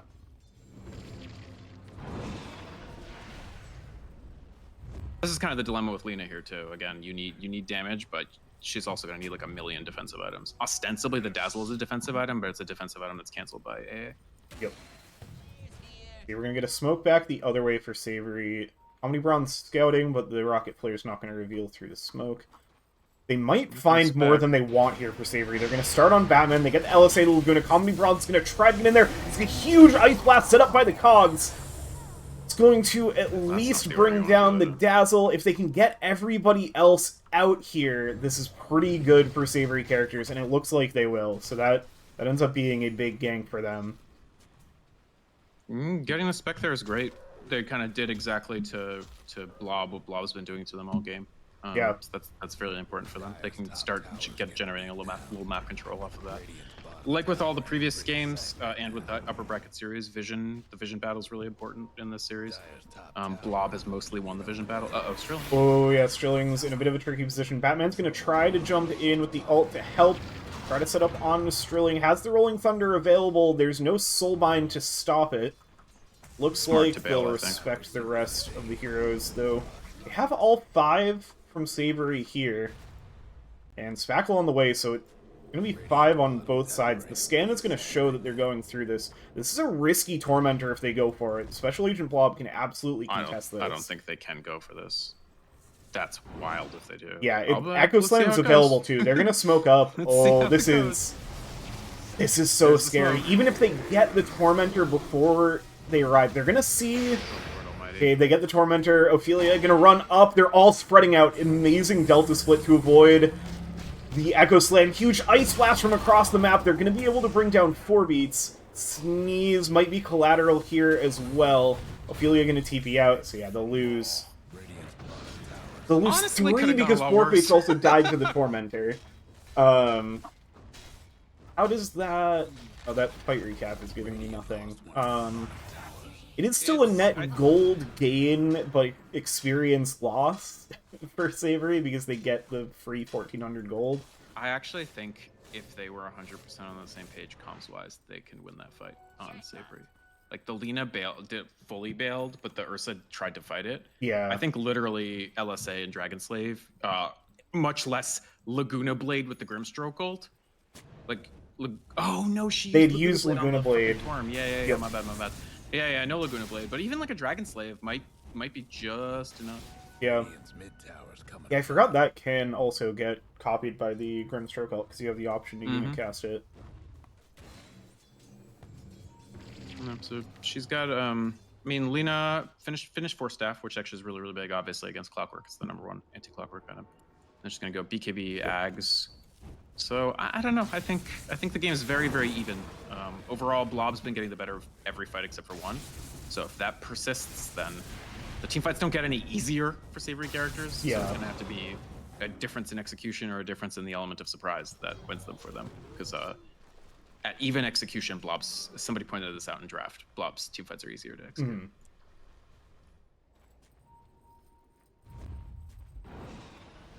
We also have not seen the Dazzle pick really validated at all yet. Yeah. Smoke of the supports, they're going to join up with Kung Pao, Kenny, and Ophelia. I'd like to see this Wall of Replica really come into play, because I feel like we haven't seen much of it yet. Totally. So a non-functional... Run in with the Inkswell, going to try to catch Comedy Bronze. The Inkswell doesn't quite connect, but it looks like they're willing to just sacrifice this, or not. They're going to jump in, get the Ice Blast, start things off. Echo Slam will catch on to 2. Try to bring down Kung Pao Kenny. Gets the wall off in time thanks to the Shallow Grave. They're going to lose 2 so far. Ophelia in trouble. Can they get any more damage in here? 4 Beats trying to join in, but the Cog's going to block off the entry to the fight. Sneeze, meanwhile, setting up on the Ancient Apparition. Has the Rod of Atos set up. Do they have enough juke to get away from 4 Beats? Now turning towards the Pangolier. Strilling able to get the shield crash off. 4 Beats now going to turn over towards Comedy Bronze. Meanwhile, the illusions from the wall finish off Pointicus. So it ends up being a 3 for 3, I'd say slightly in favor of Blob, because they get 2 cores. Savoury bringing down 2 supports. 1 core, but it's the Spectre, yeah. I kind of think it's okay because the Ursa lives. If the Ursa dies, I think that fight's really bad. But since the Ursa lived and even got solo gold at the end, I think it's okay. I think the game's still completely 50-50. I'm gonna need some insight in the post-game interview about the Dazzle situation here. Like what? It did. I don't know. The It shallow doesn't even look creep was particularly pretty like big it in was that, like a prepped pick. but- Like it's just kind of existing. Yeah. And it's not even existing. Like there wasn't. I haven't seen a fight with Nothel projection cast. Like I just have not seen. I think it was used in that fight. No, it wasn't. Maybe the previous fight it was used and I didn't notice. That fight it was not cast. I don't know. It's tough. I think Dazzle. I don't even know if I'd make Glimmer. I think you need. I think in this game you just rush Blink. Like just to like. One problem with the Dazzle has been because Dazzle's a pretty short range hero now. They made the Nothel projection range really low. So you used to be able to like do it, 900 units outside and then walk it over. Mm-hmm. Now you actually have to be pretty close to use it. And as a consequence, Forfates has been forced to stand pretty close to Lina. But all that means is every AA ult hits both him and Lina. Every Echo Slam hits both him and Lina. Yep. So I would really, really want a Blink to just sit way back, then Blink Nothel. Because you used to Nothel, then Blink, and that was really, really strong. Now you can't do that. So you have to Blink Nothel, which is weaker, but still good.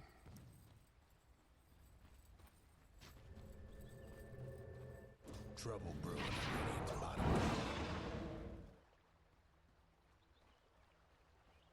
Let's see, we've got Blink Yules on the Pangolier.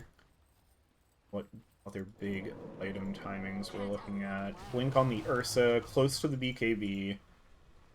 Greaves working on the pipe for Kung Pao Kenny's Darkseer. Blink Ags, Earthshaker, ways away from the BKB, but that's the next planned item. And Spectre, Orchid getting close to the Radiance. Okay, so it's Orchid and then turning around for the Radiance. I think that's the right order of this game for sure. Yeah. I really like one thing Blob did that I meant to comment on and didn't was they know how important the AA is to this game, because I was gonna say like the AA is slightly overloaded in terms of what it has to do this game. Mm-hmm. Like the AA can run the game, but it's running it from 5, which is really tough. But what they did is they moved their they downshifted their 3-player Pointicus down to 5 for this game. So typically, if Strilling's on an offlane hero, they put Pointicus on the 4. But this game, they actually moved Comedy Bronze to the 4 on the clock and put Pointicus on the 5 because they were like, "You're our highest number. You have the hardest job. we're gonna give you the make sure the Dazzle doesn't do anything. Make sure the Ursa can't get through fights without being stunned a bunch." Yeah. I like that delegation of responsibility. Who cares what the normal roles are? This is what you have to do. Yeah, and so far it's worked great for them. I mean, 5, 2, and 9 on the Ancient Apparition. They are going to find a catch on Comedy Bronze for the mid lane. It looks like They that's... see this AA ult miss. They know that they have a lot of space to work with. Yeah, they can fight while that's I saw a down Rush for ping. now. I saw Rush ping. Oh yeah, it's an Ursa game. And with as soon one as you pick up see already, the AA thing whiz by, you go Rush. Yeah. Yeah, just got the pick as well. And so... Oh, there is a DD rune on the opposite side. Oh, That's Spackle's very gonna get it. intriguing. Oh boy. Oh boy. I think they know this Roche is happening. Yeah, Strilling's gonna go in with the Rolling Thunder. Oh, bouncing around the pit. The Roche is so low. LSA going through. Sneeze needs to come through with the Soulbind, but it's gonna be right as that ends. 4beats does get the Aegis in the end.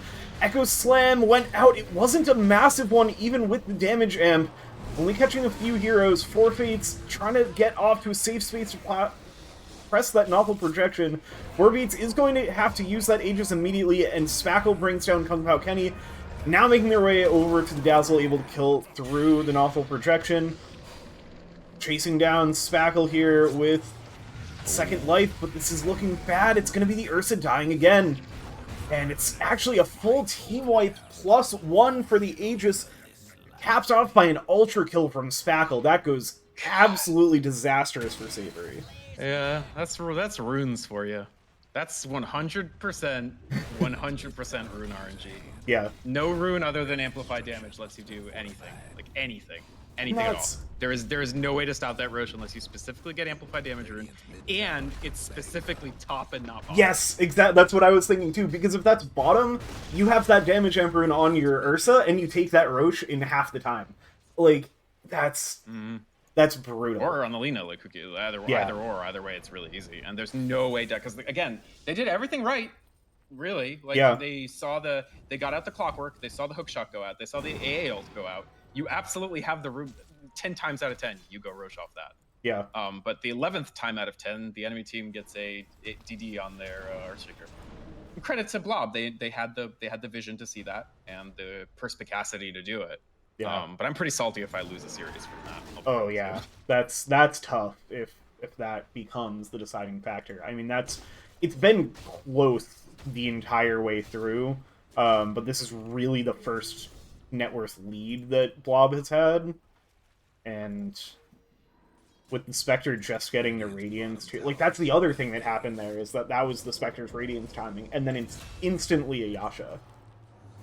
100%. It's just a huge. Again, it's kind of there was a situation where obviously if they get the Roche and they're able to keep the Aegis, they can start really choking out the map, and the spec farm slows down. Instead, the spec farm's going to speed up. He does find a pickoff on Pointicus in the lane. Bring that AA down. It gives them... That's at least... It's nice getting that pick when you just had such a disastrous fight like that, of just, like, feeling like you're still in it. If you get a pick the other way, then it starts to feel like, guys, what are we doing? We had the lead, and it all fell apart. Like, now you still feel like you have some momentum, and you still feel like the game is quite close, which it is. Even without that pick, it was still a close game, but... I think the clock pick AA ult into Roche, if they don't get 5 for 1, I think your Savoury is actually pretty firmly ahead. Yeah. About one big like disastrous thing happening ahead, basically. Yeah. But now instead, I think it's close. I'm feeling a little more comfortable if I'm Blob because I have the Spectre. Yep. But also, that was big for Strilling, who had been having a rough game up to that point. Now has the Mage Slayer ready to go. Which there's not a ton of magic damage on the Radiant side, because Ophelia's going a more right-click build. A little hybrid. Like, Dazzle's only physical damage, Ursa's only physical damage. Helps with the Ion Shells. It's farm, but I don't know. I thought your idea of the Diffusal was pretty good. I think I'd rather have that than Mage Slayer. Yeah. Just because, as you said, the Lina's mostly physical in this game. Yeah, if it's like and I think that's right? Because like if you go Magic Lina, once the spec is like level 22 with Shard, you don't do anything. Yeah. Another smoke up here for Savoury. Nice scan is going to identify where the supports are. Being told to start things off, but they're going to guess the wrong camp because they're thinking it's a core that they've spotted out in here. But it's yeah, the person they spotted was actually the AA, so if they had pulled that off, that would have been pretty free after that. Yeah. Counter smoke. Yeah, I mean, it was only 4 beats that broke, so Savoury is still smoked up as well. That will now run out. The counter smoke is coming in from southeast. Yep.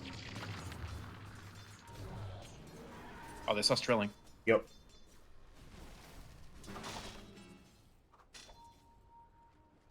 Oh. 4 beats is a bit far up. I don't know if they realize how many of Special Agent Blob is around.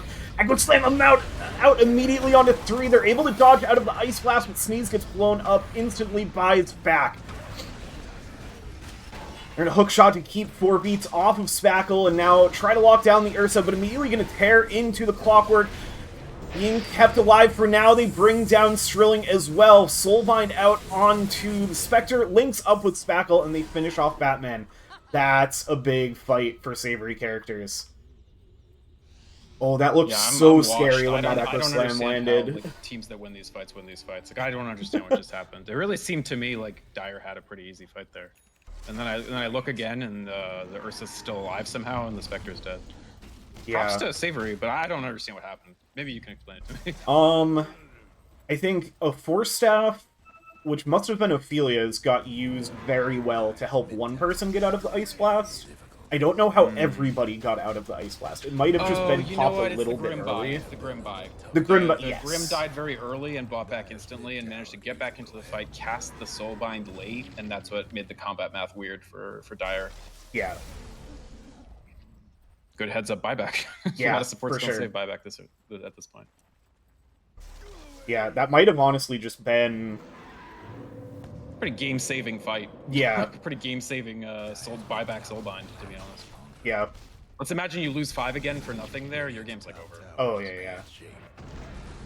And game saving is also series saving here, as we gotta remember this is game 4. They're on the brink. And it's brink of elimination for Savoury Characters. They have to win both games tonight. That's true. They have to win one game to force a second game, which is a 5th game. Shit, they gotta win one game to reset the bracket to a BO1. Yeah.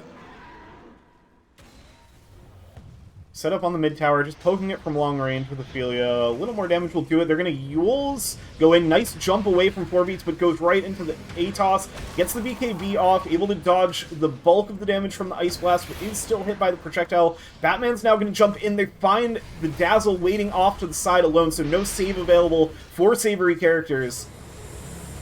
Soulbind comes out onto 2 again. It's once again the Spectre and the Earthshaker trying to back away. Echo Slam goes out, finding 2, plus the illusions from the wall. Both carries going to go down, trying to group up onto Ophelia, but the Hurricane Pike has arrived and gives her the space to get away for now, but going to be pursued by Sterling, who blinks, chasing the Roast Pit Knights LSA to get away, but slowed down by the Rocket Flare. They're going to try to chase down this Lina. Do they have the clothes? She's very fast, especially with the Boots of Travel Blink, but immediate Yules on themselves. Immediate self-Yules. Yeah.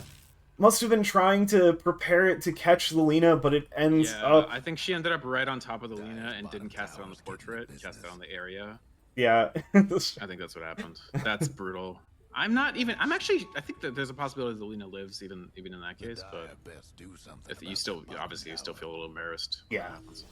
That was a really smart fight by Blob. I love pursuing it after the Ursa BKBs, because you know as soon as the Ursa BKB is down, you still have all your spells. Yeah. Man, I don't know. It's not even a Fates thing. I don't know that he's played it badly. What do you do with this hero? What does it do? I'm so confused. I remain as confused now as I was 40 minutes ago when they second picked it. Yeah. It doesn't do anything. It's such a struggle. I feel really bad if I'm on this hero because I'm just like, well, my big spell is canceled by a thing. I just get tracked down. I will say the clock pick. This is a big part of why the Dazzle's unplayable here because you just get rocket flared and then the Spec literally all Spec has to do is look at you for like a second and you're already dead and then she can still bounce to somebody else afterwards. Like that's such an afterthought. Oh, they're gonna go look for something on Kung Pao Kenny, but it's like won't commit for it. Very quick on the surge there to. If anything, I expect Savoury to try to dive here. Yeah. Oh, the opposite not to. They actually had some optionality there. I think they maybe could have gone for the Spec. Yeah, I feel like another thing interesting in that fight, Ophelia used the Laguna really early, and it all got absorbed by the barrier on the Pango. Like all of it, 100% barrier absorption. It might have been Gale Guard and the Shield Crash barrier, but either way, that meant the Laguna wasn't available when the Soulbind went out on the Spectre and the Shaker. And that ended up being the difference between those two dying in a timely fashion and them managing to kill Ursa. Yeah.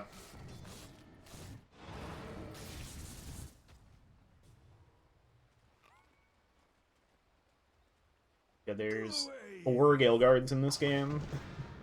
And oh my lord. I think that is pretty correct. That's a lot of Gale Guarding. Yeah, it's just the carries that have the Nemesis Curse. Classic carry stuff. Yep.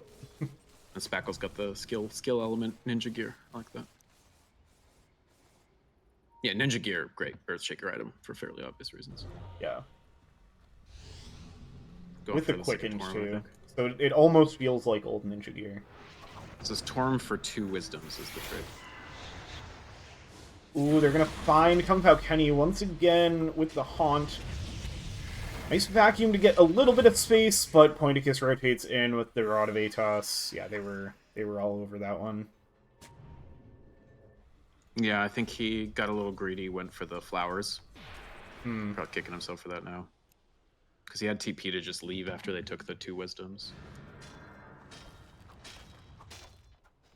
But Revenant's Not gonna like reach up on not Lina. tremendously consequential, because they can't really rush off that, but certainly not fun for the Darkseer considering he was fairly close to BKB. And now he's not that close to BKB. Yeah. I feel like we've seen a lot of Revenant's Brooch in this series. Mid tower's coming apart. Who's got it now? Built on Lina. The Dire might want to match. Seems sensible, right? Tower. Yeah. Radiant's mid tower could use a hand. Already a mixed damage kind of hero. Don't have to worry about... Inspector's decent armor. Not crazy high armor. Amazing what you'll find. I think the thing with the Rev Brooch here is they feel the game is a little delicate, and it's very economical compared to making Daedalus. We get the LSA. The Yule is going to set up an Ice Blast and Demon Blade, trying to quickly bring down. We do get the save of the Shallow Grave for now, but the Ice Blast is already on, so Ophelia is going to go down. Poor Fates falls as well. For Beats is going to clean up the Ancient Apparition, but Sneeze is in a tricky spot, trying to get out of the cogs. Strilling there as well, going to immediately jump in and finish off the Grimstroke. I wonder if that was a ping thing to not use BKB on Lina there. Oh, yeah. Dire's mid tower's having. Because the BKB was there, she came down. Dire weren't partial to that. Oh, was it that the AA Shard Blast hit her right as... I didn't catch the timing 100%, but it might have been that hit right at the exact moment that she came down, which would mean that she was stunned and wouldn't be able to BKB. Looking at the death summary, there was like a second between the Yules and the Ice Blast connect, Okay. but she So probably maybe didn't both. It was realize the ping. Ice Blast was coming and thought she had a little more I time. can see the big old projectile, Just though. doing I that. feel like its ping had to be a factor there, honestly. Yeah, Radiant got one less top tower. because yeah, then once the Ice Great, Blast... fantastic fight for Blob. I mean, that was an awesome setup on the Lina. Yeah. As soon as Lina goes down, the fight's pretty much going to be really tough. Yeah, Strilling saw- feeling better about the Yules, because that Yules on the Lina there won the fight. So that, Yeah, that was nasty. That was awesome. it gives you the little bit of, like, okay, I don't feel as bad about missing that Yules the last time. Ha! True. Good point. Good point. Yeah, Blob firmly in control now. They've got the Aegis on the Spectre. I don't think Savoury can really do anything until that Aegis expires. So the gripping hand is certainly on Blob. Yep. The best that Savoury can do is plant some vision and stuff. I do like Sneeze not... Oh, actually, he doesn't have vision on that, does he? Okay, got it. They do a little bit of word clearing, which I think is the best thing they could be doing to not get free Spectre kills. Yeah. Yeah, they have good Shaker's vision. 25, in so that's a in big. all- It's a big. Yeah. When you have Ags, getting that totem CD is actually like tremendous. Yeah. I remember when he was 3 levels behind Elena. Now he's 4 levels ahead. Yeah. Yeah, 9, 2, and 19 just survived through, like, every single fight. And so much impact from these Echo Slams. 100%. I think that fight top when he was behind and he got that triple early, that one was really, really smart. Took a lot of Earthshaker skill to like calculate when and how to use the Echo there. Yeah. The 4 kill at the Rush Pit, partial credit. Gabriel Newell gets some credit for that one. Yeah. In my opinion. Shoutouts to New Zealand.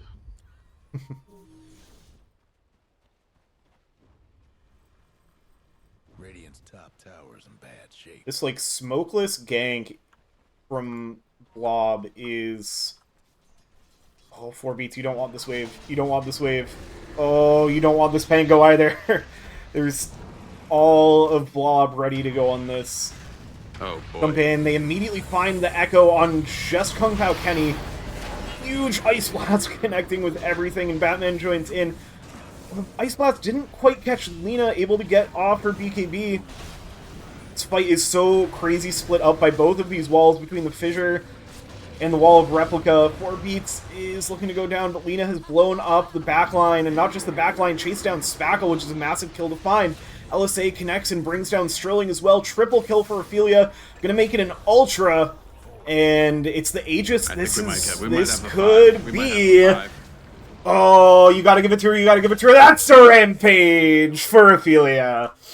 That is... both teams get an Aegis and lose 6 heroes. Like, that's...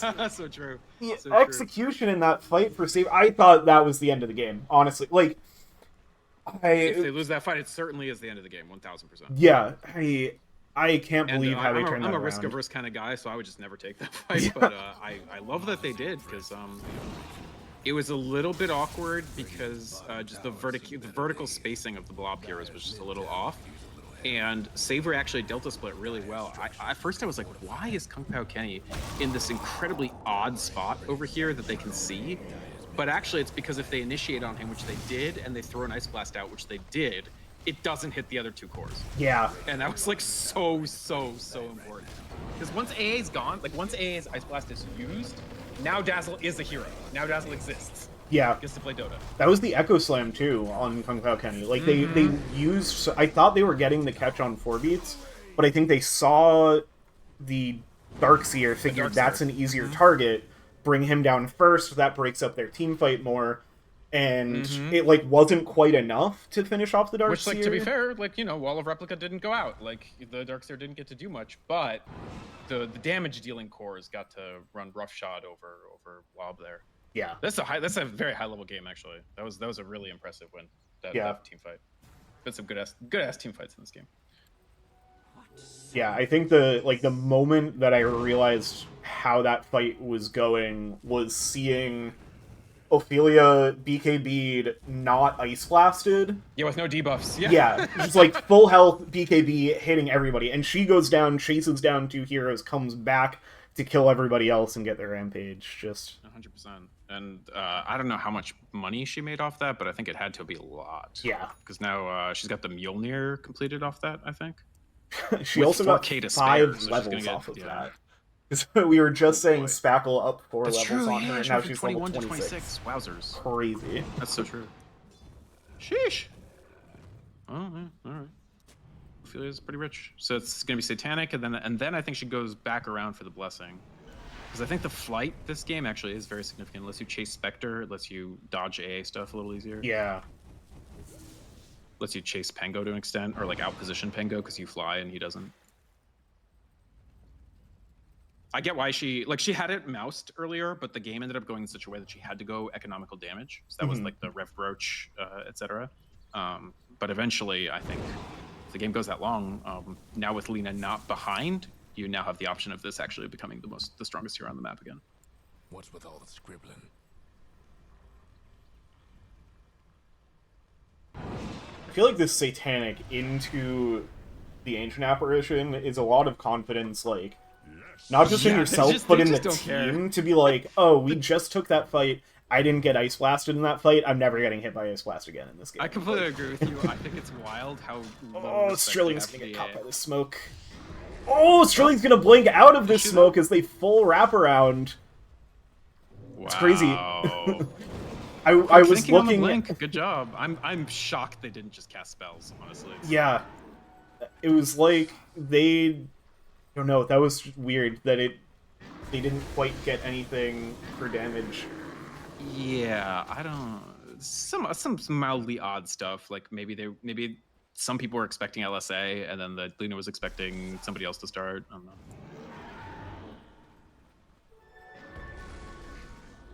They got the horrible Darkseer shards. That's kind of huge. Yeah, I think was this thing's so like bad. reading that and thinking about like, is this a good shard? I think it's awful personally, just because I remember thinking it was okay. Like when I play Darkseer, I'm always like, oh, I could get shard, but then I look at the post game screen, like you know when it, like the Dota Plus thing where it tells you the breakdowns of damage, and it'll be like Surge dealt 22 damage in 50 minutes, and I'm like, oh, okay, great. Man, the smoke is too late by Special Agent Blob. It's the slow, I think, is why people like it, because it is a big slow. Yeah.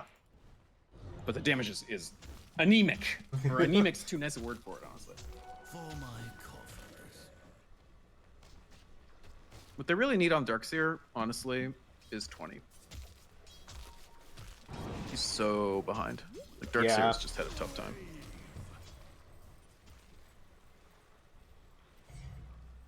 Yeah, basically just with the supports in terms of level at this point. I dig that he's going hard because he's like, I'm tired of dying in the first 2 seconds of all these fights, and I know I'm not gonna get shallow grave because I'm a second-class citizen compared to the Ursa and Alina. So f all y'all. I'm going hard at Tarask.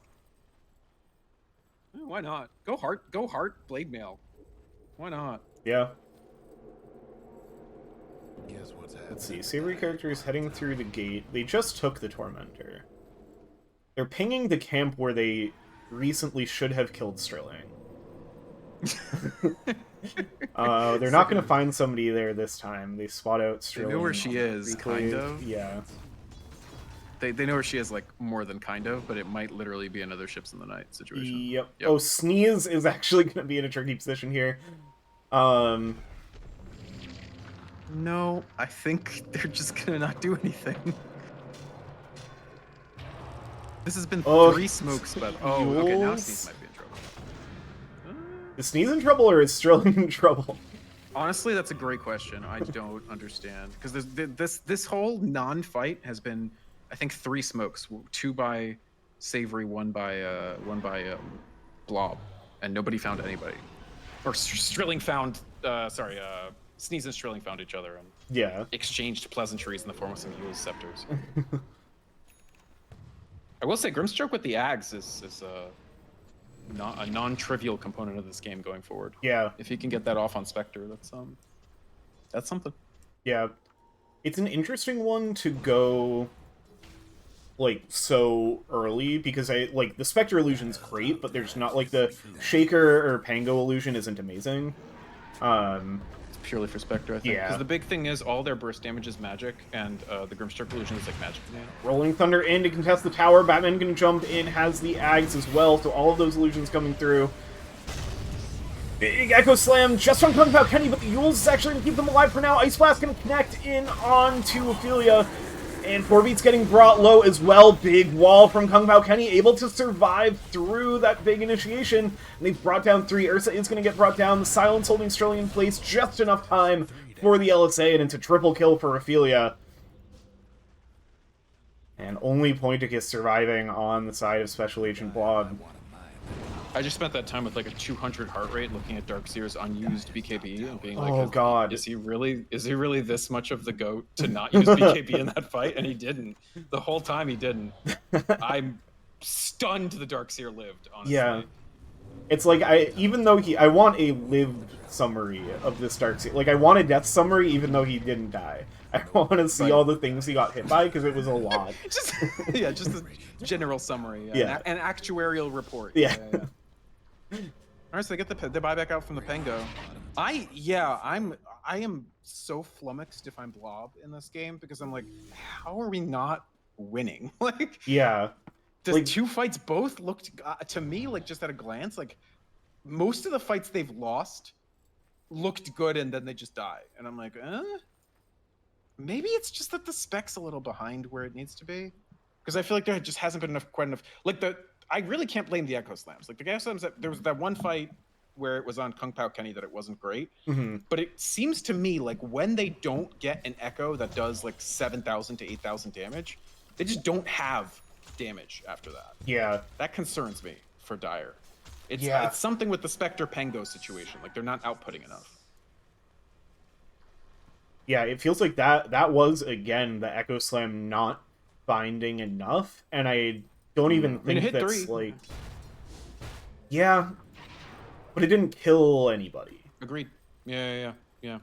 Once the Darkseer has freaking Heart Blade Mail, then it's curtains. For the Echo Slam. Yeah, it's really interesting. I don't know. It's just if the fight's 10 seconds or less at this point, that means Blob won. Yeah. Guaranteed. If the fight's like 20 seconds, they're totally SOL, I think. And that's interesting because usually Spectre is the one that stalls fights out, but like this game's paradoxical in that way, where I feel like Spectre is not able to really stall fights out. Roche. My game says Roshan is alive in the bottom pit. Oh, he's on his way. My game also okay, says that's Roshan why, is alive in the bottom pit. He's walking. Oh yeah, he's taking a grand tour.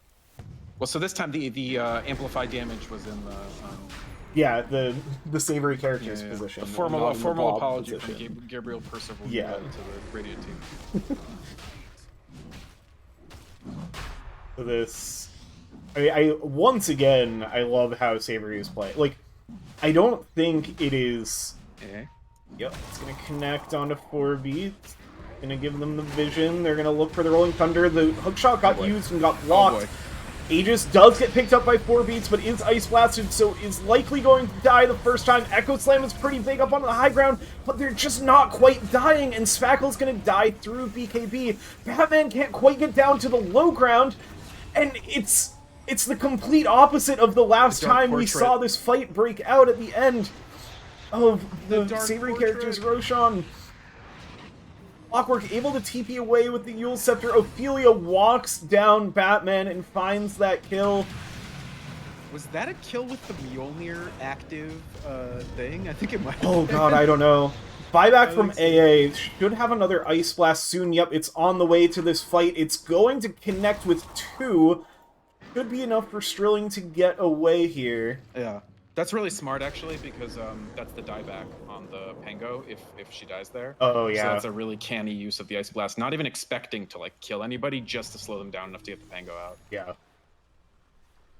That was, you know how, like, we've talked about how the Vision subplot in this series? Mm-hmm. That fight, which I think is going to be super consequential, that was Savoury had Vision on this high ground, and Blob didn't. The Spectre couldn't kill the Dazzle Glimmer Cape. Buyback's coming out, the hookshot connects. Onto Ophelia, it's going to set up the Ice Blast. It's going to try to bring down Comedy Bronze, but escapes into the Yules for now. Big wall onto 3. It's going to slow down their advance in this fight. Spackle trying to bring down Permasneeze. Yules up onto 4 beats as well. The LSA connects, and a beautiful Soulbind is going to trap Strilling in place. Silenced up. Oh, man. Batman is going to get brought down again. This is troublesome for Special Agent Blob. They all in for this. They use their buybacks and they lose 4. The Soulbinded Abyssal on the rolling Pango plus the Spec, plus the Shaker. Woof. Yeah. Wow. What a game. What a That was game. fun. What a way for Savoury Characters to send us to a Game 5. Yeah, there's the GG call. So they bring down the towers. That was... This whole series has been excellent. Like, if anybody's tuning in and you just watched this game, you missed the last 3 games, because they happened 2 days ago. So after we see the conclusion in our final game, go back and watch those, because they're just as worth watching as this one was. Yeah, I that say was just fun. as worth I watching. really This liked might that have at been the the best end, game of like- the series. That was the best game of the series, for sure. Because, like, Game 3 had a lot of, like, random team... Like, or no, sorry, Game 2 had a lot... Which game was the one with a bunch of random team fights? That might have been 3. I think that was 3. But this one was so much less random. Like, it was, like, very coordinated. Yeah. Every team fight was at an important strategic juncture over important objectives. It wasn't just, like, people are fighting. It was like, oh, this is when the team has to fight or the game turns. That was really cool. I had a lot of fun. That was probably the most highly executed one since Game 1. Yeah. Game 1 was also pretty high execution. Yeah. Yeah, that was awesome. And we got a Rampage. We got a Rampage in our grand finals. Like, that's... What more can you ask for? And we're going to a Game 5, which is all of the Dota that you can ask for. That was like the whole Dazzle character arc happened because Yeah. he actually had something done by the end. And then that last fight, he glimmered when the spec jumped him, and it stuffed the Spectre Orchid, and she just ended up stuck on the high ground because she was body blocked by the Dazzle post the Q expiring, the dagger. That's crazy. And he was invisible, so she couldn't kill him because they didn't have vision on the high ground. So the Spectre ends up sitting out the first half of the fight. Jeez. Fun game. I don't know what I'm thinking. Game 5 could be anything. Yeah. That's what you want when, like, it's completely unpredictable. Yeah. Now either team definitely in position to take it all here. We will be back soon with game number 5. We'll take a quick break here and see you for that draft in a few.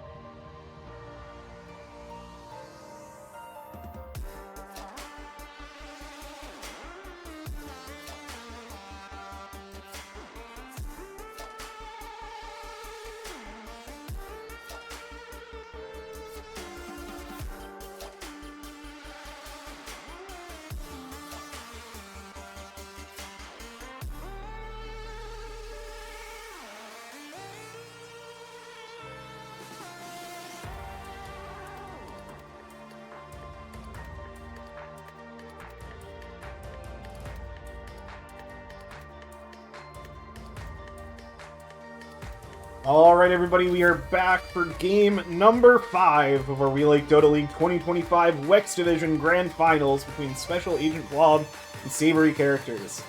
Savoury took game number 4 to send us to this game 5. It all comes down to this final game, and we are right into the draft for this one. Yeah. Savoury Characters winning game 4 off the back of an incredible Lina from Ophelia. You see that first band. Do not want to deal with it. There it is. All right, you did. Wow. So before we Wow. unmuted, That's incredible. Gotta give big props to Vic here because well, we were chatting as the draft was starting before we unmuted. Oh, don't snitch. Are you snitching? I'm snitching because it was a great shot call. You nailed Okay, it, okay. and you deserve credit. Pointed out that the 2 games Savoury Characters won, it was with Ophelia's mid Lina. The 2 games Special Agent Blob has won was with Spackle's mid Quap.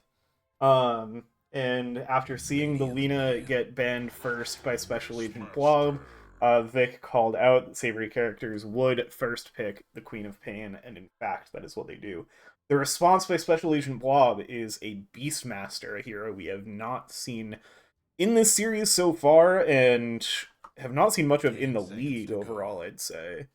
That's true, yeah. But this is a if you're pretty watching- meta hero these days. Yeah, Yeah, if you're watching pro games, you're no stranger to this guy. yeah. Has he been picked very often lately? But Maybe he's been not- first banned usually, so First Yeah. band. that's the only Okay. reason why not, So good that they're banning him. Gotcha. Yeah, before he was getting first phase banned, he would get picked in any core role. You can put him. I think for Special Agent Blob, this will be a Strilling offlane Beastmaster, is my guess. But they could move it around because pro teams will just play it on all 3 core positions.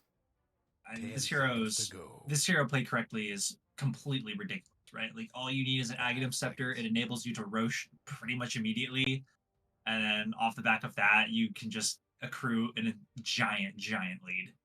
Yeah. So, I think I the think it'll very be excited to see what offlane this for Beastmaster sure. can do. Yeah, I think it'll be offlane. I think they probably put Pointicus on it. Beastmasters, I think he plays more Beastmaster than Strilling does, but I'm not sure actually, okay. because she does play a lot of Zoo heroes. So Yeah. I could be wrong. Belay that. I just love best of 5s. I love that you start a series with the mids picking absolutely last, trying to get the counter pick, and then 4 games later, the mids just straight up first picked. Cracks me Yeah. up. It's really cool to see that both these teams understand, or at least one of these teams understands that like I'm just gonna pick our mid hero. Like we're guaranteed the lane's gonna be kind of whatever happens, and then we'll just go from there. Ooh, the Sand King did not get banned this time around. No, this will be the first game this series where either Quap loses or Sand King loses, because they're both 2-0, I think, right? Oh wow. Yeah. I love best of 5s that you get to a point where it has its own meta. It's like, yeah, both of these heroes have 100% win rates so far in this series. Yeah. For sure. So Savoury Characters banned Anti-Mage. So there's a very real shot that we see a Dusa here. Oh yeah, that's almost guaranteed, especially because they Which would be- had first pick, so they can pick it on what is it, 18, the last pick of this phase. And Shadow Demon ban. Yeah, they might And, not. Um, They might sorry, not go ahead. leave it till 18 because they might. I think if they try to leave it till 18, it might get stolen by Blob. I think you just take it now. Yeah. Because, like, the only thing on the board that you really hate still is Darkseer, and it's so hard to fit a Darkseer in this draft. Dazzling. We go back to the Dazzle, which I looks mean, much that's better only with a- the AA banned out. No AA, yeah. No AA for sure. The Dazzle already was putting in work in game 4 already. Can't wait to see what he a can bit, do but without a hero Yeah. that invalidates him. For sure. Most of 10 them. seconds to go. There's some Yeah, I very, think very Dazzle good Dazzle saves from Duza, forfeits. right? That's what you 5 do here. seconds. It is we do have counter anti-synergy with Dusa here because Dazzle will be unable to heal Dusa, and there's no reason That's to true. heal her. That's a good point. I'll go for Tidehunter instead. Tidehunter I think AM ban also protects the Tidehunter. Because I feel like that hero is a pain in the 10 ass to play seconds to Tidehunter. go. He did That was what we struggle in saw that game game. 2. That's what I was like. I feel like I Yeah. just saw that matchup and it was horrible for the Tidehunter. Yeah, it was game 2 the other day. Super rough for Compound Kenny in that game 2. I believe. Yeah, I had my boomer moment where I was like, I'm pretty sure Tide is fine into AM, but it's because I forgot about the like mana seeker mechanic that he has now. Yeah. Because you used to just run out of mana and you'd just be fine. Like you're just like, I'm chilling with 0 mana and it's fine. But now you have 0 mana, that means AM does more damage, slows, all that. Yeah, it's It stinks. not a fun lane anymore. But still, the SD ban. I don't know. I mean, I guess SD has actually been like low key really strong for Blob in this, like, especially if you count this as an extended 7-game series, including the upper bracket finals. The SD has actually done work again and again. Yeah, it's what 3-0 now. I think so. Yeah. Let's see. So with this Tidehunter pick, it really actually opens up Deuce carry for both these heroes. A really, yet again, another silly thing about the 2 cores picked over on Special Agent Blob is that the Beastmaster and Sand King can pretty much go to, well, Sand King can't go safe lane, but you can flex both these cores, right? Like either one of them can go mid, either one can go off lane. Like if you pick a Deuce here, that opens up off lane Deuce or off lane Beastmaster, or carry Deuce, carry Beastmaster. It's AM ban leaving Deuce still in the pool. It's a little freaky because I feel like if either team wants to go for it and they pick it in the correct draft, it might just completely take. And you know, both are thinking about it, like 100%. It has not gone unnoticed by either team that like Invoker's gone for the EMP. Like it's an interesting situation. Anti-Mage is gone. It's immediately Anti-Mage, SD, yeah. Neither team can pick Darkseer because they're pretty locked picks wise. This can be Sand King mid and Beastmaster almost certainly offlane. There is still a chance one of these heroes, Special Agent Blob or Savoury Characters, could pick up a Lion. It is not the greatest counter to Dusa, but Mandrain does have a good amount of utility. Agreed. I think one other option. Oh, they go for the Razor. Ooh, Razor. This is like Carry Razor, I believe. Yeah. They almost always play Carry Razor. Yeah. This is pretty locked at this point. It's going to be Batman, Razor, Spackle, Sand King, Pointicus, Beastmaster. 10 seconds to go. Yeah, Blob played. Am I crazy? I think you just still pick Dusa. I get it's a non-bow with Dazzle, but I don't know, man. Yeah. I don't think you mind that, because it's not, like, you can't get healed, but the Shallow Grave still saves your life and gives you a chance to get Mystic Snake off, or, like, some you other still, source like, of live a little bit, and, like, Dusa loves, a carry Dusa loves Poison Touch, and offlane Dusa doesn't love Poison Touch, but a carry Dusa loves it. It's gonna be Jug. I'm an idiot. I don't know anything about this game. The AM was, I think, just for the Tidehunter then, and then the Shadow Demon was just because. I would have loved to see a Dusa pick. It would have been great, because the Savoury Characters, they still have to pick their last support, and they could have picked Coddle. We can always pick Dusa 5. It's fine. I don't know about that. I thought you only I think I got Dusa misled by 5. the SD pick. The SD ban looked like it was like, well, if SD and Anti-Mage are off the board, then it's definitely Dusa. But I think the SD was just Strilling has been kicking ass on this Shadow Demon, and we don't want her to do that again. Yeah. Both teams leaving a support pick for last, which is fun. I also think that Jug into Razor is fascinating, because like usually you'd think Razor has a decent time with that, but I feel like they felt like we saw that this series, right? Wasn't that game one? In game one, I think. Yep, game one, Savoury beat Blob with the Jug versus Razor carry matchup. Yeah, was that like Razor Krob all in push lineup? Yeah, with Death Prophet, I believe. It was kind of similar. Like Blob had a Death Prophet. Yeah, it was both that game one Blob draft and this one feel like a Falcon style 3. Razor's not a strength core, but 3 strength cores, like 3 tanky cores. He basically is, yeah. These 3 tanky cores that just want to be up in your face the whole game and every fight. Yeah, totally. Yeah, not to disparage the late game of any of these cores, but again, similar to game one, they don't really feel like they have like some kind of hyper carry. Someone that you can really say they're going to scale enormously into the late game. Obviously, all 3 of these cores can still put in work, but there's not one big right-click damage hero that you're looking at, which usually you'll want if you want to take a game late. So I think we're going to see a lot of mid-game action from them for sure. Yeah, I think this special agent blob lineup is buffered by it a little bit. Like Sand King's Epicenter will with Aghanims with Ravensburg is going to deal a ton of damage, so you might not absolutely need that hyper carry roll. Beastmaster's kind of the same. If you take the beast mode facet, like Roar and like Primal Roar is super good lockdown ability, pierces BKB, clears a path for you.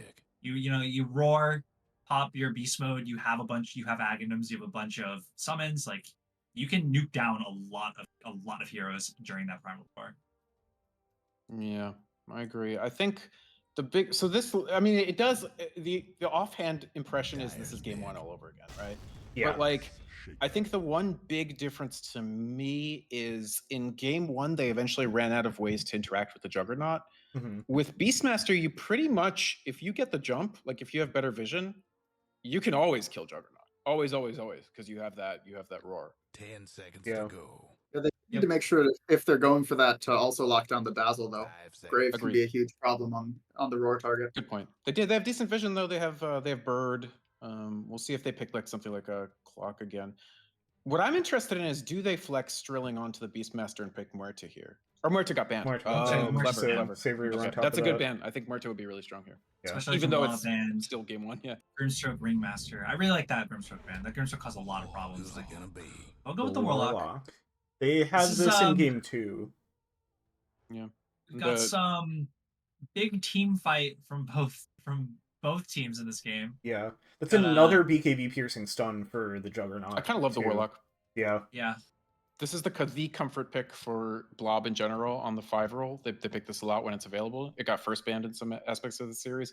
And Warlock, low key, now you're not actually stuck in mid game because Warlock kind of has incredible, insane late game scaling for a support.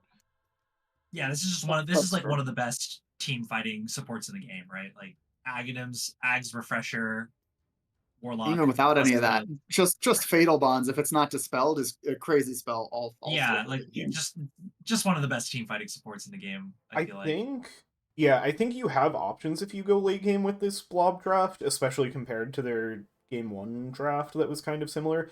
But also their early game is insane. Like both of these supports are heroes that annihilate towers when they hit level 6. And so they can even play this faster tempo than they played in game 1. True, they don't have to wait for like a Slardar, like Blink plus Echo or whatever. Yeah. Yeah, I'm gonna be very worried for Savoury Characters when Special Agent Blob gets their Blink Daggers. Like it's Sand King starting fights, Beastmaster starting fights, Warlock starting fights in some cases. Even if Shadow Shaman buys a Blink Dagger, it's going to be agreed. Flip side is that's why I like scary. this. That's why I like the Shaker pick though. I think the Shaker pick was really smart because it breaks the fight into 2. You've got these 2 melee heroes that need to be up front, way up front. Plus Rasta is essentially a melee hero, and you can bisect the fight away from like the Warlock and the Razor, or like Razor gets ahead and you bisect it away from the Beastmaster. I don't know. I think these drafts are like 50-50. I think these are both refinements of what these teams did in game 1. And so we're back to the beginning, but with even better drafting. I think that's cute. Let's see. I don't want to take the commentary away from this hard-hitting analysis, but does Ophelia have the Quap address but not the Arcana? Is that what I'm seeing? I was also looking at that. I think she does. Yeah. I'm surprised she doesn't have that Arcana. Is that Crimson Wings, like the really expensive wings, but no Yeah, Arcana? those wings are insane. I think it's the smokes are going to collide. Oh, nice Burrow Strike on the Sneeze. Fatal Bonds is out. They're going to try to turn around on a Spackle with the spin. That'll be the first blood. Goes to Forfates. Hex out on a Kung Pao Kenny. Looks like able to walk this off. The Fatal Bond still holding Sneeze and Ophelia together, who run off in the opposite direction. Gonna try to walk this down. The Boars get a little blocked. Ooh, they are going to get some more slow onto Ophelia, but it's not going to be enough to chase, and the Fissure will secure that. All right. Final calls. Game 5. Who wins? Savoury got first blood, so for sure. Oh, that's cheating. I'm gonna go with Savoury Characters because I hate Razor. So that's all right. That's I'll pull for Blob. I like pulling out the Beastmaster, saving it for game 5. I like that. Definitely points in Blob's favor for the Beastmaster. I'm also a big fan of Sand King, but my disdain for Razor trumps all. Fair. Oh, but what a gift though. This is game 5 grand final. 4 great games before that. This is good Oh times. yeah, I was Oh, yeah. super excited for this. Yeah. All right. Let's head out of here, Nelson. Yeah. So for a good game 5, guys. See ya. Absolutely. See ya. Up top, they're going to leave the extra support and look for another kill. Survive with the foul play for a moment, but not going to be enough to escape. Pretty much full surrounded there, and Kung Pao Kenny gets the kill.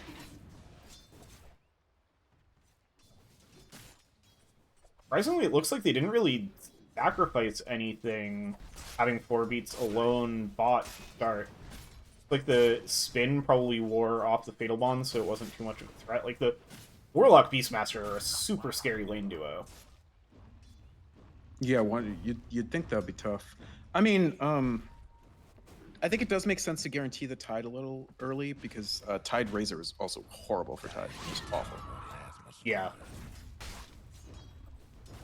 It's one of those situations where, like, usually you can walk it off with activating your Kraken, but you really don't want to activate that thing against Razor because it just means you lose even more. Like he gets even more damage. Oh yeah, yeah.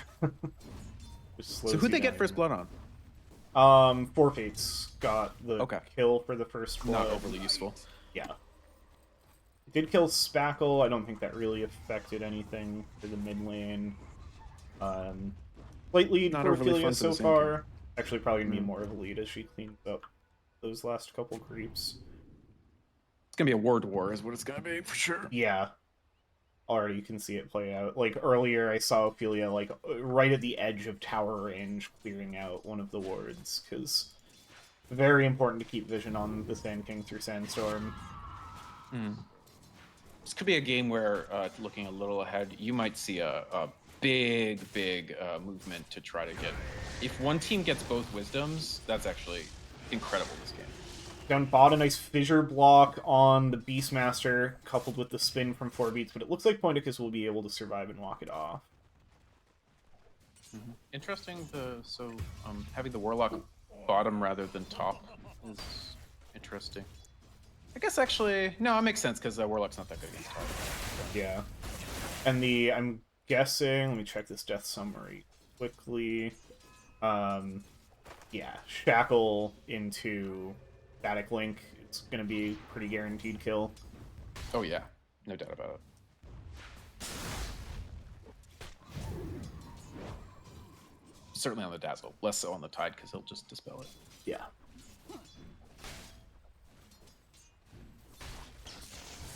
But yeah, I think if one team's supports get 6 substantially before the others, the team with the earlier 6 supports this game is can get ginormously ahead. Yeah, I agree. These are all the ults are so important. Especially Dyer's. Like it's almost more important for Radiant to not give Dyer their ultimates early than it is to get Radiant's ultimates. Because like Echo with no blink is whatever. But Ward's Golem, if those hit early enough that the supports can't do anything about it, oof. Yeah. And yeah, I'm curious to see, like, they don't have the Death Prophet, but this feels like a draft that will play similarly to the Death Prophet, of, like, instead of Exorcism, it's going to be, like, the Chaotic Offering. Like, can you get a kill, take a tower off of one Chaotic Offering? And, like... Very timing push-based. Yeah. Yeah. And then similarly with the Shadow Shaman War. It's less concerned about getting a kill, you're happy if you just get a tower with that. But yeah, like you said, if they get those level 6 timings early, we could just see both side lane towers disappear. I agree. It's a much like the Death Prophet game. It's a referendum on you've got these long cooldown spells on the mid game team. You're looking for each of those cooldowns to have some game impact, and if they do, you're great. If they don't, then you start falling behind. Yeah. Down bot, Sneeze getting a little low, but 4beat's looking to turn around with a spin onto Strilling. Sure, yeah, Pointicus able to get in under the tower and finish off the kill.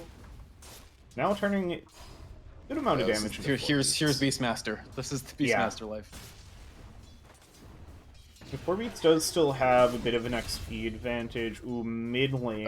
He went far too far. Yep. Getting that extra bird hit. Stay here. 4beats. Oh, the fissure isn't quite enough. One last right click from Strilling comes through. 4beats is going to rotate down here to try and look for some revenge, but I don't think they'll. Yeah, that bird is really hurts really bad. I think he underestimated the bird damage, and and actually that's what made it very easy for them to dive him. Yeah. Yeah, I'm a little worried about the jug. I mean, he had to play from behind that other game too. But Yeah. They made it happen in that one. not an easy game for Juggernaut. Flip side is like there's no threat on the Quap. She's already a level ahead. She's 1,000 net worth ahead. Nice rotation by Strilling. Really smart. Ooh, Ophelia. Could Smelling make her blood die. here. Forfeit's gonna walk right through Spackle. I'm surprised she didn't ult for that. I Yeah. guess she didn't feel it was worth it. Like, you're not even worth my ultimate. Yeah, saving it for trying to find another kill on the enemy mid laner. Yeah, onto the Sand King. Yeah. With the shield rune, she can commit a lot here, especially Spackle not quite having 6 yet. Agreed. I could see her just Agreed. pop the shield rune and blink under tower, who cares? She's 7. Ooh, Oh, that's yeah. scary. The Q in. That's fascinating to me. Is she gonna dive? Oh, she's definitely gonna dive. Oh yeah. The Scream secures this kill. Does have the 6 now. Man. Where's the... blink She doesn't want forward? to do what she did in game 2. Remember That's the kind of what I was dive? yeah, remembering all the way back to game 2 a couple days ago. Wow. I think she definitely could have done it. She was just like, I don't want to Yeah. mess up the whole. That's game 5 jitters. Yeah. That's the hashtag game 5 jitters. Let's see. Doesn't look like there will be any contention for the first wisdoms. Yeah, everybody's very not wanting to lose the game. Yeah. So Epi's up now, so it's a little trickier. Yep. That, I think, was also part of it, because Spackle did get level 6 before she would have had to commit to jump in. So I think she was worried if she couldn't quite finish the kill before the epicenter goes off. Yeah, maybe. Now she'll look to rotate down bot instead, which this could be even better if you find a kill on the Beastmaster here. Does have Primal Roar available. The Fissure's a little off the mark, but it'll still set up the Sonic Wave, trying to finish off point because is already getting healed by the Warlock. It looks like they're going to have to settle for the kill on Strilling.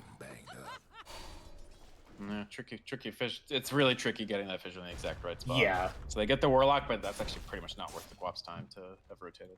Yeah. That's great. This is great for Sand King. That's actually a consequential advantage for Blob because you lose the Warlock, which you were going to lose anyway, and now Sand King caught up on levels, or is close, and caught up a little bit in net worth.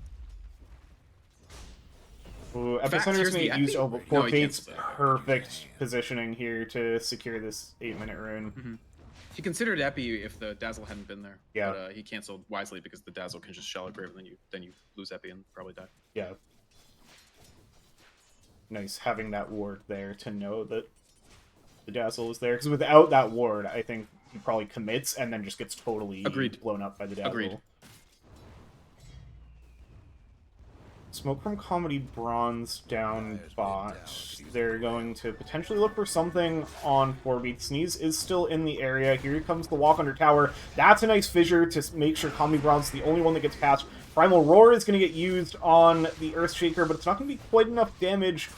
4-beat's going to look to chase down Comedy Bronze. These early heals from Strilling have been very nice for giving their teammates a chance to escape. Ooh, Ophelia comes in to finish off Pointicus while I'm busy watching 4-beats kill a chicken. They end up getting 2 kills there. It was exciting chicken kill for sure. Yeah. How many rounds made it Another interesting? another highly effective amplify damage rune. Yeah. But you know, the amplify damage rune luck ended up being bad juju in the 4th game, so maybe this is actually good for Blob. That's true. That's true. The good damage amp rune now could mean a better one for That's right. Blob later. Because I don't think she can finish that Beastmaster kill without the DD. Yeah.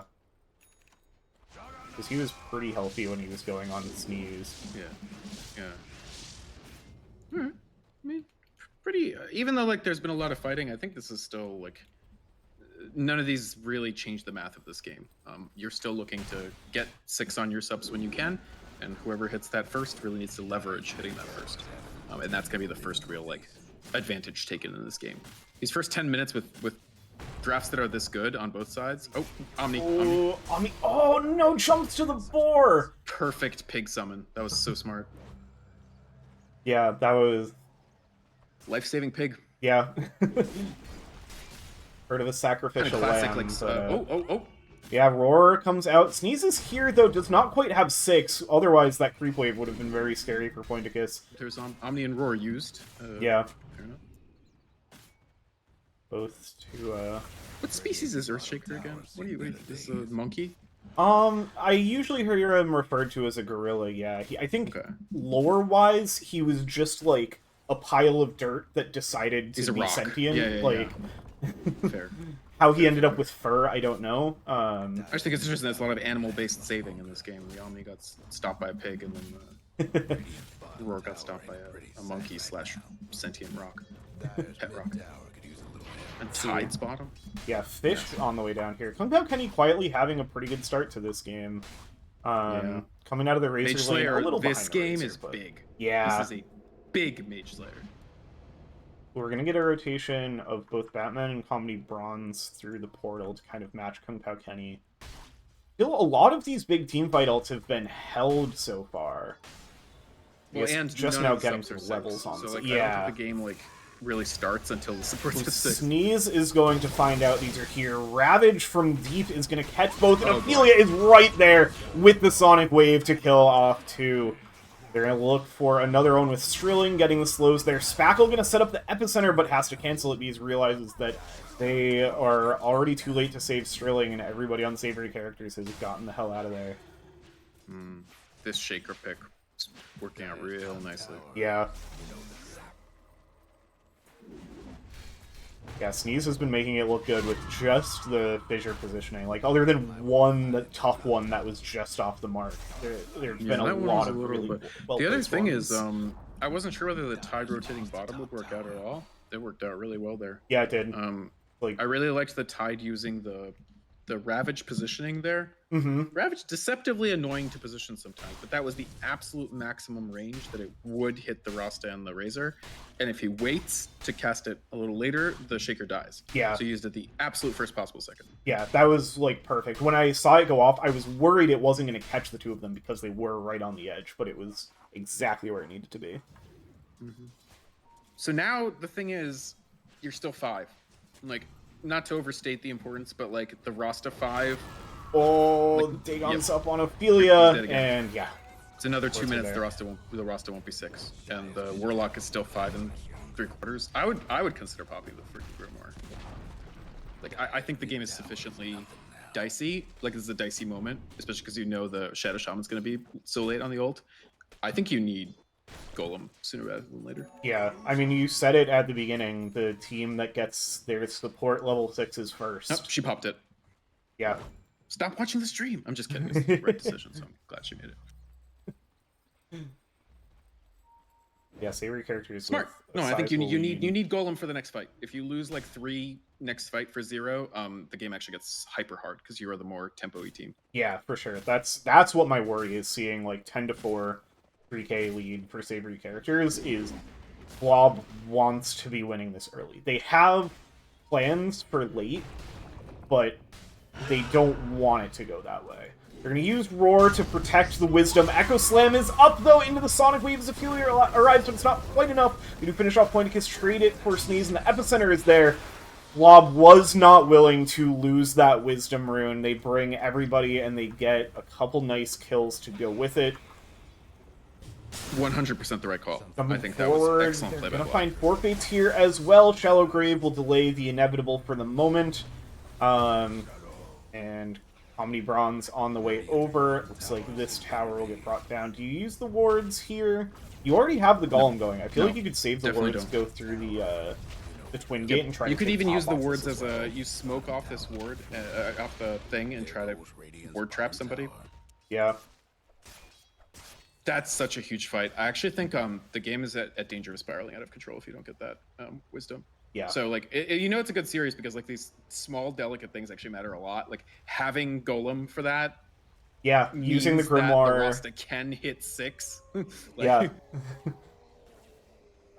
Because otherwise you're minus a hero. They also killed the Quap, which was the top net worth hero. Yep. With that, it went on a 6 streak, so it's a ton of gold. What was that? It was 562 560. for Spackle, and then another 140. Yeah. It's good money. Yeah. That gave Spackle that fight gave Spackle like over 1k. Sneeze gonna get caught, warding, just gonna be in the middle of so many stuns. That was not a necessary primal roar, but it does secure the kill. Well, here's the thing: Warlock has now rocketed up there. Warlock's now level 9. Yep. That means can take first level of Evil, has the full Fatal Bonds. This is now a fully online Warlock. Yeah. From lowest level support to highest level support. And sinking that last fight, in and of itself, the gold from that last fight doesn't really mean much. This time, we'll commit the Sonic Wave to killing off the It's Warlock. funny. Now the Warlock being 9 actually hurts you because you gave a bunch of XP back. Yeah. Chase forward on Batman. Combi Bronze there is with the stun, but the Tidehunter again catching the same two heroes right on the edge. Epicenter's back up though, Blink out of it for Quap trying to stick onto Batman, but the Static Link is there. Delia nowhere to run now, trying to get away. No more control to stop Batman, but she does manage to blink away. Pointicus meanwhile finds the Earthshaker. Now they get on to Forfates, but Ophelia finds the cleanup on Batman in the back. I think that fight was a little impatient. Blob, that's basically the fight Blob wanted, I think, more or less. Like, it sucks to lose the Razor, but I think you're pretty much okay. Yeah, it's Razor for both supports. It's Razor for, almost more importantly, the Ravage cooldown. Yes, that's true. And you didn't spend Rock, you didn't spend wards. And Epi will be up like 40 seconds before Ravage, so I think I would expect to see them push a tower with wards. Could even get 2 towers, maybe. Yeah. If they're really Johnny on the spot about it. Yeah, the difference in the cooldowns on all of these big ults does start coming into play for Blob's timing, because other than the Chaotic Offering, they generally have slightly lower cooldowns on a lot of their big ults. Yeah, it's definitely a classic Dota game. Lots of ults with cooldowns that you gotta track to see what happens. Like Omni, Sonic Wave, Echo Slam, Ravage, Golems, Wards, Roar. Very classic. All these are old Dota heroes too. Yeah. Even though Dazzle's recently remade. But you could. This is a classic like 2012 Dota lineup. Yeah. I kind of love that. It's even the Shaker Sup that nobody like plays anymore because everybody plays Shaker 3. This is so classic. Yeah. Vintage Dota. None of this Tidehunter safe. Tidehunter was off lane as God intended. Back in my day, people played Tidehunter support too, because when it was really worth just getting a Blink Dagger and being a Ravage button. Right. True. Just walk up, gush, and make wards. That's your job.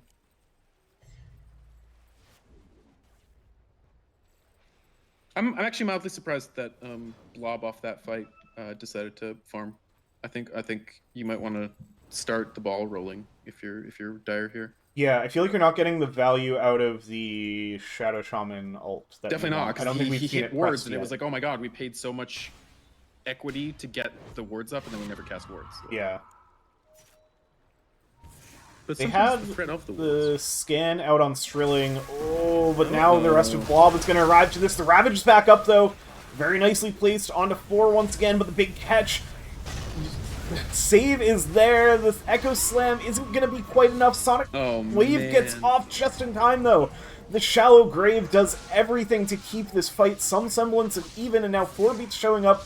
Wants to turn around, but the wards are there. And that's going to discourage any further chasing, especially with Kung Pao Kenny already on pretty low health. Yeah, they didn't. So there were 2 problems there.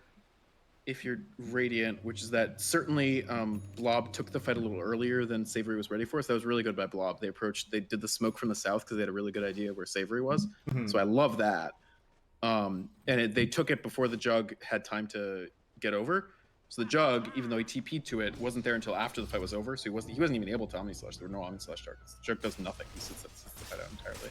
Flip side is the pain of not having moved when Ravage was on CD meant that Quap got a double kill. Yeah. Which it would have been quite easy if Ravage was down to kill the Quap before she cast a single spell. Yeah. It was also really nice positioning from Forfates to ensure that Bop stayed alive Agreed. just long enough. That shallow grave was clutch. Easier to position when the enemy team doesn't have a global vision on rocket flare and a global teleport to Yeah. kill you, for sure. Much more playable game for Dazzle. For sure.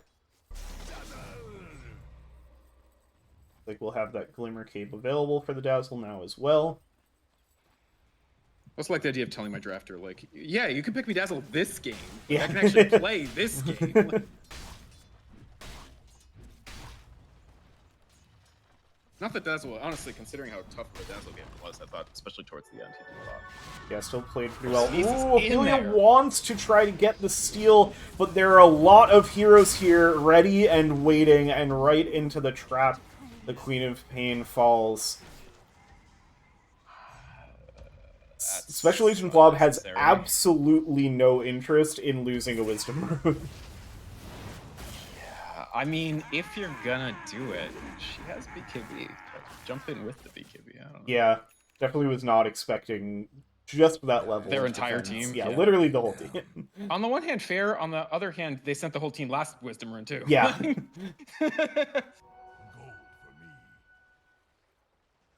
Not like I think that doesn't change the game hugely, but it sucks if you're Rob. What about Kenny? Gonna Oh, wow, jump Silver in with the Ravage. Ravage. Four Feats is there, setting up the Omni Slash this time. Ooh, the Anchor is ready as well from Kung Pao Kenny, so absolutely no escape there. But they're gonna find some turnaround here. The Novel Projection, though, is up. Epicenter trying to chase through. The Golem's a little off the mark. It's all just getting dropped on the Dazzle, who will eventually go down. Kung Pao Kenny may be in a little bit of trouble here as well. Shackles from the low ground, and they'll have the damage fissure not quite in time to block everybody off from finishing the kill. So I think you ends up- brave before heal instead of heal before brave there. Yeah. But no, it probably doesn't make a huge difference. But they get the is that an even trade? No, it's good for Blob, I think, because the again Ravage was used. You still have Roar. Yeah. Obviously, a Quap wasn't there, so you know there's no danger of Quap. Obviously, they would have loved to have gotten the Juggernaut, but considering they didn't, it is a free tower tier 1, Yeah. most likely. It was also Ravage used to get the one Yes. kill, but then Yes. lost 2 heroes. And 4Beats Somewhat got worth the it to slow the kill- Beastmaster down, I think. Like, Beastmaster's game is awful now. Like, Yeah. he has the, like, drums of Slom, but, like, he's very behind. It's gonna take a lot of farming to like, where the Beastmaster's best. Yeah. This is something I worry about with Beastmaster in, like, this league, is you see it look really good in pro games, and you can have somebody who's really good at it. I think Pointicus is playing great. But you 3-0 in this can't get the level of value that the pros get out of it unless you're really, really good at, like, stacking camps and playing around the timing of, like, getting the Ags, get the Aegis, like, all of that. It's a very specific game you have to play, and so you have to... It's a hyper tempo hero. Yeah. It's like Doom or something, where, like, you just, if you're not squeezing all the juice out of, like, the Doom lemon or the Beastmaster, like, getting a head lemon, it's like, it doesn't do the thing. The only thing it does is that. Yeah, exactly. But I don't know. I mean, I think, again, like they did with the AA in Game 4, I like it. You know who the hardest job is on the map. It's the Beastmaster has to set the tempo, so you give it to your highest MMR player. I think that's very smart from that angle. I'm antsy to cast these Serpent Warts. Like, there was the one on the Quap top, and even that was, like, not super a big deal, because the Quap still lived. Yeah. I want to cast them on some buildings. I want to see these wards. Yeah, like, I feel like Radiant having only lost 1 tower, like, the other 2 are low health, but having only lost 1 tower at 25 minutes, feel like this is a lineup that kind of wants to be going high ground at 25 minutes. Agreed. And I think we talked about it in draft, like, they have play, like, a lot more play late than they had in Game 1. Mm-hmm. But Jug loves having this much map to just, luxuriate in and kill with Battle Fury. Like, Yeah. It's getting close to Swift Slash. Here's a smoke. So they do want to press the tempo. Like, it's not that they don't want to. Yep. Sneeze is going to be ran perfectly straight into the positioned 5. to break the smoke. Sad. Just going for some wards, and they might not even... Wow, they're scared. worried about Scared of who's the Shaker. behind Sneeze, yeah. Wow, that's one scary monkey. Funny thing is, that is the blink reveal, I think. Yes, if they were clicking on the hero, or if they click now, the way it works, if they click on the portrait at any time for a while, they'll see the blink. Yeah, the blink was revealed in his extremely intimidating hitting of Easy Camp. Which might have also been They part also of their awarded fear. in vision here, which is kind of funny. Yeah, that he walked up into 5 heroes, placed an observer ward under a sentry, and walked away, and neither him nor the observer ward are dead. I believe we call that Chad. I think that's what that is.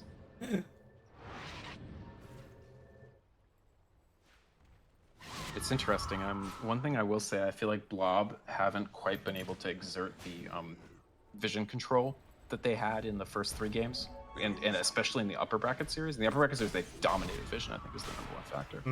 But I feel like the vision control battle has kind of flipped in these game 4 and 5. Yeah. Part of that might be that the sub duo is just kind of clicking along a little better than the sub duo that was game 1 and 3, but it has changed. It's been a tweak in the series, and it favors Savoury Characters. Radiant's mid tower's getting the what for? So they used what, 2? So they have one or 2 smokes left on Dire. I see one on Warlock, and then do they have one in the shop? Is there a way we can find out? I don't think we can. That's the last one. Yeah, that's the last one. It restocks in 6.5 minutes. Okay. So this is their last smoke. They need something out of this. They're going to consider the possibility of Strilling is alone here. Warlock. Oh boy. Drops the ward. Oh my God. Ophelia sees the ward getting. Oh, that's Chad. That's not quite the same as the last one, because this time it was the Warlock's team actually behind the Warlock. Oh, that positioning from Strilling was crazy with the Glimmer. Chad. Oh, but now right into it, sees the Sandstorm, jumps forward. Nice catch with the leash. The Burrow Strike goes nowhere. And it's going to be a catch. And Comedy Bronze wants to get in and help. The Ravage again catching everybody right on the edge. It stops the other heroes from getting involved quick enough. Now the Omni Slash is out. Batman goes down, and it's a double kill for 4 beats. Wow. 3-0. Savoury Characters winning that engagement, now sitting at a 6k gold lead at 28 minutes, looking to turn this series back around, complete what they started in game 1, see if they can become the champions of the Wex division here in game 5. That was a real tension release. Like, it's multiple smokes on both teams, multiple 5s, just like Chad warding. Yeah. And then just they find out Spackle, they immediately dust, they pop a lot of spells, but like completely correct, because once you've taken the wards are down and their Sand King's gone, they just do not have enough. And yeah. I think you highlighted how, like, you know what Beastmaster can't do unless he's the 5k ahead? Walk into the middle of that fight and win it. Right. He's got to be at the beginning, slapping people, roaring. There's just no way to turn a fight with a Beastmaster that's a little net worth under a tide. Yeah, it was their only fight turner is the Sand King or the Golem. Yeah, and they started on the Sand King, and the Ravage stopped the Golem from getting there. It was it was like right on the edge of that Ravage. Probably not even something. Yeah, these Ravages have been crazy. The positioning. Yeah, I remember being pretty underwhelmed with the Tide game too. The Tide game 5 has been this has been great. Yeah. You know the drill. Anti-mage ban. I guess that's the difference. Yeah, it's definitely a better game for Kung Sao Kenny here with the AM banned out. That does feel like similar to like the okay, you can pick me Dazzle now because the AM is banned. It's like, oh, you want me to play Tidehunter in this game? Okay, ban the AM for me. Yeah, at least give me a chance. Yeah, they get the deny, I think. Ooh, maybe not. Fissure, I mean, doesn't block off the ranged attack, but it will give enough separation for them to step up. It's tricky too because the Razor used the first use of the BKB last fight, and they like pretty clear cut lost it, so he doesn't want to like commit another BKB, lose another fight. Yeah, he wants to wait for. Ags is an interesting choice. What do you think of that? I don't know, because I'm a support player. Okay, fair. I've played Razor like 3 times in my life or something. If your plan is to push down all the towers, I get it, because that's the push down all the towers option. Mm-hmm. Flip side is that a real option now, playing from behind? I'm not sure. It doesn't feel like it. I guess Like, the other nice thing about Ags is if you're CC'd for like an hour, it's still kind of doing its thing. You don't have to have control over your body to do damage with Aghanim Scepter. yeah, maybe that's more the theory with it. Yeah. Here comes Epi. Oh, never mind. Thinking about using it. Yeah, it's so tough. It's actually Vision. really tough to play as Dire right now because you're playing into an Aegis too. Yeah. Wait, are they? Yes, it's on Ophelia. Okay, that's on Quap. Okay, cool. Dang, when she pick up Lincolns? I don't know. Yeah, I'm sorry, I'm not paying good enough attention. But Lincoln makes perfect sense. The only way they've been starting fights on Quap. Lincoln's, unlike BKB, does not rely on having 20 or less ping. It just does its thing. Yeah. So that's really nice. And it gives you an opportunity to then press the BKB, and then you can, really go off. Yeah. And yeah, it's a really good Lincoln's game. Because there's I think it's huge. really critical spells to block. Obviously the Primal Roar, but also the Shadow Shaman's control, the Static Link. Yeah, Blink Hex is the end. Yeah. But then there's like not that many things to like pop it with. I mean, the Shadow Shaman can still like use one of his disables to pop it, use the other one to actually control you. But even you're kind of fine with that because Yeah. just because the cast point on Shackles is slow enough that in between the Lincoln's pop, you can turn your BKB on. Yeah. No, I completely agree with you. I think all the things that pop it are like pretty short range. Like Razor can theoretically Static Link, Warlock can theoretically Shadow Ward, but those aren't like good rangy spells. Right. Not like a PA dagger from 5,000 yards or something. Ooh, there is the Lincolns into the Hex, but there's no additional follow-up. And they immediately jump in, get the Swift Slash. Now they will get the Roar out onto the Juggernaut. 4Beat's a little bit caught up here, but had the spin going, and man, there comes the Ravage and the Echo Slam. Buybacks used on both supports. Batman getting brought low. Shadow Shaman already cleaned up off of the dieback. Razor gets brought down, and suddenly this is looking incredibly troublesome for Special Agent Blob. They're going to buy back on the Razor as well. The Savoury Characters, they're not going anywhere. They still have an Aegis on Ophelia. They haven't lost any heroes. They're going to take down the Tier 3 tower, turn their attention towards the racks immediately. And another nice fissure from Sneeze. This would be a dieback on Batman. Static Link goes out on Ophelia. Do you have a way to survive? The rock drop is there. Ophelia wants the kill, smelling blood, smelling the chance at the championship. Forcing Batman back into the base. Spackle Boros striking out through everybody. Oh, Ophelia still threatened. The fissure stopping Strilling from getting into the fountain. The placement perfect again. Brutal. With them all finally back, huddling all the way in the back of the fountain, they will go back to clearing up this set of barracks. Yeah, I think. 4Beats with Swift Slash finds the kill, and now you don't have Warlock for 70 seconds. It's pretty close to unrecoverable. I think I mean, honestly, the fissures have been tremendous, and every single Ravage. Yeah. It's almost like games like this where it's like 2012 style are in a way like so easy to analyze. You just look at the high cooldown spells and how much they do. Yeah. Like you've got this Rust Awards, not a single Rust Award, not a single kill or tower. And that's nothing wrong with like the player. It's just like fundamentally, once both teams have high cooldown spells, every single Ravage was a 1-2 fight. Yeah. Every single one. Man, I loved the smaller skill positioning from Kung Pao Kenny here too. Right as Ophelia's Aegis was expiring, Kung Pao Kenny is right up in the front using Shiva's guard so they can't find an initiation. And the Sonic Wave blows up the Razor through BKB, 90 seconds, no Razor available. Shallow Grave is going to keep Ophelia alive for now. They look for the initiation. Kung Pao Kenny is going to go down eventually. 4Beats low as well. The fissure there again stuns up 2, finds the line between the two of them, and all 5 are dead on the side of Special Agent Blob. Warlock will respawn now, but alone against the world. No buyback available from anybody else on the team. It'll be a second set of barracks for Savoury Characters. Drilling will end up on the correct side of that fissure.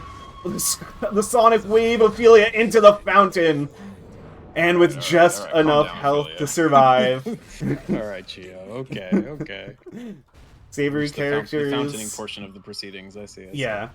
Feeling themselves just a little bit, feeling just how close they are to winning this WLDL season.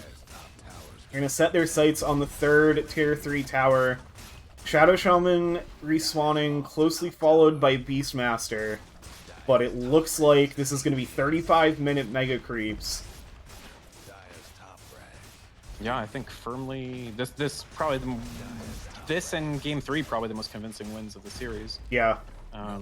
I think these are two teams that obviously showed themselves to be quite close in skill, which is great. That's what you want from your grand finals. Yeah. Went all the way to 5. I think both teams got to show off what they do. Both teams got one stomp, and then the other 3 were just mostly knockdown, drag out affairs. Which Yeah, is for sure. The GG is called. That will do it. With the mega creeps secured, Savoury Characters going from the 7th seed out of 7 in the Wex Division to be crowned your 2025 We Like Dota League Wex Division champions.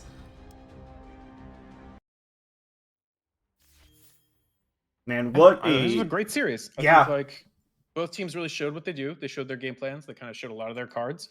We had some evolution of the draft, and in the end, I think... I don't think it really ended up being decided by draft so much as Savoury just came back the second day and just looked a little crisper, a little sharper, a little more vision-oriented, and really doubled down on the mid lane play, I think. Yep. Like making sure Ophelia gets a competitive champ early in the draft and Yeah. really leverages that. First picked her hero both games tonight. Or first phase pick, at least. First pick of their side of the draft. Yeah, with 2 of the heroes she is known to specialize in throughout all the years of WLDL. Those are 2 of her scariest heroes. For sure. And yeah, just really incredible performance by Savoury Characters in this one. Great performance by Special Agent Blob throughout the series as well. I mean, they, especially at the end of the day on Saturday, it was looking scary for Savoury Characters. With the way they took games 2 and 3 for Special Agent Blob, especially that game 3 was like pretty crushing. That was their one-sided win. So yeah, great performance all around. Great Dota, great season for all of these teams. This was absolute pleasure to watch and to cast. Yeah, this was a good season, I think. This was a lot of teams are very close. Like with a group stage, like 4 teams had the exact same record, and then ended up with a grand final of bottom seed versus top seed, and it was very close, which means the whole thing was nice and good parity. Yeah, I think it worked out really well with how this middle division lined up, especially. I feel like that's where we usually expect to see the highest competition, and I think it played out perfectly this year. Who you got for grand finals MVP? Grand finals MVP. I gotta... Oh, that's tough, because I gotta think back to all 5 of these games. Yeah, it's tough also because we had 2 substitutions midway through. Yes. On the winner side. Yeah, so so I we've feel got like it's got to be 7 some one of the players to 3 choose from. players that didn't get swapped out. Yes. So if we narrow it down to those 3, it's Ophelia, Kung Pao Kenny, and 4Beats. All performed great. Oh, I think Ophelia is the easiest answer with the 2 games tonight. I gotta look back at what Kung Pao Kenny was playing earlier in the series. Game two, the huge stomp with the Ember diving at level 2. Yeah. Ophelia's a great player, but that was beneath her level in a pretty substantial way. That's my only beef. Yeah, let's see. There was the so Kung Pao Kenny played Sand King, Tidehunter, Enigma in games 1, 2, and 3. And then tonight it was the... What the hell did he play game 4? Darkseer, thank you. And then the Tidehunter. The Tidehunter this game, like, Ophelia's 12-3-15 KDA obviously looks great next to the 5-3-14, but the Tide, like, we said it so many times, the Tidehunter play was outstanding. Every single Ravage was a 1-team fight and was a step towards winning that game. I think it's Kung Pao Kenny for me, honestly. Yeah. For the grand final, because like the one game was rough where he had the tied into the AM where you can't do anything. Yeah. But even the Enigma game, like insofar as they were gonna win, there were some huge Enigma plays. and then the Sand King game 1, which is like almost hard to remember. Mhm. But like game 1 is basically what turned this series, right? That was the closest game. That was the one where Blob got very, very, very, very close to taking it and just like starting off the series 1-0. Yeah. And if they do that, they sweep, right? Because they won game 2 and game 3. Yep. Yeah. And it was just the Sand King that kept them alive there, because I think Lena was getting picked off a lot, and then the Jug was started really behind, but the Sand King generated so much space that the Jug got back into it. I think all 3 Savoury Characters wins were pretty undergirded, especially the first one and the 5th one. Yeah. By Kung Pao Kenny's play. Yeah. And then on Blob, I really want to call out. I think Spackle played a hell of a series. Yeah, for sure. I think usually you're expecting MMR deficit, lose the lane. And I think in previous series he tended to lose the lane against Ophelia. He was winning lanes like regularly in the first half of the series. Yep. And he was the one person that forced like a huge draft adjustment, because they ended up coming back today with like a plan completely based around first pick mid so that we don't lose lane. Yeah. And if you can get the other team to bend that much around you, that means you've made a giant impact. Yeah. Those first 3 games from Spackle, the mid performance was excellent, and definitely cool to see like the showcase of Spackle's Queen of Pain. Like we just saw Ophelia's Queen of Pain, but Spackle's Queen of Pain in both of Blob's wins were like really standout performances. Absolutely. All right, I'm running out of things to say. I could invite some people for an interview, but I feel like they're having a good time just living in the moment together. Partying. Yeah. So if the other caster, there is that other cast going on, if they're sticking around a little longer, I'll let them do the interview. It's like 11:30 here, so I'm about ready for bed. I was so close to not casting the series, and I'm so glad I decided to cast it. This was game 4 was yeah. fire. Yeah, game 4 was best game of the series, but again, those first 3 games were excellent as well. This whole series is worth a watch. I'll have it up on my YouTube eventually. It's up on my Twitch immediately.